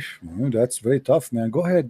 I'm listening. No, because first of all, I show you your hypocrisy. Now I'm going to show you your lies. Where the hypocrisy? Well, I told you that you told Aqil and Q not to do that, but you done against hijab. You accept. Let's go, stupid. Stupid. I did not do it against hijab. I expose all Muslims. I make videos about them, and I did not debate them. Don't call me. I have no time for kids. I did not debate hijab to make 10 videos about it. I'm not the one who debated hijab. I'm getting him busted because he is saying to David Wood, you don't speak Arabic. I speak Arabic. That's why I did my videos. Okay, Christian Prince, you see the Sunnah I sent to you. The last Hajj, they stopped to go naked in the Kaaba.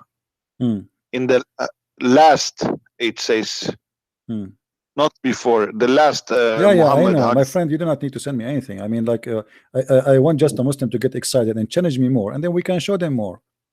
Yeah, but they are so ignorant. They don't even believe their books. My friend, let me teach you something. Okay. I don't play cards, but when you do speak to Muslims, it's like playing cards. You don't show all your cards.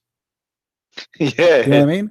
Because the second you show them, then they will give you no answer. Yeah, make them excited. Where it says that you are a liar, blah blah blah, and then make yourself like you are looking and you do not know where. Just for fun, just for fun. It's like a cat and a rat, you know. So let them get excited. Don't tell them what you know. Don't tell them what you have. You see, the Muslims people, they are listening to me for more than 15 years. Until now, they do not know what I know, because me myself, I do not know what I know. Because always, I remember something I did not remember before. Nobody can predict what I know. They can predict what David Wood he know, because you know he said it already, but not me. But you know they fight with people who don't know Arabic, but you are scary for them. Yeah, but even now, did you see how many of them they said to me, you do not know Arabic, so it's wrong? They thought I do not know Arabic, right? Even me. Yeah. So they play this game with everybody, but you have to play them. You have to give them some food. You know, it's like a, you know, you have a donkey, you have to put the carrot in the front of him so he will walk, otherwise he will not go walk. So when you debate with them, you have to make them feel that there is something they can produce, and they can, until they find themselves inside the swamp and they cannot get out. Muslims are not honest. Debating Muslims is not like debating somebody is an atheist or Hindu or Buddha. You are debating someone, he practiced lying. Even the guy who called me an hours ago, he said he believed that Abraham was deceiving people, saying I believe in the moon, but you don't believe in the moon. He was saying I believe in the sun. Yeah. You know, in Europe they call anti-Islamit.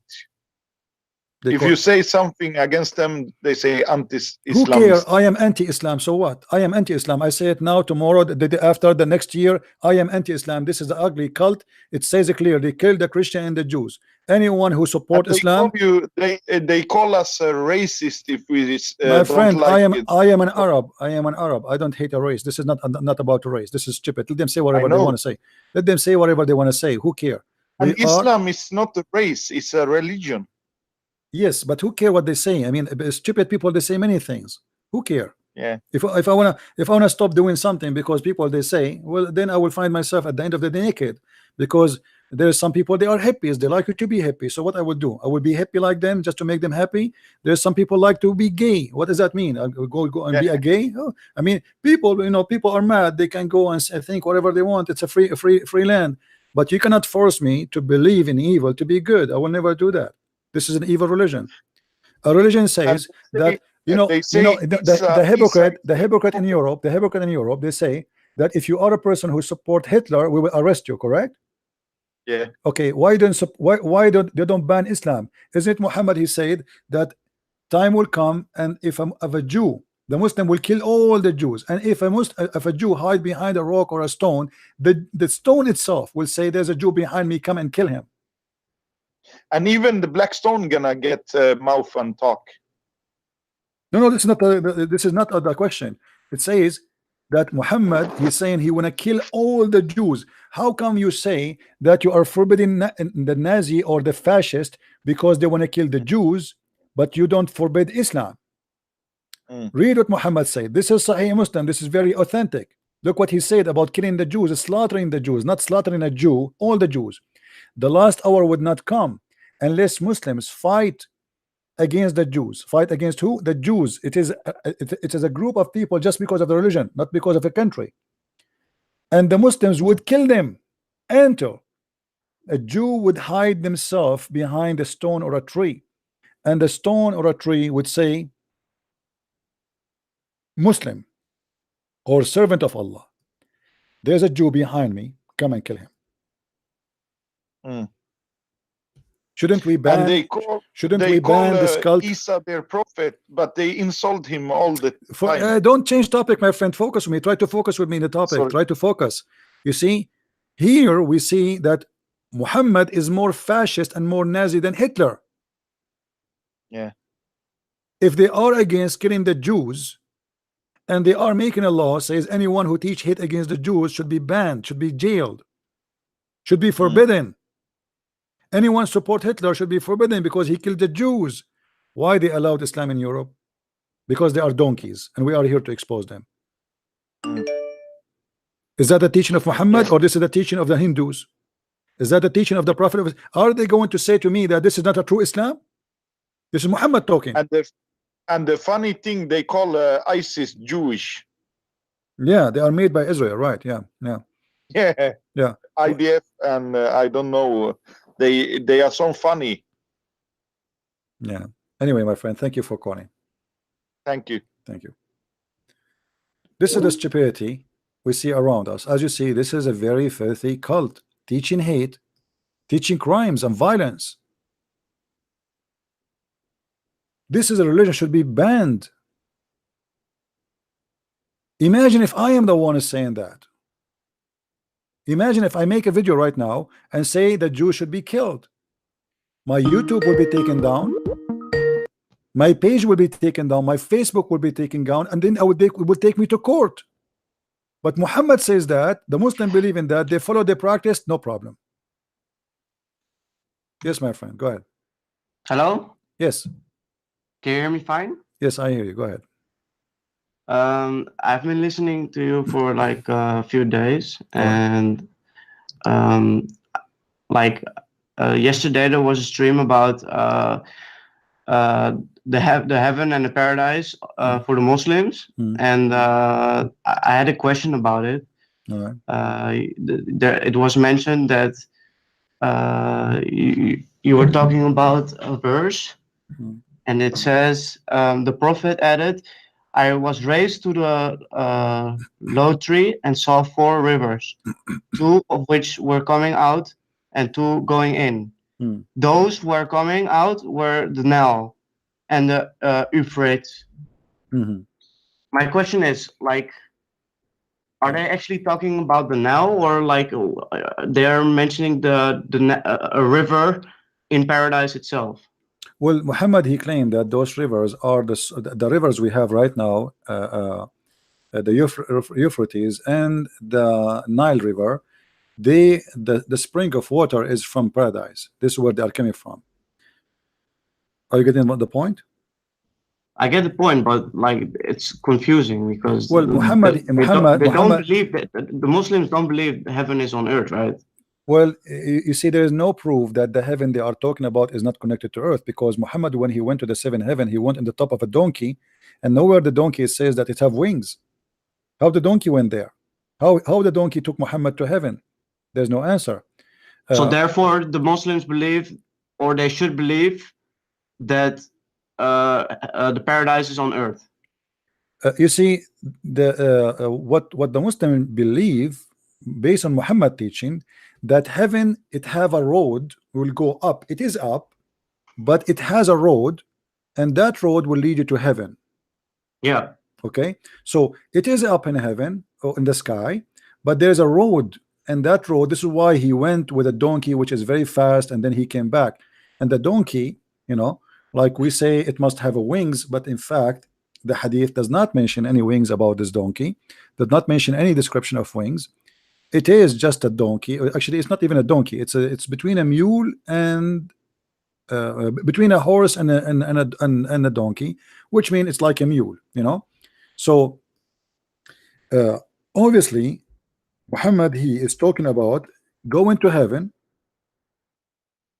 in a land road, not in a flying way.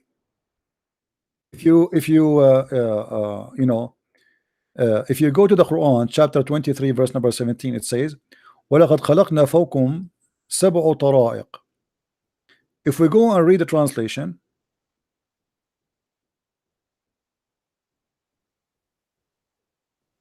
let us see. I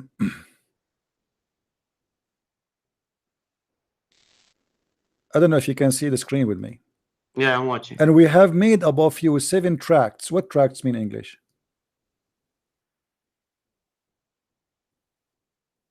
Do you know what tracts mean? No. Okay, let me see in Google, just so we can get a close meaning for the translation. Area, extent, large one, body, nerve, fiber. There's many meaning for this thing. Let us see. Zone, etc. But this word in Arabic is coming from the word tariq. Tariq in Arabic is a road. There's seven Alright. heavens, there's 7 heavens, and there is 7 roads. If we go into the interpretation, let us see what the interpretation is saying about that. Maybe we can get a better meaning, because the Muslims themselves, they are confused about what the Quran says. Chapter 23, verse number 17. We go here.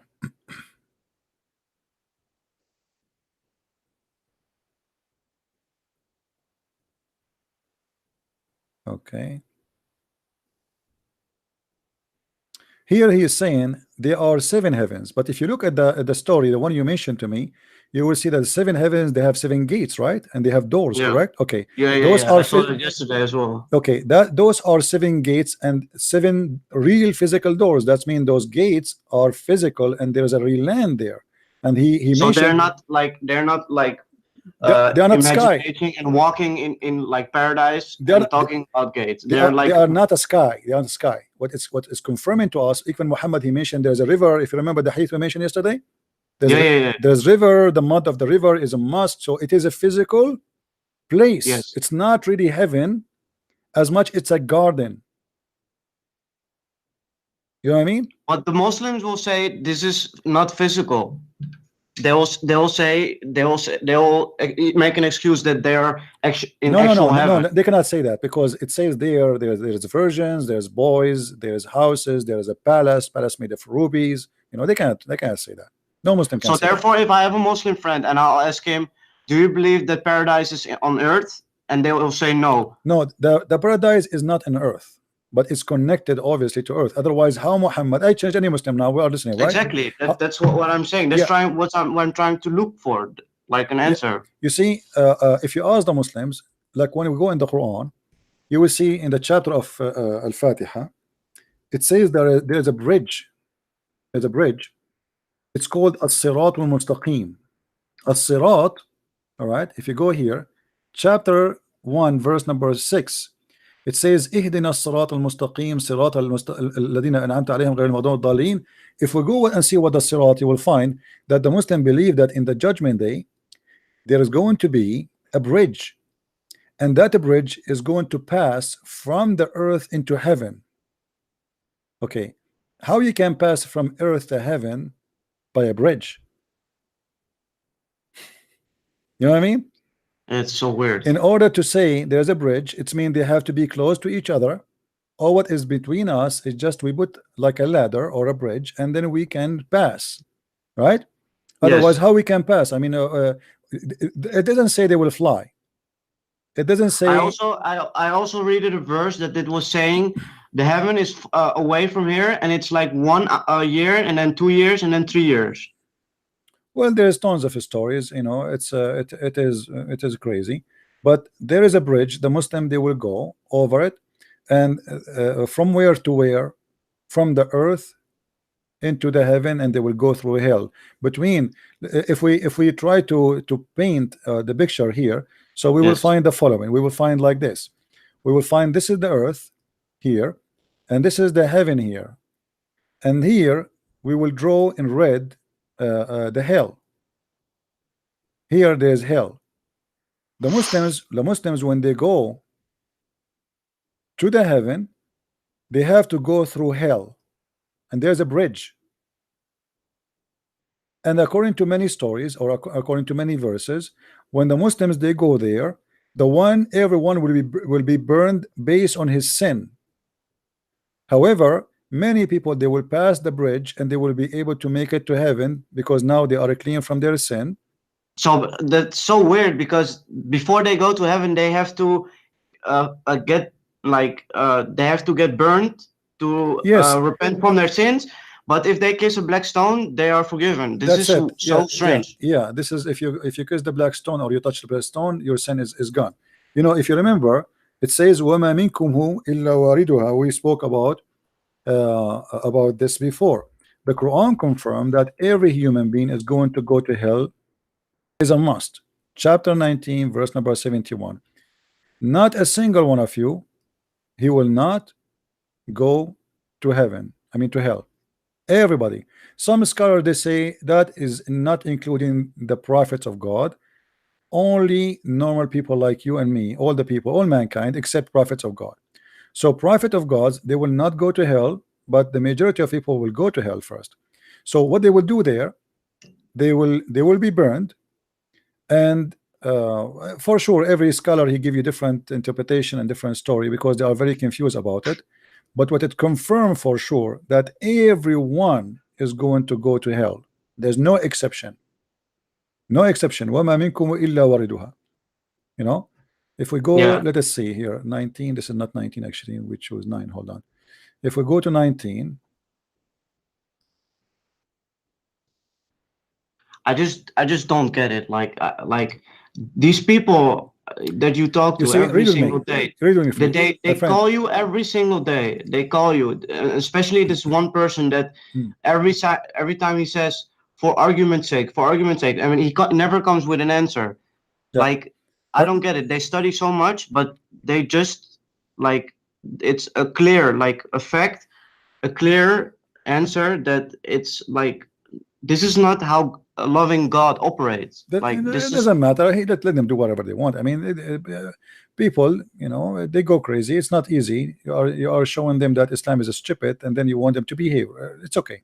Read with me carefully here. وَمَا مِنْكُمْ إِلَّا وَارِدُهَا. There's not of you but will pass over it. This is an interpretation. The bridge over hell is like a sharp edge of a sword. The first group to cross it will be passed like flesh. Okay, so what we learn from this, that in order to go to heaven, you have to pass over hell, and there's a bridge, correct? Yeah. Obviously, this is how Muhammad, he went to heaven. Yes. Right? Because Muhammad, he used a donkey, and donkey is a physical being. And this is how he passed to heaven. He did not fly, he passed over a bridge. The funny Muhammad, he never described to us the way before he arrived to heaven. He never say anything. Never describe anything. It's funny, it's stupid, it's crazy. The fact that you showed that people have to go through hell and their sins have to be forgiven, to be burned, is like crazy for me already to like even consider anything. My uncle, he told, when I was young, my uncle told me about the Islam, and he said that the Muslims, they treat Christians like dogs, and I used to think like this is not a loving God. So I never really wanted to study the Islam, but I hear your streams like every single like day almost from now lately, and these people, they keep arguing, they keep going in depth, they keep on studying, and they don't see it, and I don't know why. No, my friend, they see it. You see, when somebody refuses what you are saying, doesn't mean that he don't see it, and doesn't mean even he don't agree. You see, they don't agree just in front of us, but between themselves they agree. They agree big time. But what do you want him to say? Do you want him to say Islam is bad, Islam is ugly? No, but there was a guy calling you. There was a guy calling you. He will not say that. He was talking about the Jews and lying for deception's sake, like lying as in a good manner. But there's no way on doing that. There's no way. He was using an example that the guy was Christian, but he doesn't believe in anything now, and he used that if somebody comes on your door and if you're asking if you're hiding a Jew, and they would say no, and they were lying for something, for a good reason. But he was using this example, this analogy, for that reason, which is totally wrong. And he did get it, and he did understand it, but he didn't want to believe it. No, he believed it, my friend. He believed it, but this will not be something he will say to you face to face, because the second he said that, he just got himself busted, and that's mean he agreed that he is a foolish for believing in that. Then why do they keep calling you every single day and argue with you? Because they feel they are insulted. This is their ID. This is their ID, and they want to defend their ID. A Muslim, when you talk about Islam, he don't take it like you are talking about Islam. You are talking about him. You know, because this is a stupid cult. and he called himself Muslim. He go in the street, and now people they will listen to Christian Prince, and they will see how stupid Islam is, and he will look stupid too. So he is defending his ID more than he is defending his cult. All right, I understand that, and later you will find that many of those people who call me and get angry from me, they will leave Islam. They will leave. It's a must. I have a lot of people who call me, insult me, even they threaten me, we will kill you, we will find you, and now they are not Muslims. Some of them they became a Christian, some of them they became atheists, some of them they became agnostic, whatever they are. But people are leaving Islam left and right, because you see, people they can judge. I show the reference in front of them in the screen. Like now, the guy he insists that translation is false, but his Muslim website is giving the translation, not me. Yeah. He played a game that I don't speak Arabic because he thought I don't speak Arabic. The second I start reading Arabic for him, he start playing games, you know, and go to Google. go to Google. Google can give you many false, you know, if we copy now any word in the Quran, it can give you many meaning for it, because it's a software. It's not an accurate translation. But translation is made by you Muslims. Suddenly it became bad translation. By the way, I always say Muslim translation is a lie. I never say it's true. But a lying Muslim translation, even that is not accepted by Muslim. This is how horrible what they see in the front of their eyes. Because it's horrible, he go in denial. Yeah. Not because it is good for him. When we show them that the Prophet and the Muslims, they still accept people to go around the Kaaba totally naked, and the guy he challenged me to show him that. It surprised me also that like every day we talk about penis, we talk about vagina, we talk about sex. Like it's crazy. Like, well, this is what the topic is. What I can do. I mean, my topic is not about something beautiful. It's about something crazy. Right? Yeah, I know. It's crazy. Yeah. Well, thank you very much for calling me. Anyways, thank you very much, and thanks. Take care. Muhammad, obviously he is not a good man. Why a man like Muhammad? He claimed to be a prophet of God, but yet he allowed people to go around the Kaaba and be naked. And actually the one who forbid going naked around the Kaaba, it was not Muhammad, it was Abu Bakr. Muhammad have no problem with it. But if you go in my book, Sex and Allah, you will find that Muhammad he saw a woman, she is going around the Kaaba totally naked. He liked her private part, he liked her breast, he liked her ass, excuse my language. Because of that, he decided that it's not the right thing to have people going around the Kaaba. And actually the woman, she was singing a song when she was naked, you know. She was singing. It's very normal. I mean, it's very normal. The Arab, they do that, going around the Kaaba naked, and Muhammad is watching, is enjoying the show. I mean, imagine if the Kaaba now, they're still practicing that, the number of people who apply for visas to go and do Hajj will be 100 times more.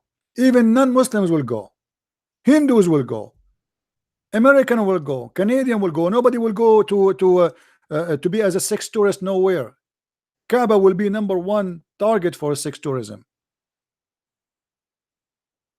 Naked show for free.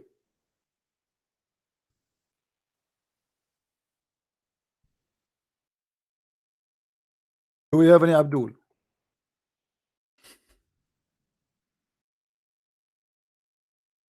And they say to us they are not pagan and they don't worship stones. And they say to me, show me where it says that people they used to touch the stone with their private part. And when I show it to him, he refused to read it, and he start making himself like as if laughing. How you know Arabic? You claim you know Arabic? Where is that? Blah, blah, blah, blah, you know?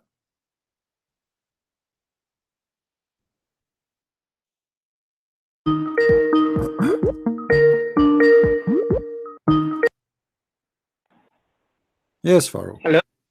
Yes. You said about the half of the Quran is which number it can be? Sorry, I didn't understand what. It's the central of the chapter. Which number can be? It cannot be any, because it is 114. So there is no way it can be. It have to be between them.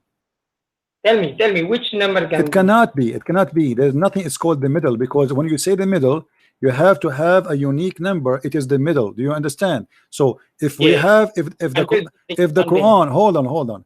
If we have a number, let us say 10. Let me show you. Let me explain to you. If we have number 10, what is the middle of the number? 1 minute. What is the number? 1 minute. 1 minute. 1 minute. I want one only. If we have number 10, I want to only 1 minute. One. What only one? one. What one? What one? One chapter to 57 count. How many you get? What? You count down one chapter to 57. How many chapter you get? Number 57. 57. Okay. You count to 114 to 58 chapter. How many number you want? You 57. Get? 57. Yes, the same 57 only can get. It is the half of the Quran. No, you can 58. Let me show you, my friend. Let me show you. Okay. In order to have a verse in the middle, we have to add one more chapter to the Quran. One more chapter, which would make it 115. So then, hold on. If the Quran is 115 chapter, that will make it, I will type the numbers, 57, then number 58, and then we will have it from the other side. Yes. From the other side, we will have 57 again, 57 verses. We agree? Yes. Okay, that will make what? That will make, hold on. That will make what? Yes. That will make number 58 is the middle. Do you agree? No. You count down 114 to 58. No, my friend. This is the one in the middle. This is the one. You cannot. Which one is 57? The one you choose. Which one is 57? Yes. What I'm saying is, Abdul, I have no time for stupidity. Go and think about it at home by yourself. I have no place for stupidity. In order for this verse to be 57 to be in the middle, that's mean we should have equal number from both sides. Guys, do you understand what I'm saying? People, don't call me. I have no time for kids. People, do you understand what I'm saying? In order to have something in the middle, that's mean we have, let us say, if we say something in the middle, so what is in the middle? We have to have equal numbers from both sides. So what is the middle between 57 and 57? We have 57 from this side and 57 from this side. That will make it 58. So what you claim to be a miracle is a stupid. Secondly, the one who put the chapter there is Uthman ibn Affan, not Allah. Is it your God Allah who made it 57? Just to show you how stupid you are. If we go and search the Quran, just to show you guys how we can debunk Islam very easy. He's trying to say to me that the number of iron in science is 57, but hold on. If you go and search for Quran according to revelation, you will find that the chapter of 57, it was not 57. So what you are saying to me that the God is Uthman ibn Affan, not Allah.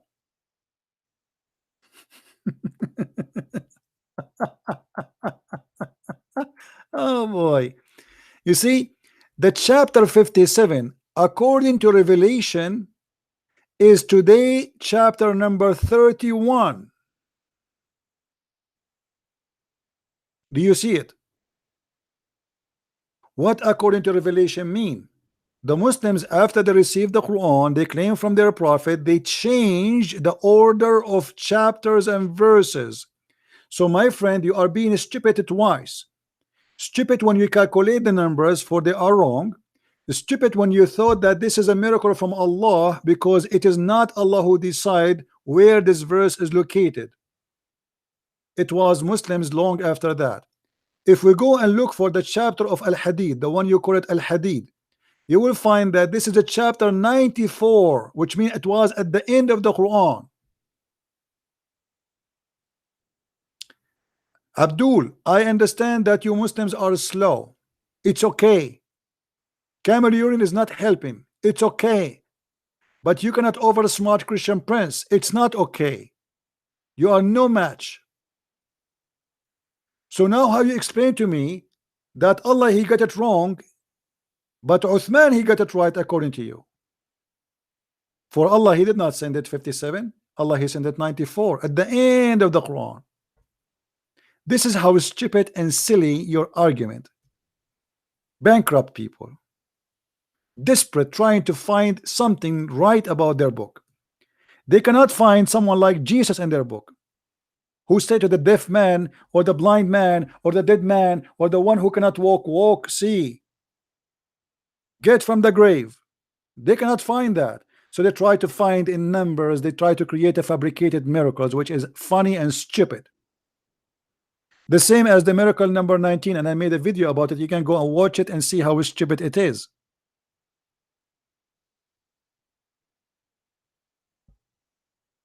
Do you see how easy we debunk their stupidity? And that is a sign of frustration. They could not find Jesus, someone like Jesus. We don't have Jesus, the one who walked in water. Even the Quran says he created from the mother bird. We don't have that. So what we will do? Oh, brother, sister, if you open chapter 57, and you will find the chapter number 57 in the middle of the Quran. And if you go to the science, you will find that this is the chapter of the iron.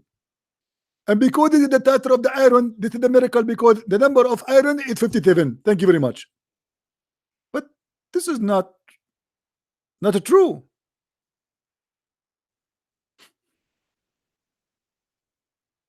This is absolutely false. And Allah did not send chapter number 57. He sent it as 94. If the one who made it 57 is God, that means Uthman is God.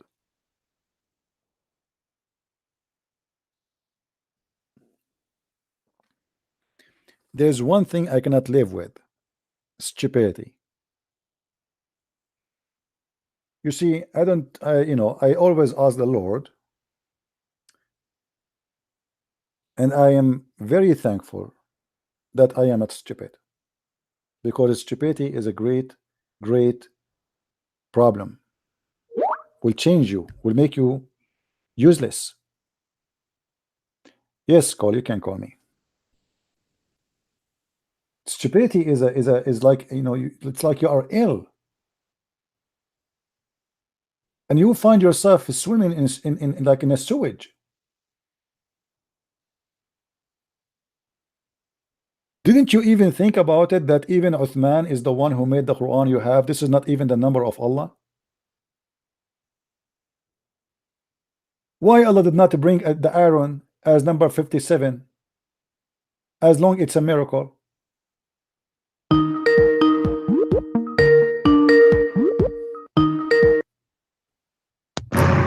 Hello?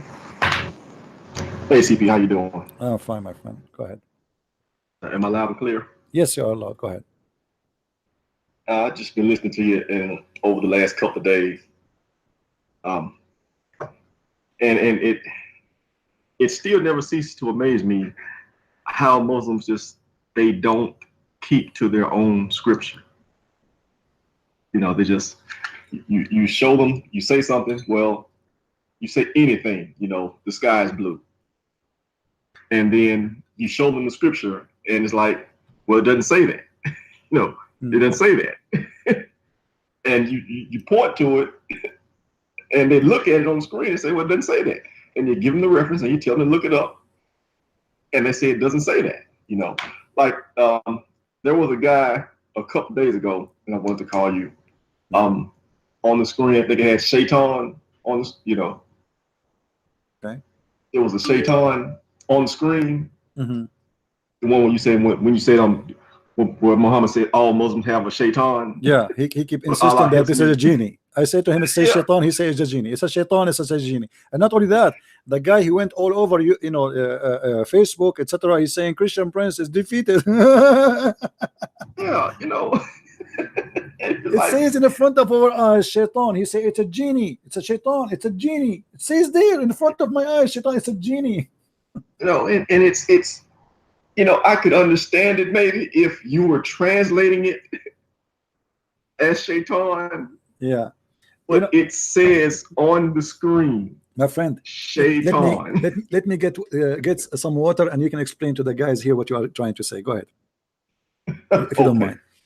Not a problem. Not a problem. Basically, my point is that Muslims they don't really have integrity about the scripture. Their entire claim to the Abrahamic faith is that Muhammad got a revelation from Allah, that it came via Jibril, and word for word, it is the word of God. And because of that, they claim Muhammad is a prophet and all the other outlandish stuff that they claim. But when we look at it, we see that, you know, they don't believe it. They don't hold to it. They have an idea that they got from somewhere, tradition most likely, that Muhammad is this and Allah is like that. But then when you show them on the screen what the Quran actually says, it's different from what they believe, and then they just deny it. They just deny it. And it's simple as that. They, at the end of the day, they don't really hold the Quran to be sacred. It's not really sacred. Muhammad is sacred, and what they believe about Muhammad is sacred. But the Quran itself, it's not really sacred at all. Everything about their belief, they adjust to cast Muhammad in this prophetic light for the benefit of Muhammad. That's really their faith. And what the Quran says is secondary to that. And likewise, they have to argue that Jesus is not God, because Jesus, the biblical Jesus, is actually the biggest obstacle to the prophet of Muhammad. Because if Jesus is God, if Jesus is God, via any vehicle, the word of God, as Christians believe, then Muhammad is not a prophet. Why would you need a prophet if you already have the word of God? And so they actually go through leaps, gymnastics, to argue first that Jesus is not God.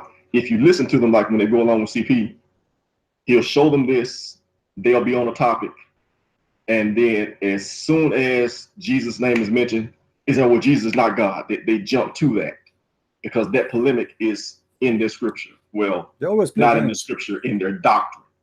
And they are not even consistent with their own logic. Like they say to you things, and then the second you get them busted, they swallow it. Like the guy who called me before about the miracle, the prophecy in the book of Jeremiah. I don't know if you were watching. Yes, so, I want to mention that too. So why you are asking me, how come we cannot find this, but you don't want to answer, how come we cannot find that? You know? Yes, why we cannot find Muhammad, the name Ahmad, in the New Testament? You need to explain to us. If Allah he told Jesus about to say that there is a prophet, his name is Ahmad after me, why Allah did not protect that prophecy to confirm? Isn't it important? Otherwise, why Allah he told Jesus to say that? There's no point, right? If this prophecy will not be preserved, why Allah is even saying that? If nobody will hear of it later, you know what I mean? What the point? The point of me saying to you, say that there's a prophet will come after me is Ahmad. That's mean I am saying to you, I will keep this promise that people, when time come, they will read it and they can see it to confirm you. Yeah, Okay, so if we cannot find it, so Allah, what is the point of him saying there's a prophet after me will come, his name is Ahmad? Why he said that? Yeah, why he said it? Well, and more than that, why is it in the Quran if it's not there as a confirmation of Muhammad?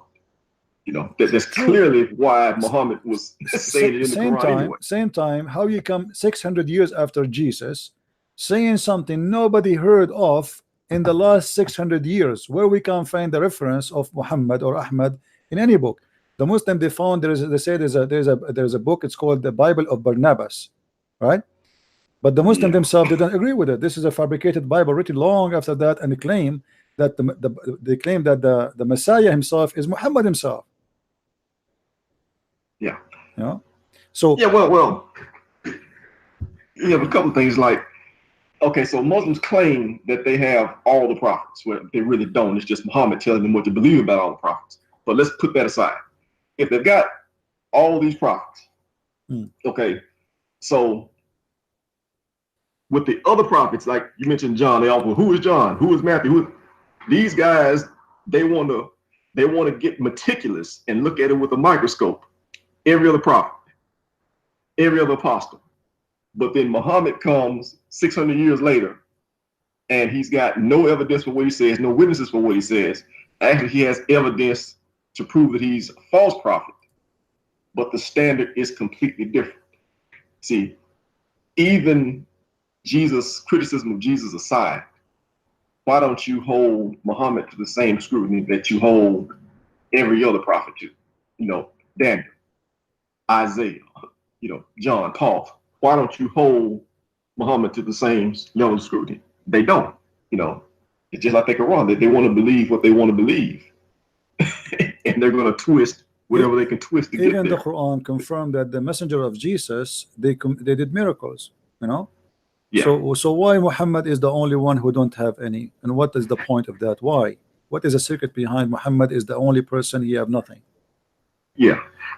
Actually, yeah, I made a note about that yesterday. Man, you've been putting in a lot of work, CP. You came on twice yesterday. Yeah, see, it's like I cannot. I'm being tempted to do good. I understand what it is. You be real with me. Just what it is you see stupid stuff and you just can't take it, right? I cannot take it. Absolutely, I cannot take it. You know, like it's like, oh boy. Not again, you know, not again. What was it yesterday? Was it Islam doesn't want Sharia law? Was that the headline? Islam teach separation between mosque and government. Yeah, mosque and state. Yeah. Madness. You know. I will admit that is probably the dumbest and most incorrect headline I've seen about Islam in a long time. People believe in it. People believe in it. People believe, and you know, as long as you are publishing in Washington Post or Washington or in CNN, I mean, people believe it. Yeah, but I mean, if there ever was any religion that combines religion and state, that is Islam. It is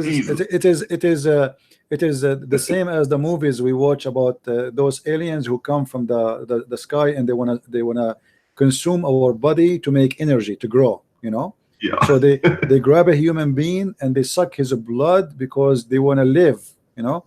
That is Islam. Islam is a government, and the growth of this government is by the blood of a human being. Just today, how many people get killed because of suicide bomber in Iraq, in Afghanistan, in Somalia, in Syria, in everywhere? Where? What's happening around the world because of Islam? And what the Muslims they want exactly in those countries, those who they are doing jihad, not a normal Muslim. Normal Muslim, most of them actually, they don't want Islam. You know, you see, even those Abdul, the one is calling me, and they are so excited. If you ask them to practice the Sharia law, they will be the first one to run and ask for asylum. Oh yeah. Most of those guys, especially the Western guys, they just don't know. They're just bless their heart. They don't know. No, literally, they will ask for asylum. You know, if you go, like, I mean, I've been in Asia all over.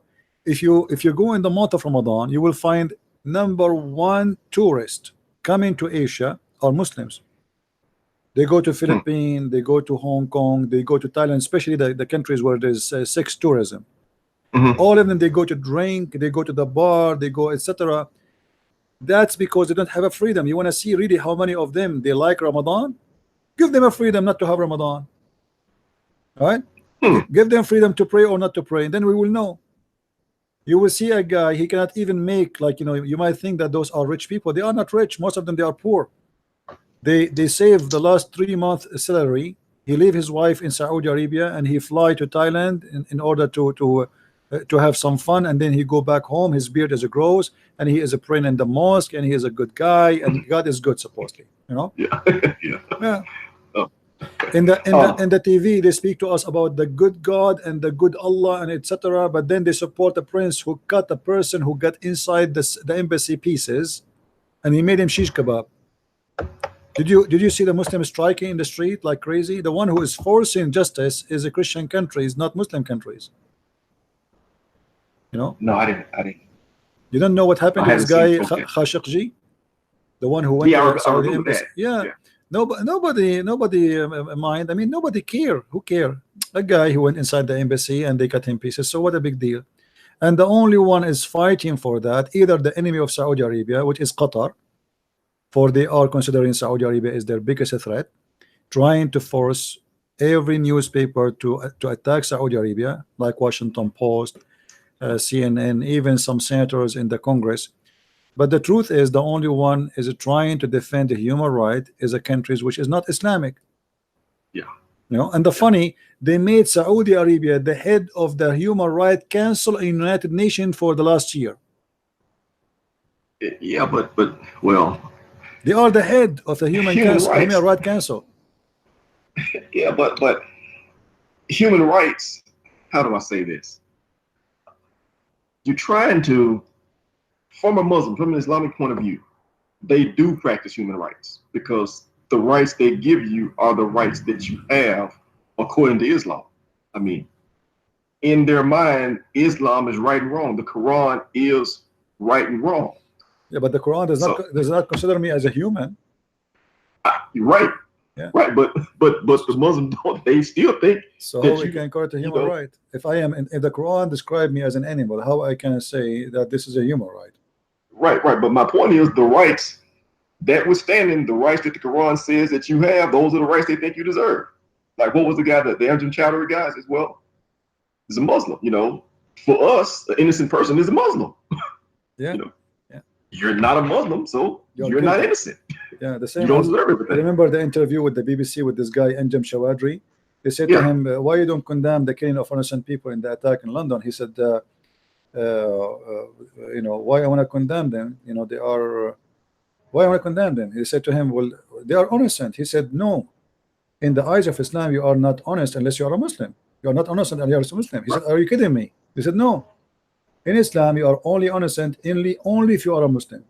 Only if you're Muslim. Yeah. So killing you is not violating your rights. Absolutely. According to them. Yeah. You are not under the protection of Islam because you are not paying jizya. Therefore, it's okay to kill you."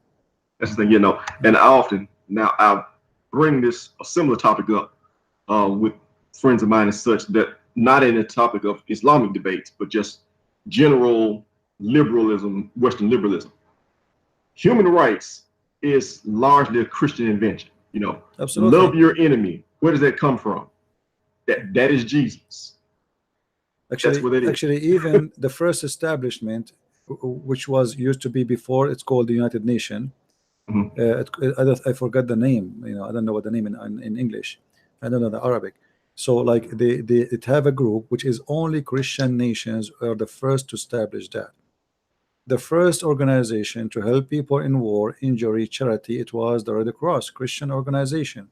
And now the Muslims, they have what is called the Crescent Cross. It's a crescent, you know. Red Crescent. So they are trying to copy us, trying to say we are people who believe in human right.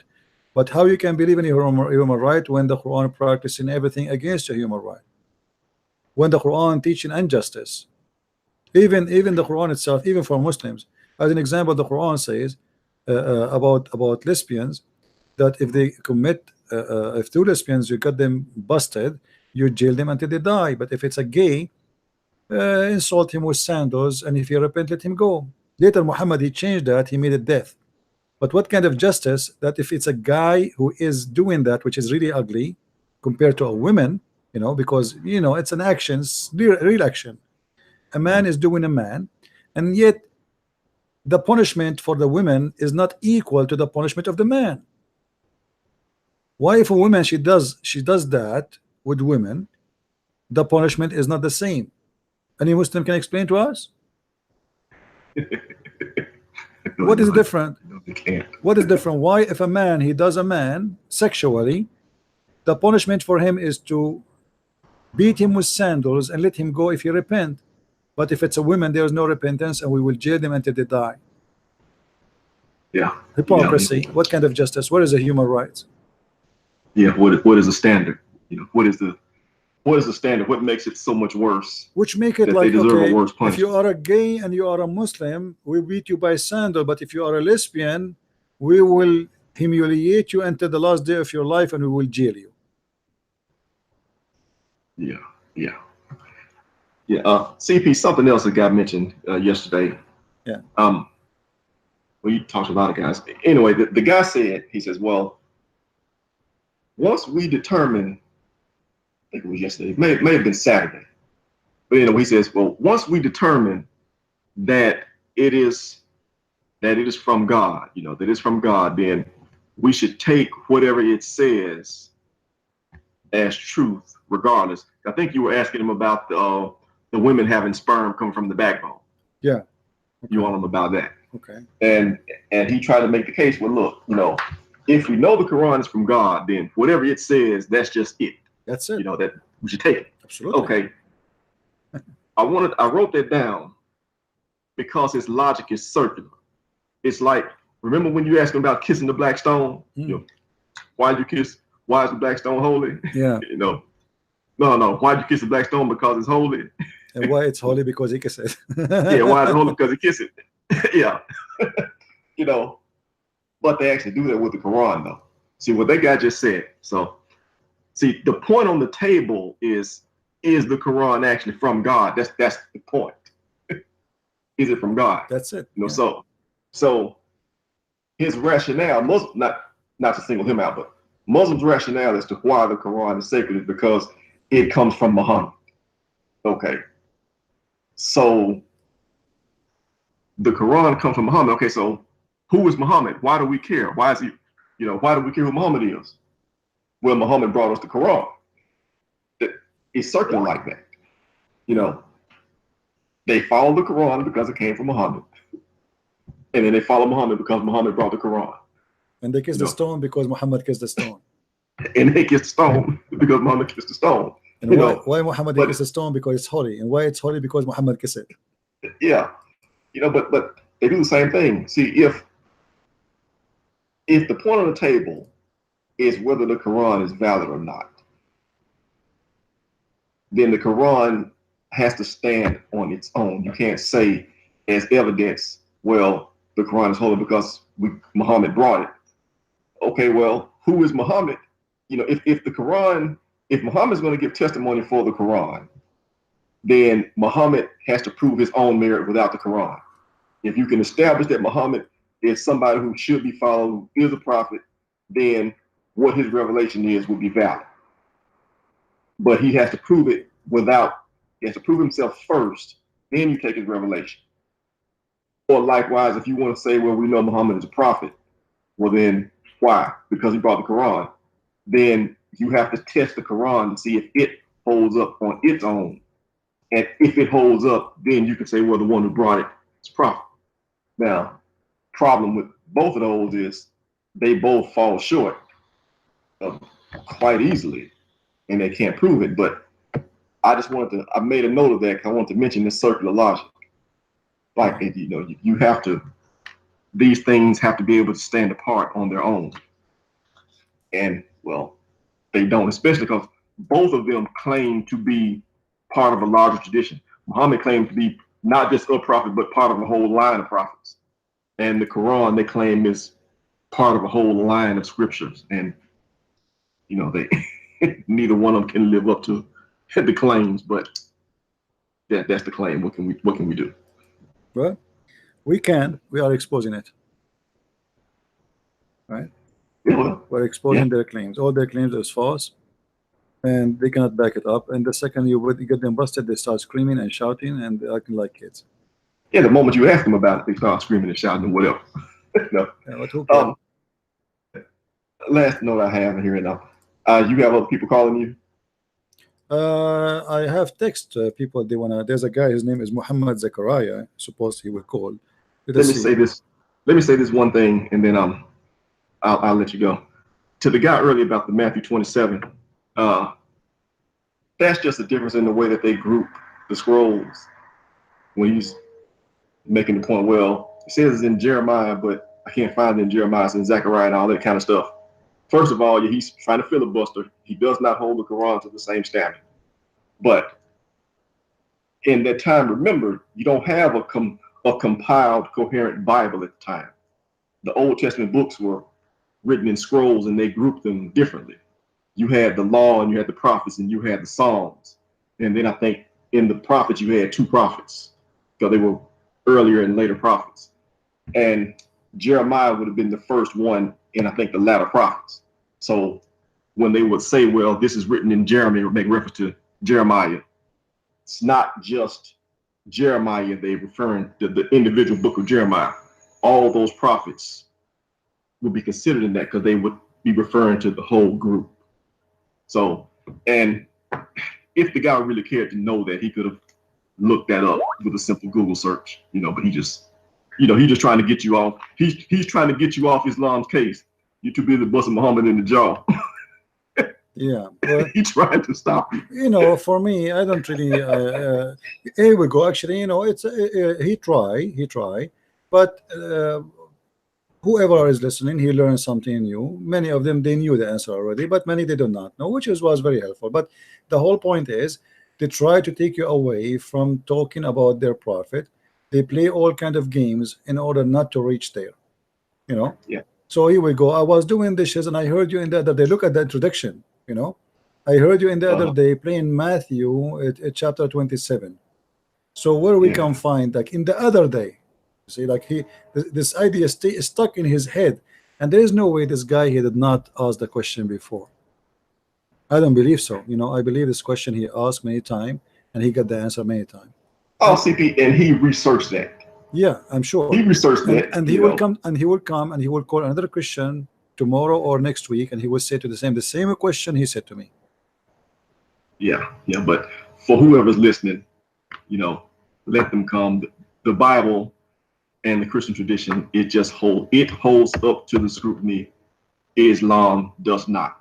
That's the difference. One of the things that CP does is he tries to tell the Christians, hey, don't play defense so much.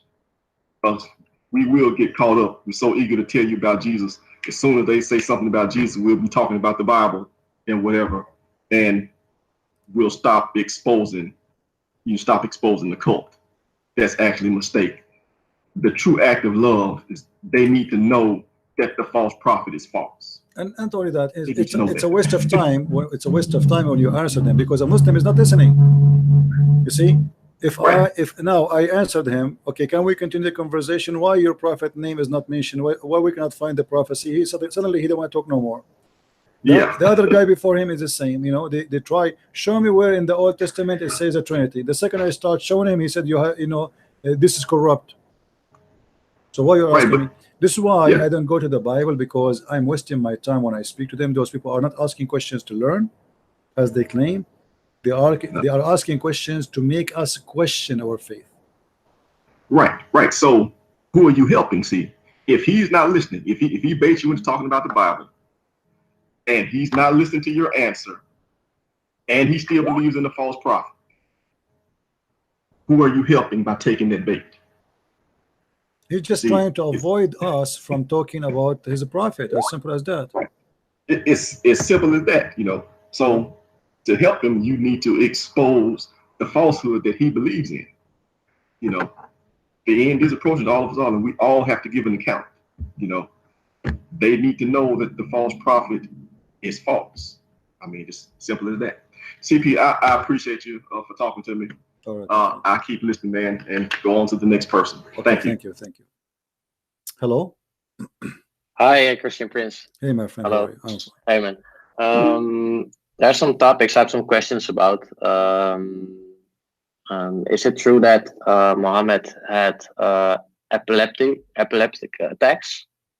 Well, yeah, if you analyze his life and his stories, you will find that there is something wrong. Because I also heard that he had revelations during after the seizure that he had when he was in the caves. That he went to the caves and he was having these seizures. But there is more than epileptic. There is tons of evidence. They are they build up and they make like a mountain. As an example, there's a hadith where Muhammad said, let me see, he said, where I am, where I will be. Imagine a guy, he claimed to be a prophet, yet he is a questioning. He felt like there is something wrong with him, something weird with him.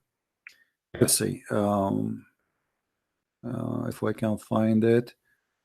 So he started asking his wife where I am, where I will be. You know, obviously it's a sign of illness. What do you mean where I am? Here we go. Read with me carefully.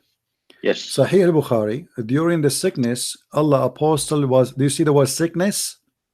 Okay. What sickness? Let us see. During his sickness, Allah apostle was asking repeatedly, where I am today, where I will be tomorrow. Any Muslim can explain to me why is that? Yeah, because it's really, really obvious that like people that have these seizures are not mentally in order. So I've been studying like these kind of people that have these kind of seizures, and they usually have like mental problems. So I'm not saying that Muhammad had these problems, but it's obvious that he had these seizures while he was in the cave, and while he was praying and getting also, he was also what I read was that he got revelations during these his time in the cave, and then when he was there, that he after that he got the seizures, he got some revelations, and then he showed it to the people and his like the Islam and you know the people. So it's like I question myself if would I trust, like in daily life, would I trust somebody that has that kind of seizure, and he was like he couldn't read and write. So should I trust somebody like that to give like a holy word to me, or that's a question that I ask myself. I would never do that. Well, the Muslims they confirm always that Muhammad, he have a mental issue. Because when they say, you see, in the old days, they say that when somebody he have a mental issue, they say he is possessed. Yeah. You know, and for the Arab I'm talking, they think he is not possessed. Actually, they believe in black magic, not possessed. So especially epileptic attacks. If you see people having epileptic attacks, it's not nice to look at. It's just sickening to watch. You know. Yeah. Yeah, another question. I hear a lot of Muslims like coming in the chat, and they just say that that Islam is a religion of peace. And if I look in the daily lives of people and families and Islam and the law according to the Islam, I see a lot of families in the Middle East and outside that exclude their family members from the family because they choose another religion, or they choose to not believe in the Islam anymore. So my question is for Muslims in this channel is that did you ever hear of somebody like that? Because I hear a lot of stories from women that get exiled by the family and thrown out, and they're sentenced to death by their own family members. And it doesn't happen. Like families are always peaceful, right? So if there's nothing going wrong, it's always okay. But as soon as there is something against Islam, the real thing comes out, and it's obvious for a lot of people that this happens in the Middle East to a lot of women and people that choose to not believe in Muhammad to be their prophet.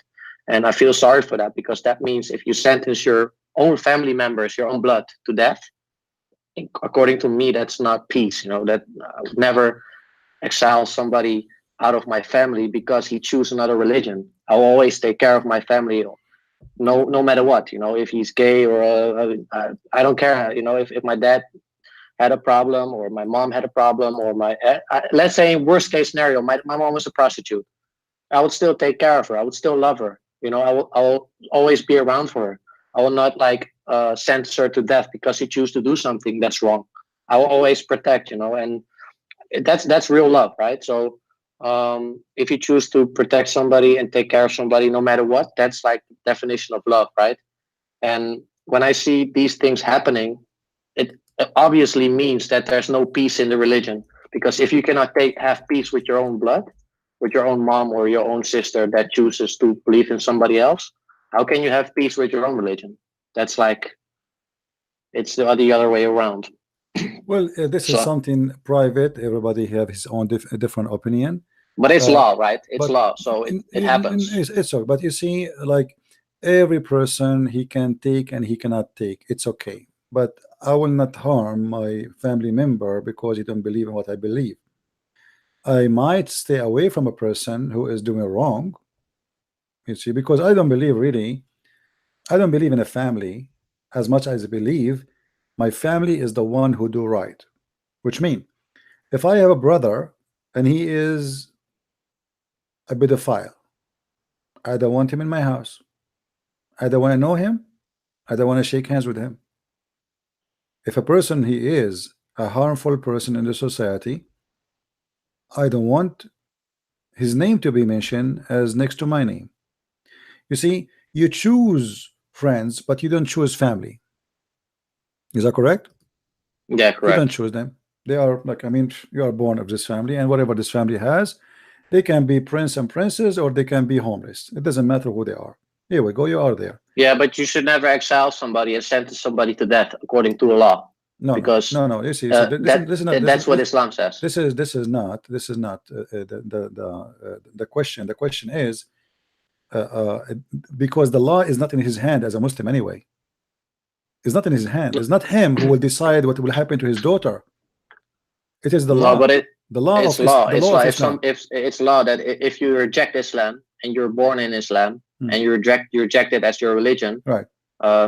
You're actually you have to be sentenced to death. Yeah, but it's not the family who is creating that law. This is the religion. So we have to blame. Yeah, exactly. We have to blame the religion, not the family. Family, they can do their own things. You know, they can be Christians, and they might be even kill their daughter or their son for. Yeah, but that's exactly what happens. There's always a family member, like an elderly, that chooses to sentence some family member to death. But like the close members, like parents, they usually don't do that. So they just tell their son or daughter, we exile you from the family, please don't come near us. But then there's always some fundamental person in the family that is really living by the law of Islam, that stands up and says, this is law, we sentence you to death if you come back.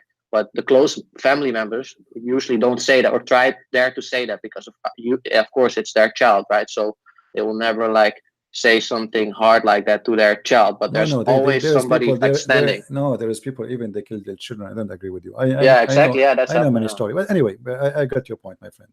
Thank you. There's a guy, he wanna call me. His name is a Muslim. I think he's a Muslim. His name Eric. Eric wanna call me. Okay, I have one more question.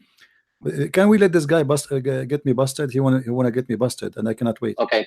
All right. Okay, call you back later then. All right. Thank you. Mr. Eric, why you don't call me and get me busted, please? I like it. I mean, it's one of my hobby. Oh boy. Call me, Eric. Call me. Call me and get me busted. Okay. We don't have much time to wait for you, so if you like to call, feel free. Go ahead.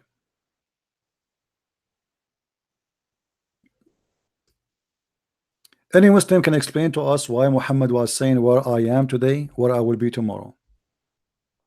What was wrong? Why I am today, where I am today. Muhammad is not even aware where he is.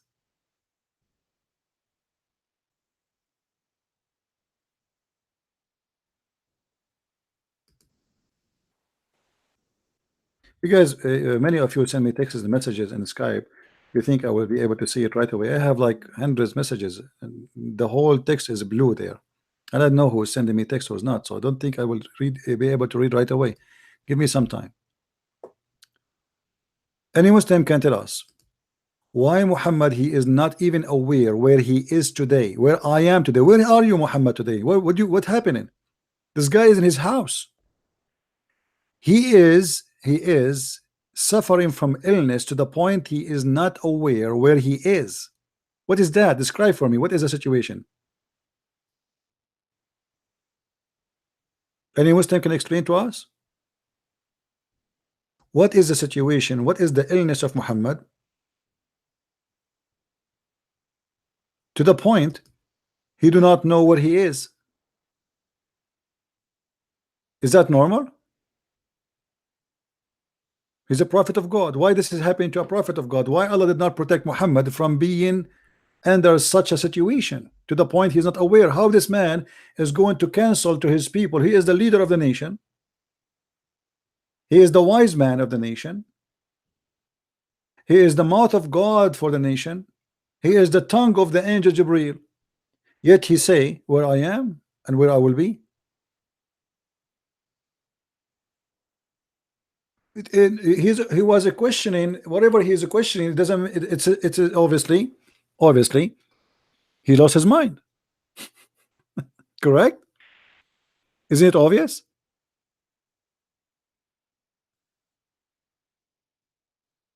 You see, where I will be tomorrow, where I am today, this guy is suffering. He's suffering. There is a suffering. You know, here Muhammad, you will see that it looked like he is being tortured. Maybe by God. I don't know. Maybe God is punishing him for his lies.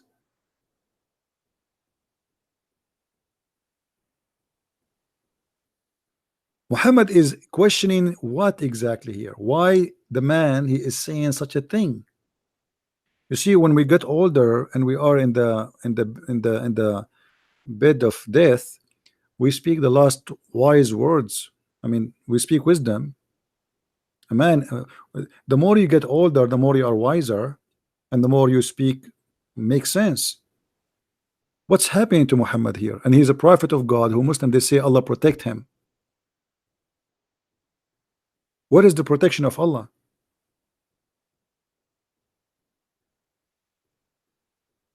Where I am today, where I will be tomorrow.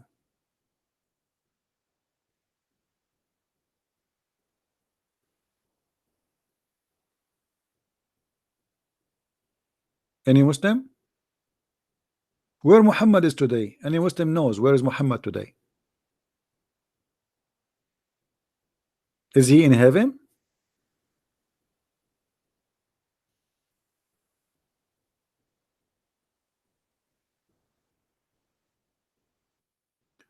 Well, you see, I can say like where I will be tomorrow. I can take that to be maybe he's a question about where he's going to be in hell or in heaven. But what about him saying where I am today?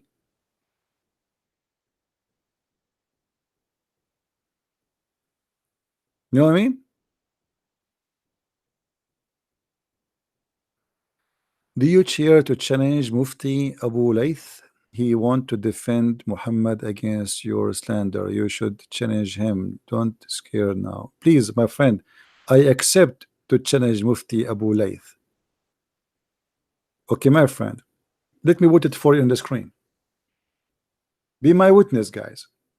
I accept to challenge Mufti Abu Layth. Mufti is a Muslim leader who is allowed, which means he's a qualified to give fatwa, which means he is allowed to give a holy order.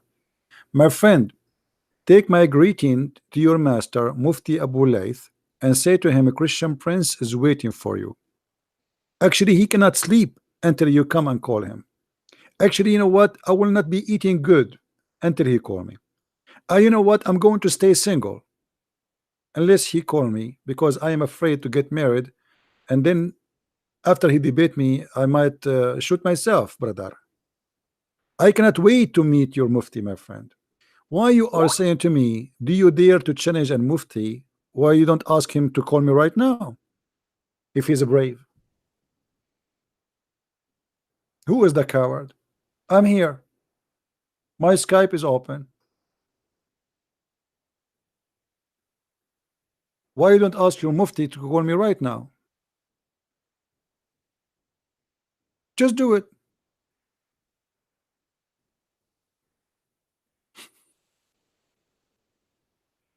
We Muslims, you see, we are naming the videos. Do you see the name of the video? Calling upon Allah, calling about Shamsi, calling about hijab. Even his nurse is not coming. Ali Dawa. Every day for the last week we are calling the name of the video hijab and Shamsi and etc. because we are hoping they have the courage to come, but nobody is coming. And as you see, all those who killed, they got busted badly. What I would do more? Calling upon Allah, calling upon Shamsi, calling upon Hijab, but nobody answer. Do you see the title? And you are telling me, do you accept to challenge this guy? And who is this guy? You just bring him, get him from his, you know, grab him from there, and let him call me. By the way, where I am today, where I am today.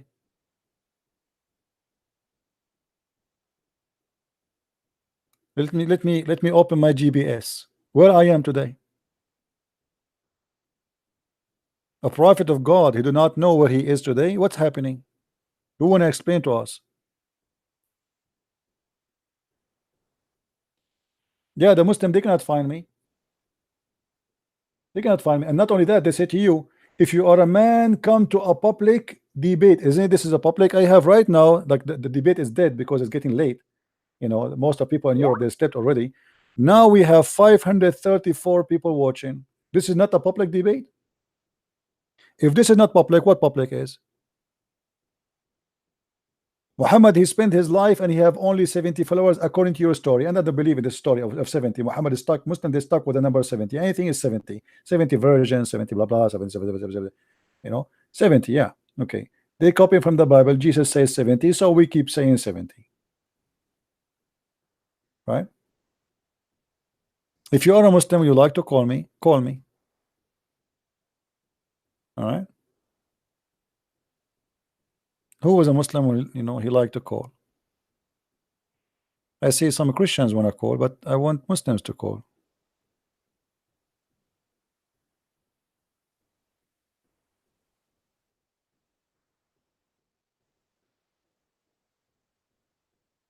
Anyone?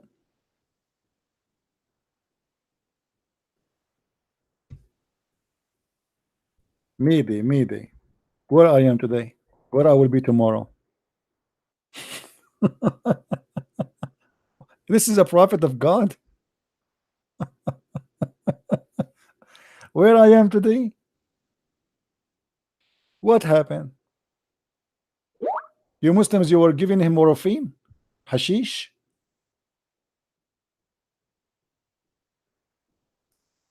And Muslim, we will change the topic. Don't worry. I mean, here we go. I will change it. I will take it off.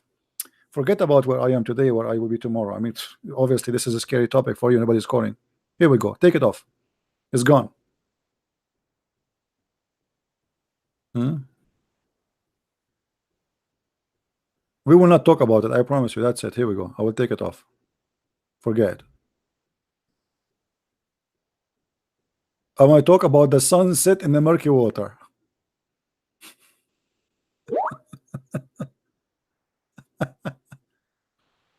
I like the sun setting in the murky water. Actually, to be honest with you, it's not Allah who discovered that. It was my grandfather. This is by the way, this is a true story, brother. Brother Fitter. The story is mentioned in the Quran in chapter 13, verse 13, it said that a prophet of God, he went all the way and he found the sun set in murky water. According to scientists, this is proven to be true. Because if you look from a point of view of your eye, you will think that the sun set in murky water. So it's not Allah saying that it's set in murky water. It says that it's the point of the view of the person who was seeing that. Thank you very much. What? Allah is the one saying that. The verse is so clear. Allah in the Quran, he says, فَوَجَدَهَا تَغْرِبُ فِي عَيْنٍ حَمِئَةٍ. He found it sitting in murky water. They try to give you excuse to fabricate, to defend, but it doesn't work. It's stupidity. Muhammad, he never thought time will come and people will find out where the sun goes. This is a true story. Yeah. Always when Muslims they say a lie, it's a true story. The second he say true story, it's mean it's a lie. And me myself, when I speak about Islam and I say this is a true story, it's mean I'm saying the opposite. True story.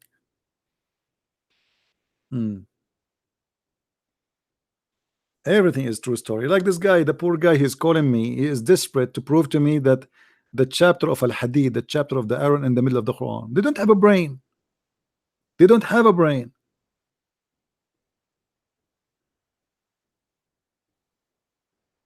Nobody want to use a brain. I don't even think many of them have it.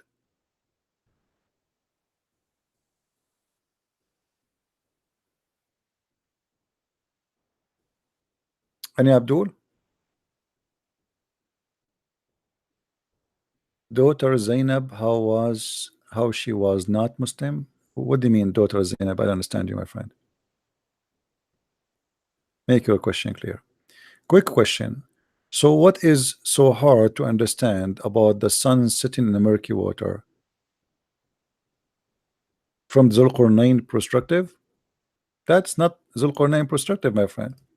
Show me where it says, okay, call me, and show me where in the Quran it says that this is from the Zulqarnain perspective. The verse says that they are asking Muhammad about Zulqarnain. It's not Zulqarnain saying, it's Allah. You can say this is the perspective of Zulqarnain if it is him talking, but the one is talking is Allah. If you go in the Quran, we will find this.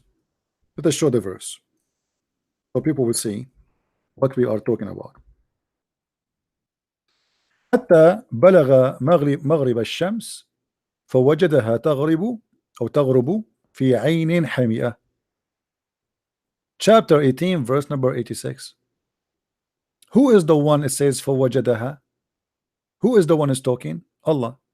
He is reporting what happened. It's not Alexander the Great talking. So look what he said. Until when he reached the setting of the sun, he found it sit in a spring of water, murky water. Who is talking? Allah. If Allah is saying he found it, he is reporting a find. Is that correct, guys? He is reporting something he found as a fact. When you say, you see, he didn't say he thought the sun sit in murky water. He said he found it. He found. You know what found mean? فوجدها.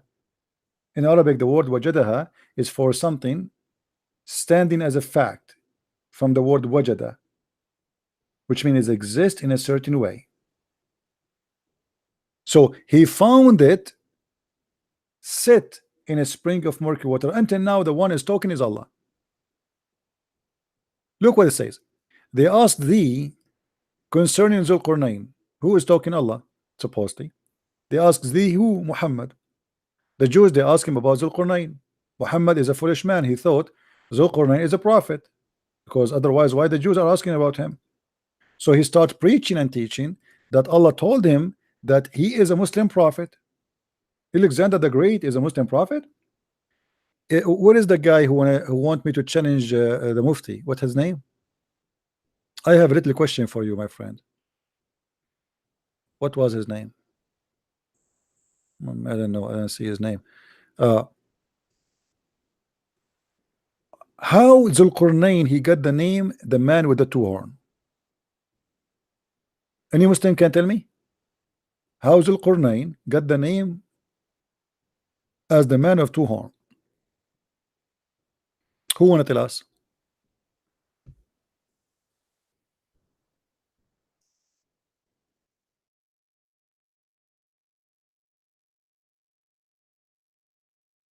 Any Abdul? Why he was called Zulqarnain?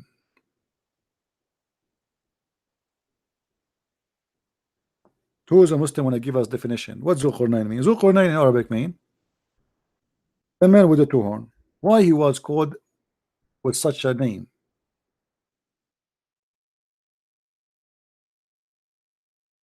Is it true that you Muslims believe that this guy he invited his people to join Islam, and then his people did beat him in his head,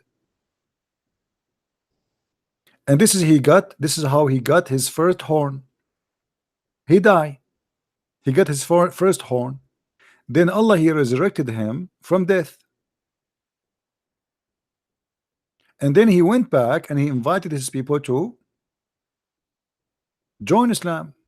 His people did beat him again by a hammer in his head, like point in his head, which makes sense. And this is how he got the second horn. Do you really believe in such a story?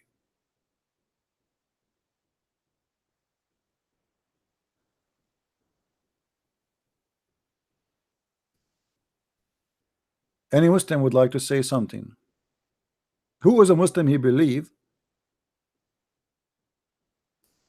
in this story? If we go to the Arabic interpretation, you see, nothing I say is from my own.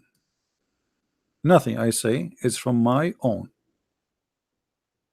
Everything is coming from your books. So you tell me.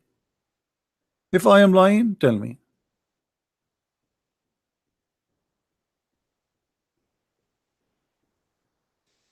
Any Abdul? And by the way, the Muslim believe that Dhul Qarnayn was a person who lived in the time of Abraham. Just additional information. He met with Abraham and he spoke to Abraham. True story. Any Muslim? Dhul Qarnayn too, he went to the Kaaba and he did Hajj. True story.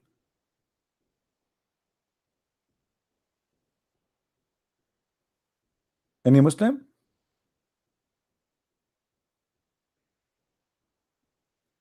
Dhul Qarnayn, he entered the Kaaba.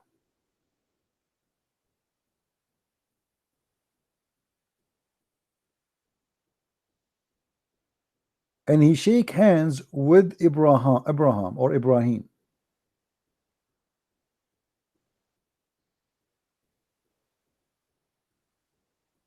Any Muslim can have a comment.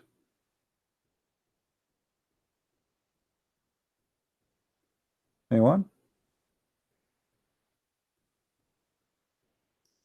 Here we see the reference. This is the book of Fathul Bari بشرح صحيح البخاري, volume number 6, page number 441. It says that Allah, he sent him as a prophet to his people, and they hit him in his head. So he got in his horn, like the side of his head. So he died. And then Allah, he resurrected him again, and they hit him again, and this is how he got his second horn. And then Allah, he resurrected him again, and he sent him to do jihad. Any Muslim don't agree with the story?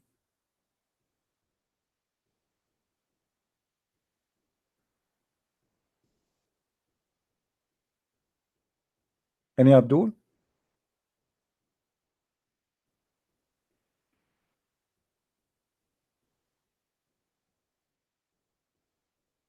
True story. Everything Muslim they teach is a true story. There's no fiction, there's no lies. Everything is true. Anyone? Mayday. A Muslim is needed. Who is the Muslim wanna call us and tell us what's going on? You can go to the book of Al-Bidayah and Al-Nihaya and you read the story of Alexander the Great or Dhul Qarnayn.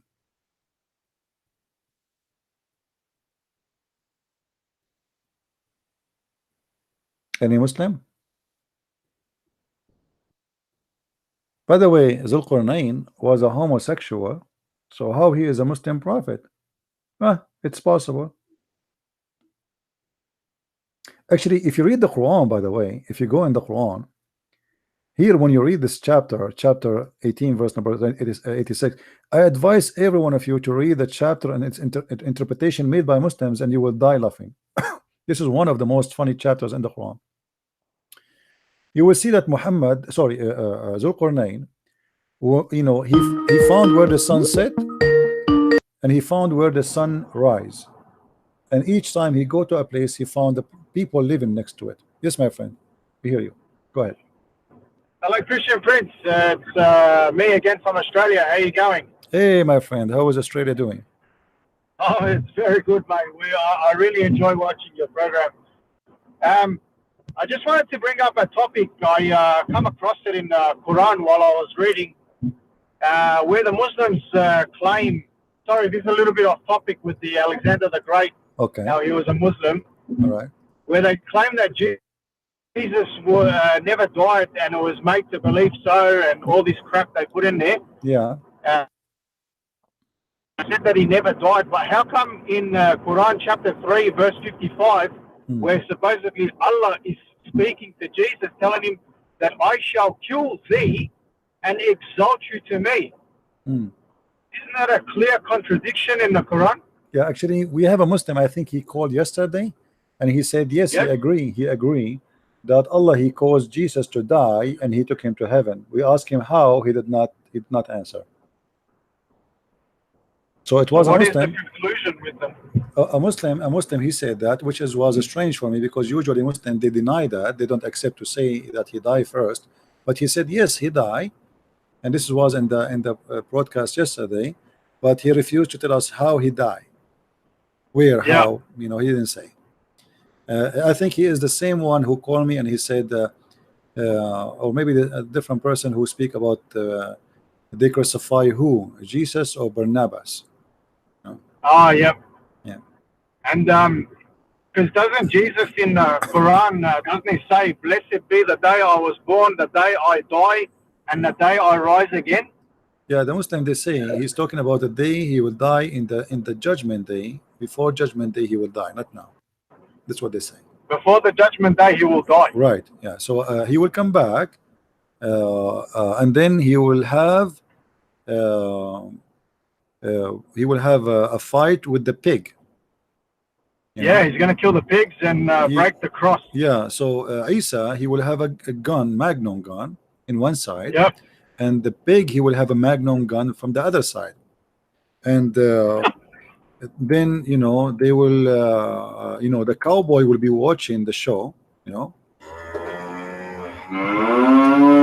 and then Isa, he will say to the pig, are you brave enough to fight me? The pig, he answered him, he says, yeah. And then they will turn their back to each other and they will walk 50 steps, and then supposedly Isa will shoot him in the head and the pig will die. This is going to be one pig or all pig on earth? Oh, this is a pig. This is the king of the pigs. King of the pigs. Yeah, his name is Trombone. This is absurd. Yeah. How do they believe in this crap?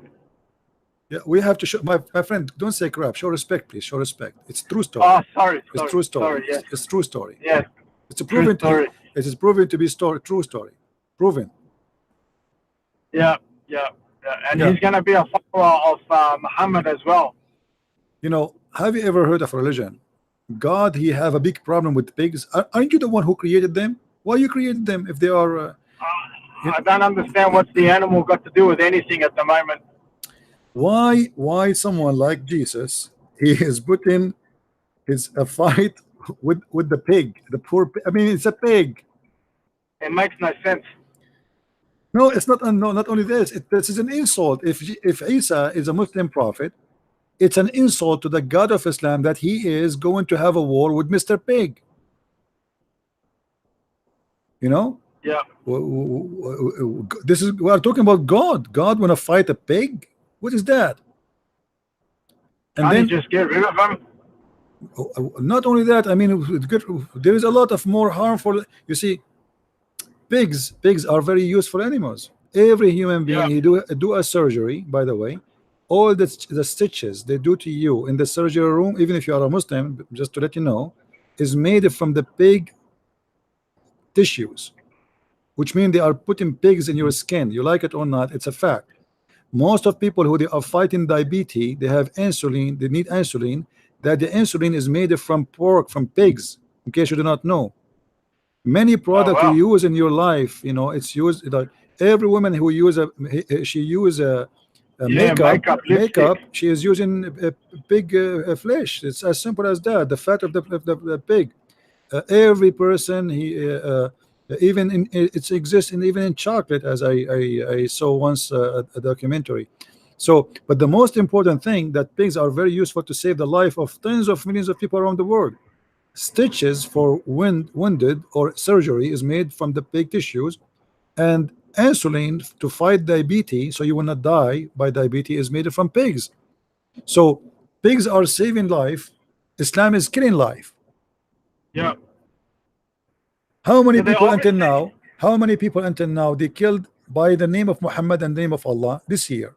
And how many people die because of a Mr. Pig? You know, it So doesn't make obviously sense. they get this practice. Obviously, it's from the Mosaic law in the Old Testament.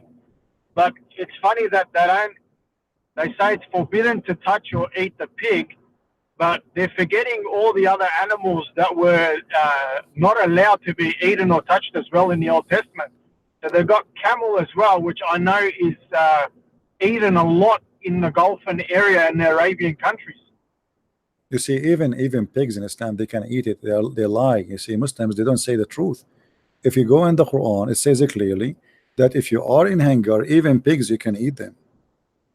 It doesn't say, oh yeah, it's the same verse forbid them from eating pigs. It's the same verse confirm that you can eat whatever is forbidden as long you are hungry, or this is what is available.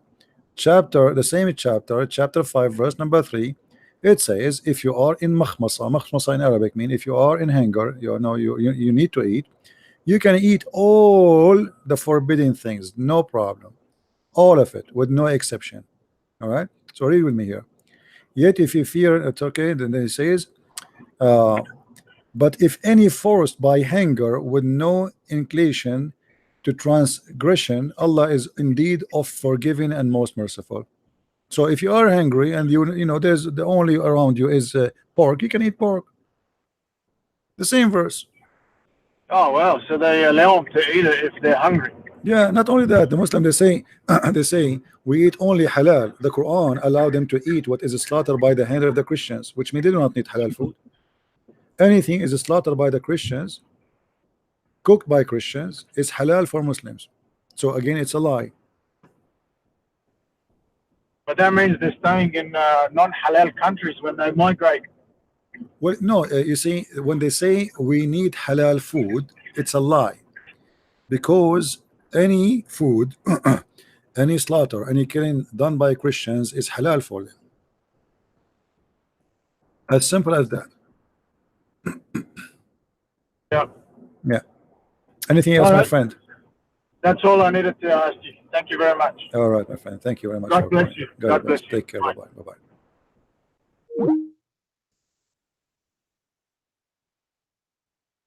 All right. And not only here, like if you go, we like if we want to do deep study, usually we talk about what is important, the most important things, but it's not really everything we cover. We cover what let us say what is needed to refute Islam. But when a topic comes, you will see that there's many things we never spoke about. And the reason for that, we don't need it much. I mean, it's not going, this is for somebody want to go more deep in details about what is lawful, what not lawful, like food. But the Quran is making it clear that any food is made by Christians or the Jews is halal. Any food. And here we will find a kind of contradiction, because how he is saying that we are najis and we are kuffar, and yet our food is halal.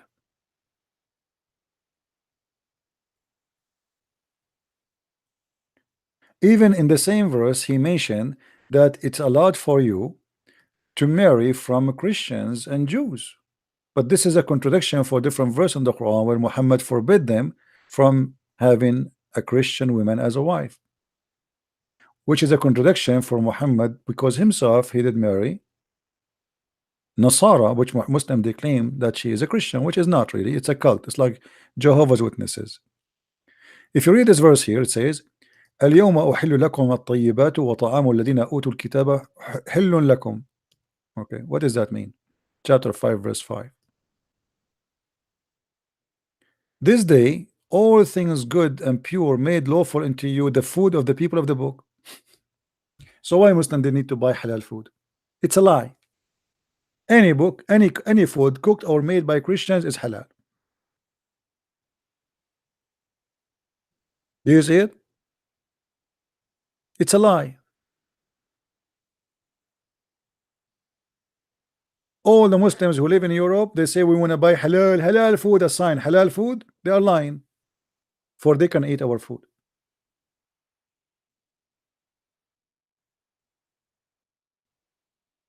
And this, the proof is in front of you. It's a lie. But they try, yes, they try to promote the halal as a kind of infestation for the society, to make themselves, to force themselves, to force their existence. Otherwise, it's not required, as you see. They do not need to have a halal store. And me myself, I will never buy halal food. You know, when we went to Texas, we have the friend who invited me.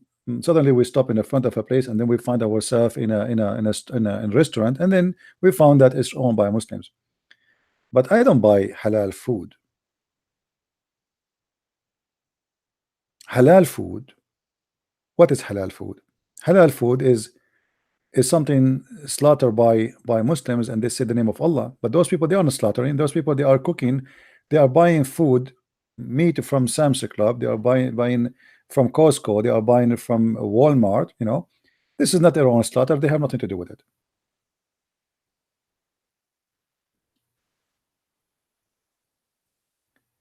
No, in the Quran there is no beer. It is wine. What? I don't know. What are you talking about, my friend?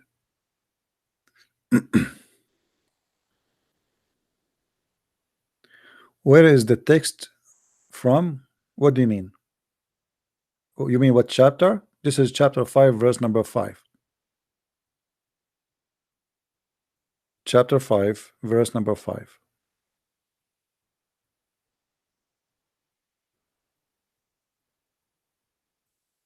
All right. Do we have any Muslim? Last call, mayday, mayday. One more call. Mayday, mayday. There's nothing is called halal. You know, the Muslims, they say, you remember I told you a story. I was in the Philippines. In the Philippines, they have a big sign in the front of the restaurant. It says halal. But those are not they are Filipino, they are Christians. So I asked the waitress, do you have halal pork? She said, yes, sir. I said, really, you have? She said, yes, sir. You have it really? She said, yes, sir. It's ready. It's hot, sir. I said, it's halal pork, right? He said, yes, sir. They don't even know what halal mean. The waitress, the waiter, all of them, they do not know what halal mean. They put halal because Muslims, they like to say halal. Just tell them halal, they eat it. I saw with my own eyes a sticker. It says halal on the shoe. Do you eat shoes? I mean, do you eat shoes? Halal shoes? In Asia, in the West, they learned that Muslims are customers and let them buy it. They like to see halal. Put halal. Put halal. Put a sticker. Halal. Yeah, go. Halal. It's halal, brother. Halal shoes. I saw the word halal on a sardine. Sardine. It's a fish. You don't slaughter a fish. Halal, my friend, is you slaughtering an animal and you say Allahu Akbar. This is what halal is. Many people do not know, by the way, what halal means. Halal is not about certain food only. It's about when you slaughter an animal, you have to say Allahu Akbar when you slaughter it. That will make it halal. For me, this is not halal. It's not kosher because the Bible forbid me from eating food slaughter in the name of a false god. You know that, right? So you are not allowed to buy halal food. So when a Muslim, he buy only what is halal, first of all, showing his ignorance about his book, because the Quran says clearly that you can eat the food of the Christians and the Jews. So if you go to Europe, any restaurant you go in, you can eat their food. As simple as that. Even though they did not say the name of Allah. And the reason Muhammad, he said that, because now Muhammad, he captured a lot of Christians. And now they became his servants. So now how is going to use them to cook for him and he's going to rape them, and he is going to ask his men to even to marry from them so they can increase the number of Muslims, and they are kuffar.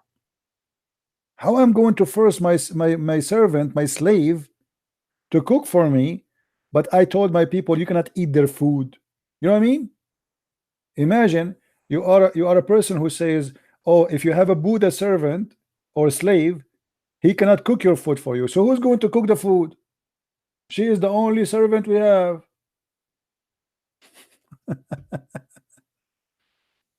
Hypocrite man. He changed the law, depend on the situation. Before Muhammad, he said that Muslim man, he cannot marry from any woman unless she is a believer. Al-mushrikun lil-mushrikat. You see, if you go to the chapter speaking about adultery,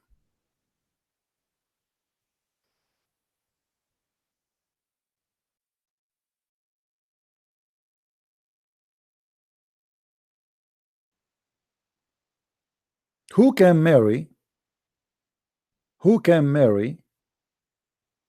a woman?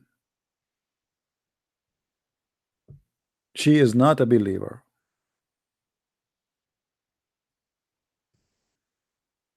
Only an unbeliever.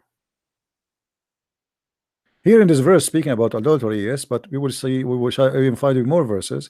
Let no man guilty of adultery or fornication marry, but it doesn't say marry, it says inkah. But a woman similar to guilt or unbeliever, nor let but such a man or unbeliever marry such a woman.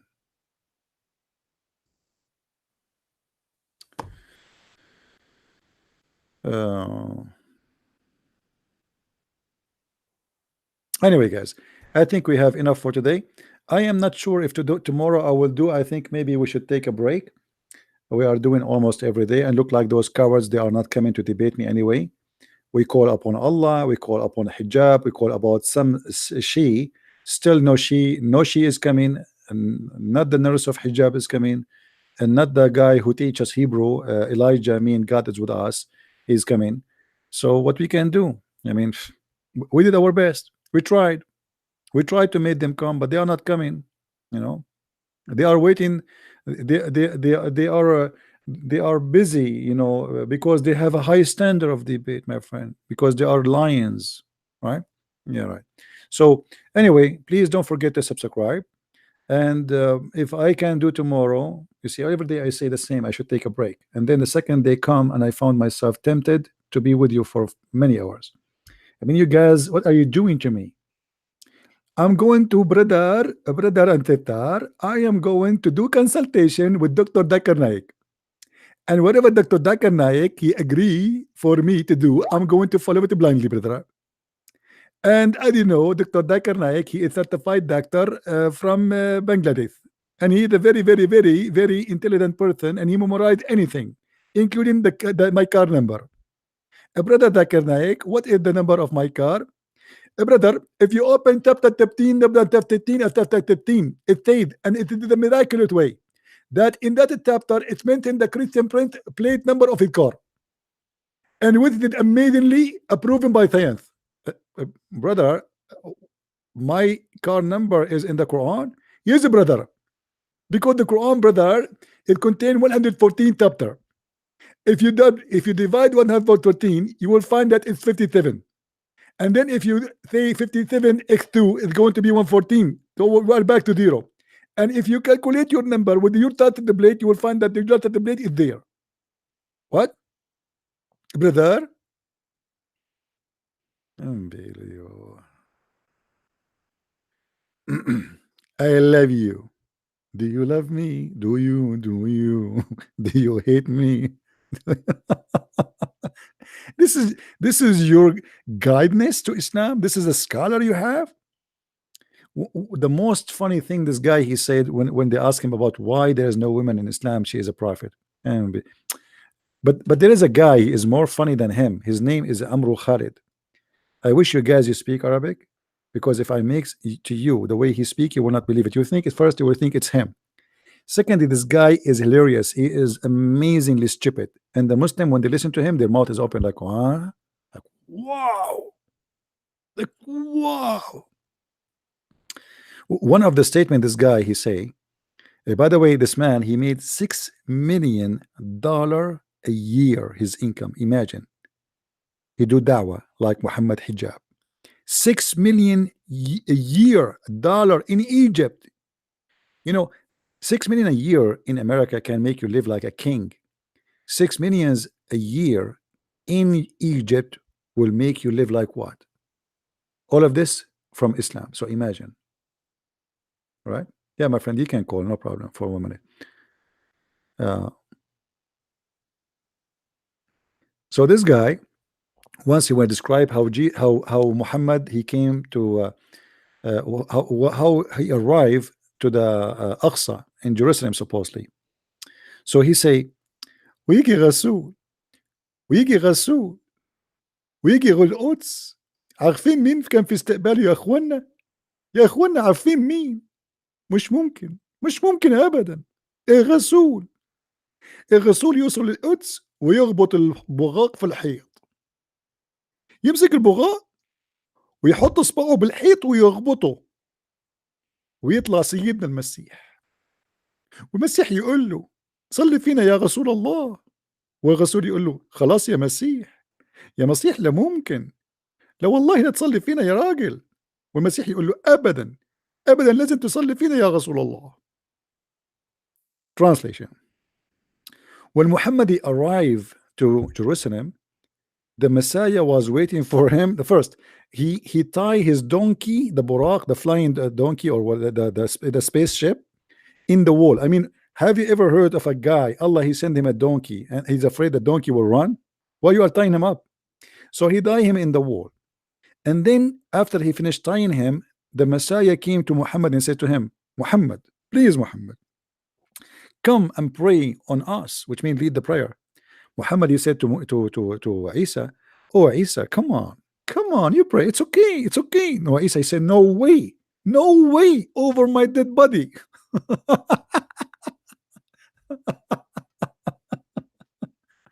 And the Muslims are watching this in the TV, and he have like a bigger crowd in the TV. All of them, their mouth is open like, wow, man. True story. Very, very true story. Oh boy. Religion. What religion can do to a human being if you have no brain? What religion can do to a human being if you have no brain? I don't know. I understand why the communists in certain time they said that religion is the afyun, it's the drugs. They are right somehow, because if you stop using your brain and you became stupid, then you are under the influence of drugs. And obviously the drugs is really working very much.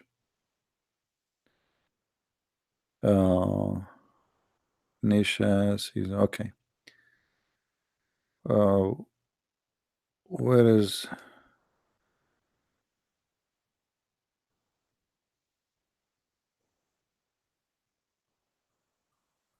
okay?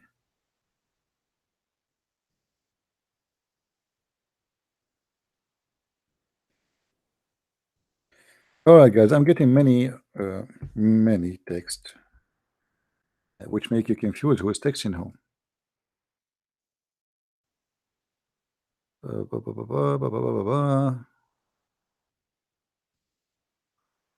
Who is texting? All right. Well, look like we are out of callers and we are done for today. Oh, we have one. This is Unmasking the Fool calling. Hey, my friend. Yeah, what's up, my friend? I am fine. You're right, yeah. How is Unmasking the Fool business going? I am a busy guy. I don't really have too much time, and I have don't have a very good laptop to run. Sometimes it takes. I have to leave it all night on to do the what do you call it, The rendering, the and rendering, yeah. Maybe you yeah, can yeah. maybe you can try to lower the resolution for the videos. That will make it go fast. It's all right. It's not bad. It's just I don't have the time. You know, I've sent you the picture before. Hmm. I don't know if you remember, but Yeah. So being busy with that. I would say check that guys out that I sent you. Yeah. Okay. He obviously he speaks English. He's from UK, and he is hilarious. Honestly, he's hilarious. If you want to watch funny videos, he's hilarious because he's one of those guys that he's honest about what he says. Mm-hmm. So basically, a woman apprentice sent a message saying that what they do is Muslims ask him questions and he supposedly answers. Okay. And he answers them in an honest way. So a woman sent him a message to say that she set up the wedding 4 times, but the wedding was cancelled, and she wanted to know what is happening. Is it black magic? Is it one eye? Is it a genie? And he was giving all these answers, and he was like, maybe it is a genie, sister. Maybe the genie is in love with you. Mm. Yeah. That's why you need to cover up. Yeah. Cover you, you know? So, too crazy. like I said, it's your own comedy. All right. That guy is the best. And by the way, I was watching your old videos, the number of people that were leaving Islam, you know? Yeah. I Lion. did not record those videos, by the way. People record them. I don't know them. You know. Yeah. Most You don't think I should post them? No. I'm not saying it's me who recorded them. I think people recorded my, people leaving Islam. I know it was more than them. I mean, in one video I just posted, you were like, this guy is the 9th guy in a very short time, so a few weeks that had left Islam. And these were people who were arguing with you, trying to debate you, and obviously they failed. Yeah, it's quite interesting, really interesting. All right. But anyways, I think you need to go sleep, and I think you need to go and rest. All right. Take a break, my friend. Thank you. I think you're keeping all these people awake. Yeah, you let us blame the Jew. Let us blame Christian friends. Okay, you are letting people stay awake, including you. Yeah. Okay. Yeah, included me. My wife is gonna beat me up. I know. But you can show her that you can kill the pig. I mean, you are the hero. All right, my friend. Take care. Good night. Good night. God bless. God bless. Yeah. Bye. So, someone he asked. He said, why Noah he took a pig with him to the ark? You see, this is a good question. You see, the reason for pigs to not be allowed to be eaten, because pigs, they grow free and they eat anything, including meat, including dead bodies. So in the time of Noah, how many people they were? I mean, it's a small, tiny. The earth is empty. We can say the earth literally almost empty. It's not like now, but during the time the Jews they lived, during the time of Moses, there's a lot of war, a lot of killing, a lot of bandit. The Roman, they crucify people, they throw them even in the garbage. After they crucify them, they cut, they take them, they throw them in the, there's a valley where they used to throw the dead bodies. The smell is so crazy. So pigs, they eat anything. So they will be forbidden from eating them for a reason. In the time of Noah, that reason is not exist. As simple as that. All right. So always you need to look for a reason. God, he don't really care for pigs. It's not about a pig. It's about what is right and what is healthy for you. And by the way, until now, pigs are not really the perfect healthy animals to eat, because simply they don't sweat. They don't sweat, which means there's a lot of poisoning inside their flesh. So they are not the perfect animal to eat, but still they are not dangerous to kill you, but it's not the perfect healthy. But what about a person who cannot afford to eat beef or to eat lamb or sheep? It's expensive. So pork is making millions of people survive. If you go to many countries, it's a major food because they produce fast, they produce easy, They can feed a lot of people, you know, very fast, and you do not need to take care for them much, the same as sheep or many other animals.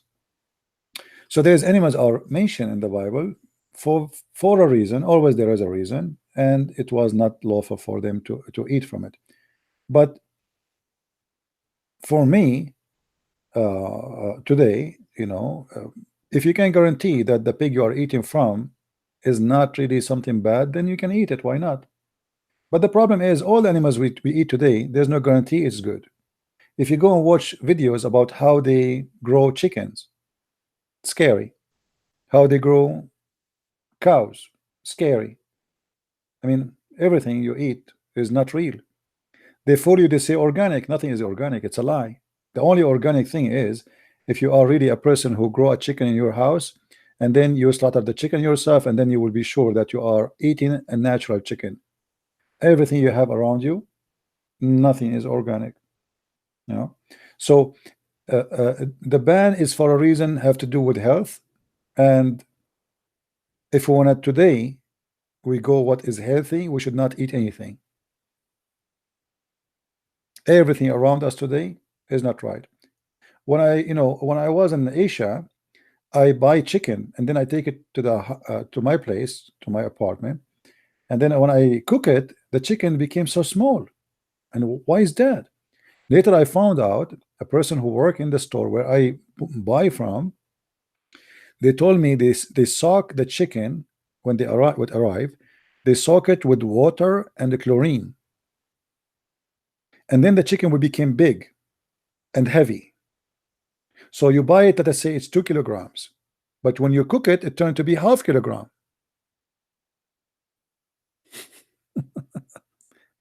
So they lie to you. You think you are buying a bigger chicken, heavy chicken. You go home, you find it's not really what it is, and it's not even healthy to eat. It tastes like plastic.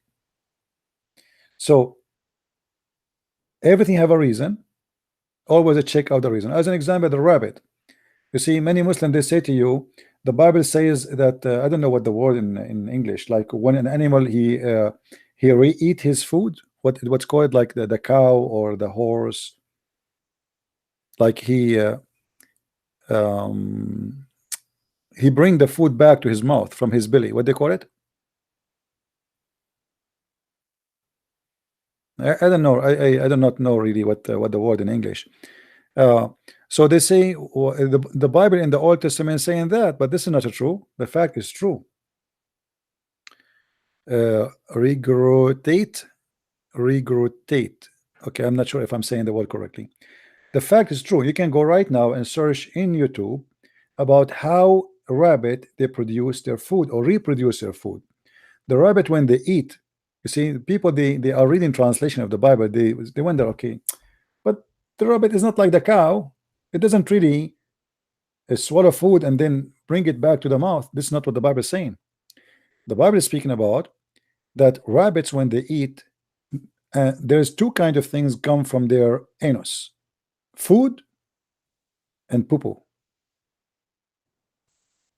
Any food they cannot eat in the moment. What the rabbit they do it as poo-poo, but still is not digested. It's like saving, let us say, like making a cheese for tomorrow. You know what I mean?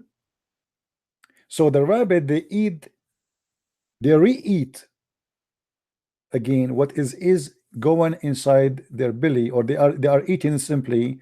They are eating their feces, you know, again. But this feces, actually, I don't know how to explain to you. You know, like there is some certain scientific words in English. I have to learn it. But you can go and we can watch in YouTube. You will find because I saw a video before about a person explaining how and what is the favorite food for rabbits. Let me see if I can find you the video. Hold on. Almost we are done, but doesn't hurt really to show you that. Let me search in YouTube.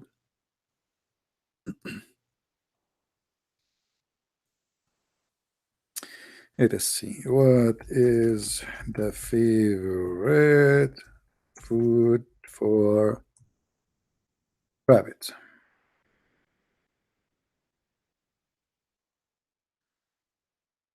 Let me see if I can find that video, which is involving speaking about science and etc. It's not just like a silly homemade, you know, it's a professional video. Let us see. I'm trying to find it. You know, you need to remember what is the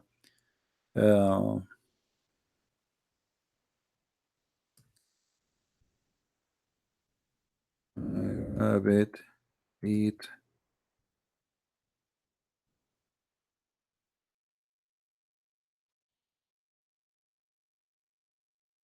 okay.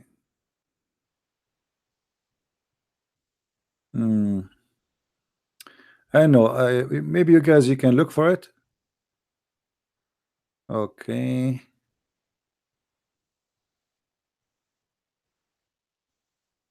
You can search like rabbit eat their poops, or but there is a video, very good video, made in a very professional way, speaking about that. I'm trying. I don't know where I can find it. I saw it many years ago. But you see here, like as an example, this picture here, different type of rabbit poop you might not know. So the rabbit have different kind of poop. If you look in the picture here, you will find that the one in the round one is different from that one. There's a round one. The round one is not a poop. Listen, it's a poop. Yes, it's coming from his anus, but it is his food. He will eat it later. All right. So this is not poop. So because of that, they've been forbidden to eat that the rabbit meat.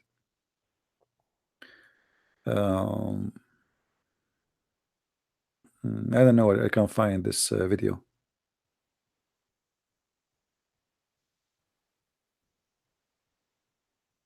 But anyway, it's not only about eating the poops, it's about poisoning.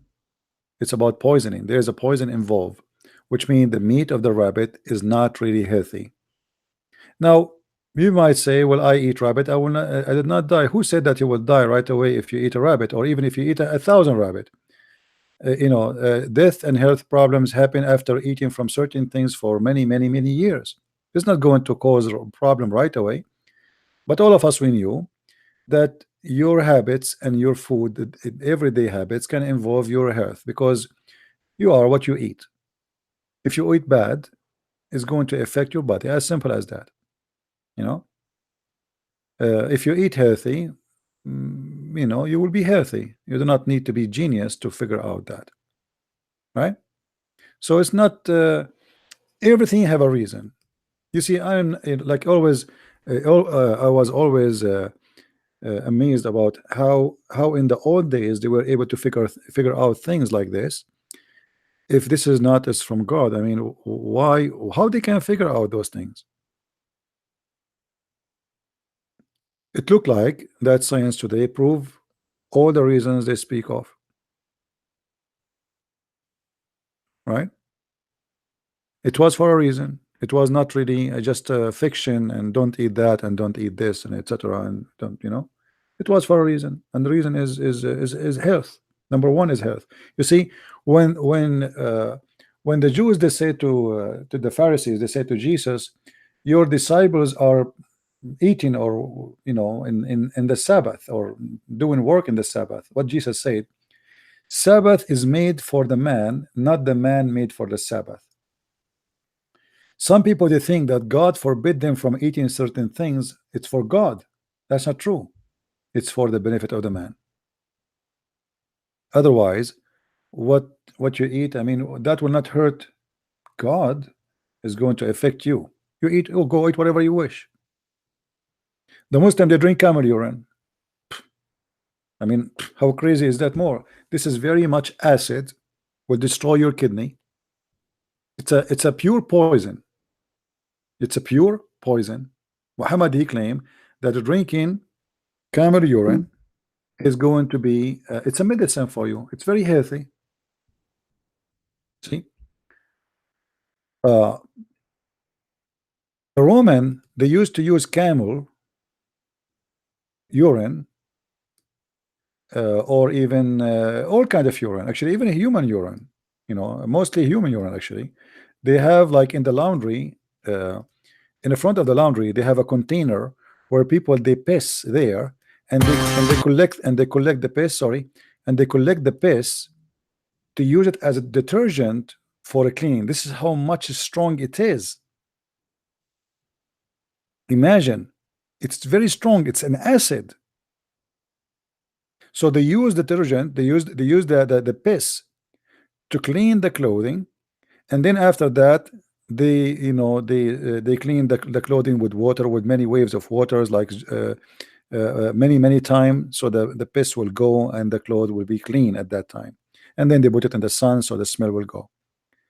But drinking the camel urine is a lot more dangerous than drinking a human being urine. Anyone knows why? What is the reason drinking camel urine is more dangerous? Yeah, they collect the urine. The Roman, they used to collect the urine. They use it for detergent. It is the way to wash clothes at that time. When you drink camel urine, you know, you see the camel, because it's an animal in the desert, right? And because it's an animal in the desert, the body of the camel is trained not to waste water.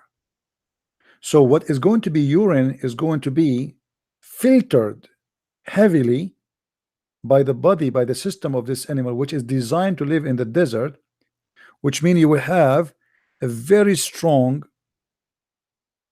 acid percentage in the urine. Not like other animals who live in an area where a lot of water, because you drink a lot of water. You see, the more water you drink, the more your urine have water, not acid. The concentration of the acid will be less, right? The same as the snakes. Snakes who live in the desert, they will be a lot more dangerous. Why? Because they don't have water, so the poison will be concentrated. A water snake usually is not dangerous, but a desert snake, for sure it is dangerous, even if it's a spider. Little spider can kill you, even though it's so small and the poison of the spider is very small. So drinking camel urine is extremely dangerous, but just because Muhammad he said so, the Muslim they believe and they follow. Now the Arab they practice that, by the way, before Islam. This is not something Muhammad he came with. Muhammad is just a copy paste from others, but the Arab they did not drink camel urine for medicine. They do it for survival. Like, let us say you are in the desert. You are in the desert and you are out of water. What do? So what they do, they drink the camel urine, but this is temporarily. So you can get whatever water in it, so you can maybe live a little bit more. But drinking camel urine would destroy your system if you do it as something, you know, to drink as normal drink. Like you can watch a survival programs. You will see that if you are in the desert, you have no food, you have no etc., then you are going to drink your own urine, because this is the only liquid resource you have. Otherwise your body will be hydrated and you will die. All right? So Muhammad he did what the Arab used to do, but he claimed that this is from his God and it is a medicine, which is very stupid. It is the best way to destroy your kidney, your liver, you know.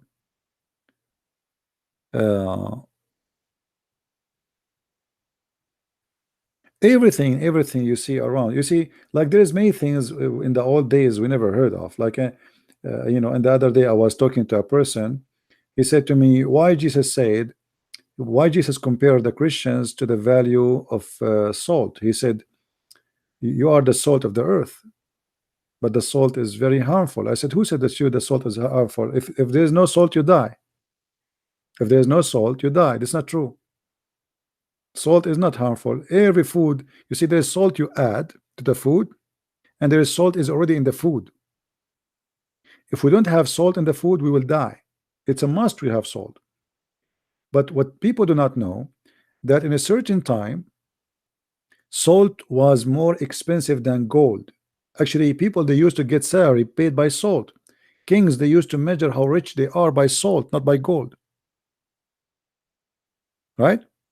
But many people do not know that. If you say today, in the old days, the king, he used to own like a 1,000 kilogram of salt. Like what? What is that? This is very expensive. That means very rich. To have 1,000 kilograms of salt, that means you are filthy rich. Kingdom, they used to go to war just for the sake of salt. You believe it? Salt, not jewelry, not gold, not silver. But people do not know. And when you say that, you say to them, they lie. You know, they laugh. They say, "Oh, this is crazy. This can't be true." You can go right now and search about the value of salt in the old days. Right? We should learn. We should educate ourselves. Look at SCP. You know little something. I don't know what they mean, Mark. I know little something. I like that. So in order to understand things happen in a certain time, you better go and read and try to live. Let us say you go back on time to live at that time. You cannot do it physically, but you try to go in time. Like now, it is here in my time, 8:47. Imagine if there's no electricity. All of us, we will be asleep by 5 p.m. Is that correct? So in the old days, when they say night, they mean the 5 p.m. They don't mean now. Correct? When people, they calculate, as an example, when Jesus was crucified, there's many Abdul, they try to show you that the Bible is wrong in the calculation, you know, and they say, oh, the Bible says here, etc., etc., etc., you know, and there's many even Christians who do not know what's happening in the Bible. Like as an example, if you ask many people here, maybe this is something we should speak about later, about the crucifixion day of Jesus. Which day? Many people, they will say right away, it's a Friday. Right? It's a Friday, because the second day it was Sabbath. That's not really true. Friday, the day you are talking about, is already Thursday. The Jews, they consider when the sunset time, that is a new day already. That is a new day already. It's not, let us say, it's not like middle of the night. You see, it's different culture, it's different, they believe, different system, everything is different. Sunset is a new day. It's not the middle of the night. So if you try to calculate today, a person, he tried to calculate, okay, today is a Friday, so now Friday, etc., and this is mean, etc., etc., etc. You see, the crucifixion of Jesus, it started before, like let's say, there's 2 days counted in 1 day in the crucifixion of Jesus. The day he was hanged on the cross and the time he died after that, and they bury him in the grave. You will notice that in the Bible it says that the second day it was Sabbath. So what many people think, because it is Sabbath, that's mean it says it's Sabbath there, you know, so it is obviously Saturday. No, in the Bible, any day is the day of the Lord. Any day is holiday is considered to be Sabbath. Do you know what I mean? Any day is a holiday, is Sabbath. Sabbath is not about Saturday only. It comes as Saturday, yes. But you can go in the Bible, you can go right now to Google and search, what is Sabbath? Sabbath is any day, is the day designated for the Lord. It can be holiday. The Jews, they have many holidays. Any holiday is a Sabbath. As simple as that. It can be Friday, it can be Wednesday, it can be Tuesday, it can be whatever, you know, because they, based on the calendar. So whatever the occasion happen, that is a Sabbath. Sabbath is not necessarily a Saturday. Maybe in some other time we can talk about it more, so we can explain more about this. And I advise people, you know, to do your own search and read, educate yourself. You have a golden opportunity. Many people don't have it. When I was a kid, I wish I have a computer, I wish I have an internet. That is something impossible. I used to walk for an hour just to go to the library. Today, you have the biggest library in the world between your fingertips. As simple as that. Just 2 clicks, you get tons. You can download books. You can. It's amazing. At my time, when I was a kid, that is impossible.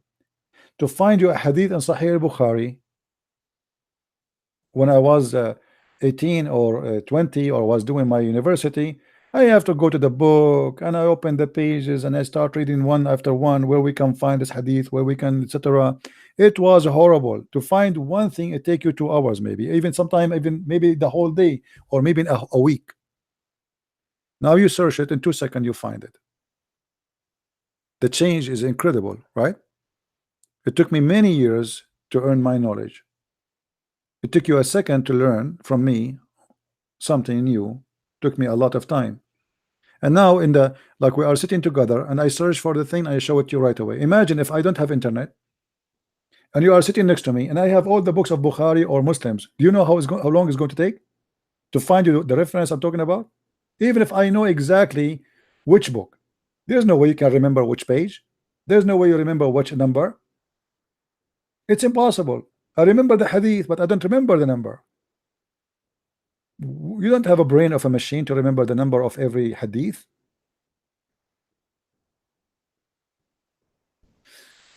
Anyway, guys, I want to say thank you for being here. May the Lord bless you, and until we see you again, don't forget to subscribe, and don't forget to tell your friends about our channel so they can join and they can be part of our mission to search for the truth and to teach the truth, and the truth will set you free. May the Lord bless you, and may the Lord keep you to be truthful people, truthful with yourself, with your friends, with your family, with your neighbors, truthful with the Muslims, truthful with non-Christians, truthful with everybody. A person who is truthful is real. The first thing you do when you are not truthful, you deceive yourself, you lie to yourself, because you are not real no more. We don't want to believe the same as the Abdul who called me earlier, and he said that Abraham, when he worshipped the stars, he was untruthful. That cannot be Abraham, and that cannot be you, and that cannot be me. The Messiah, he said, the one who deny me in the front of the people, I will deny him in the front of the Father. Don't deny him. Be truthful. Always be truthful. Don't say things you don't believe in it just because you want to make somebody happy. Because if you do that, you will lose respect to yourself. Your son is watching, he will laugh at you, and he will not be truthful with you too. If you are not truthful with your wife, why your son will be truthful to you? And why your wife, she will be truthful to you? If you are a cheater, why your wife, she will not be a cheater? Why you allowed yourself to be a cheater, but she cannot be a cheater? What you do to others is going to be done to you. Before we go, this is just a simple story for those who they have family. There's a guy, he got married. His parents, they came to visit him. His wife, she don't like them. She stood behind the door. She said, don't open the door. Don't open the door. But they are my parents. Don't open the door. The coward, he did not open the door. After a year, his wife, she get pregnant. And she deliver a baby child. She is a girl. The husband was so happy. The wife, she said, why you are happy? We Arab, usually, we don't like girls. He said, well, at least now I know if I go to visit her, she will open the door for me. Because you opened the door for your parents, but I could not open the door for my parents. This is what happened to you when you are not truthful. Don't do what is wrong. Do what is right. It's going to come back to you, and you will face a big problem. Never deny your parents. Never be bad to them. Never be bad to your mother, to your father, and be a trustworthy person. Otherwise, you will lose respect of everybody, starting from your kids, starting from your family. Lying is not a solution, and this is what Muslims teach us. Lying, and we don't want to be part of lying. Jesus said, either you say yea, yea, or nay, nay, and anything else is from the devil, which means when you do anything else, you are partnering with the devil. And I will leave that to you. With this, I want to say thank you, guys. May the Lord bless you. And until we see you again, if I can tomorrow, I will. If not, maybe a day after. Christ is Lord and Islam is false. And see you soon again. Bye-bye and take care.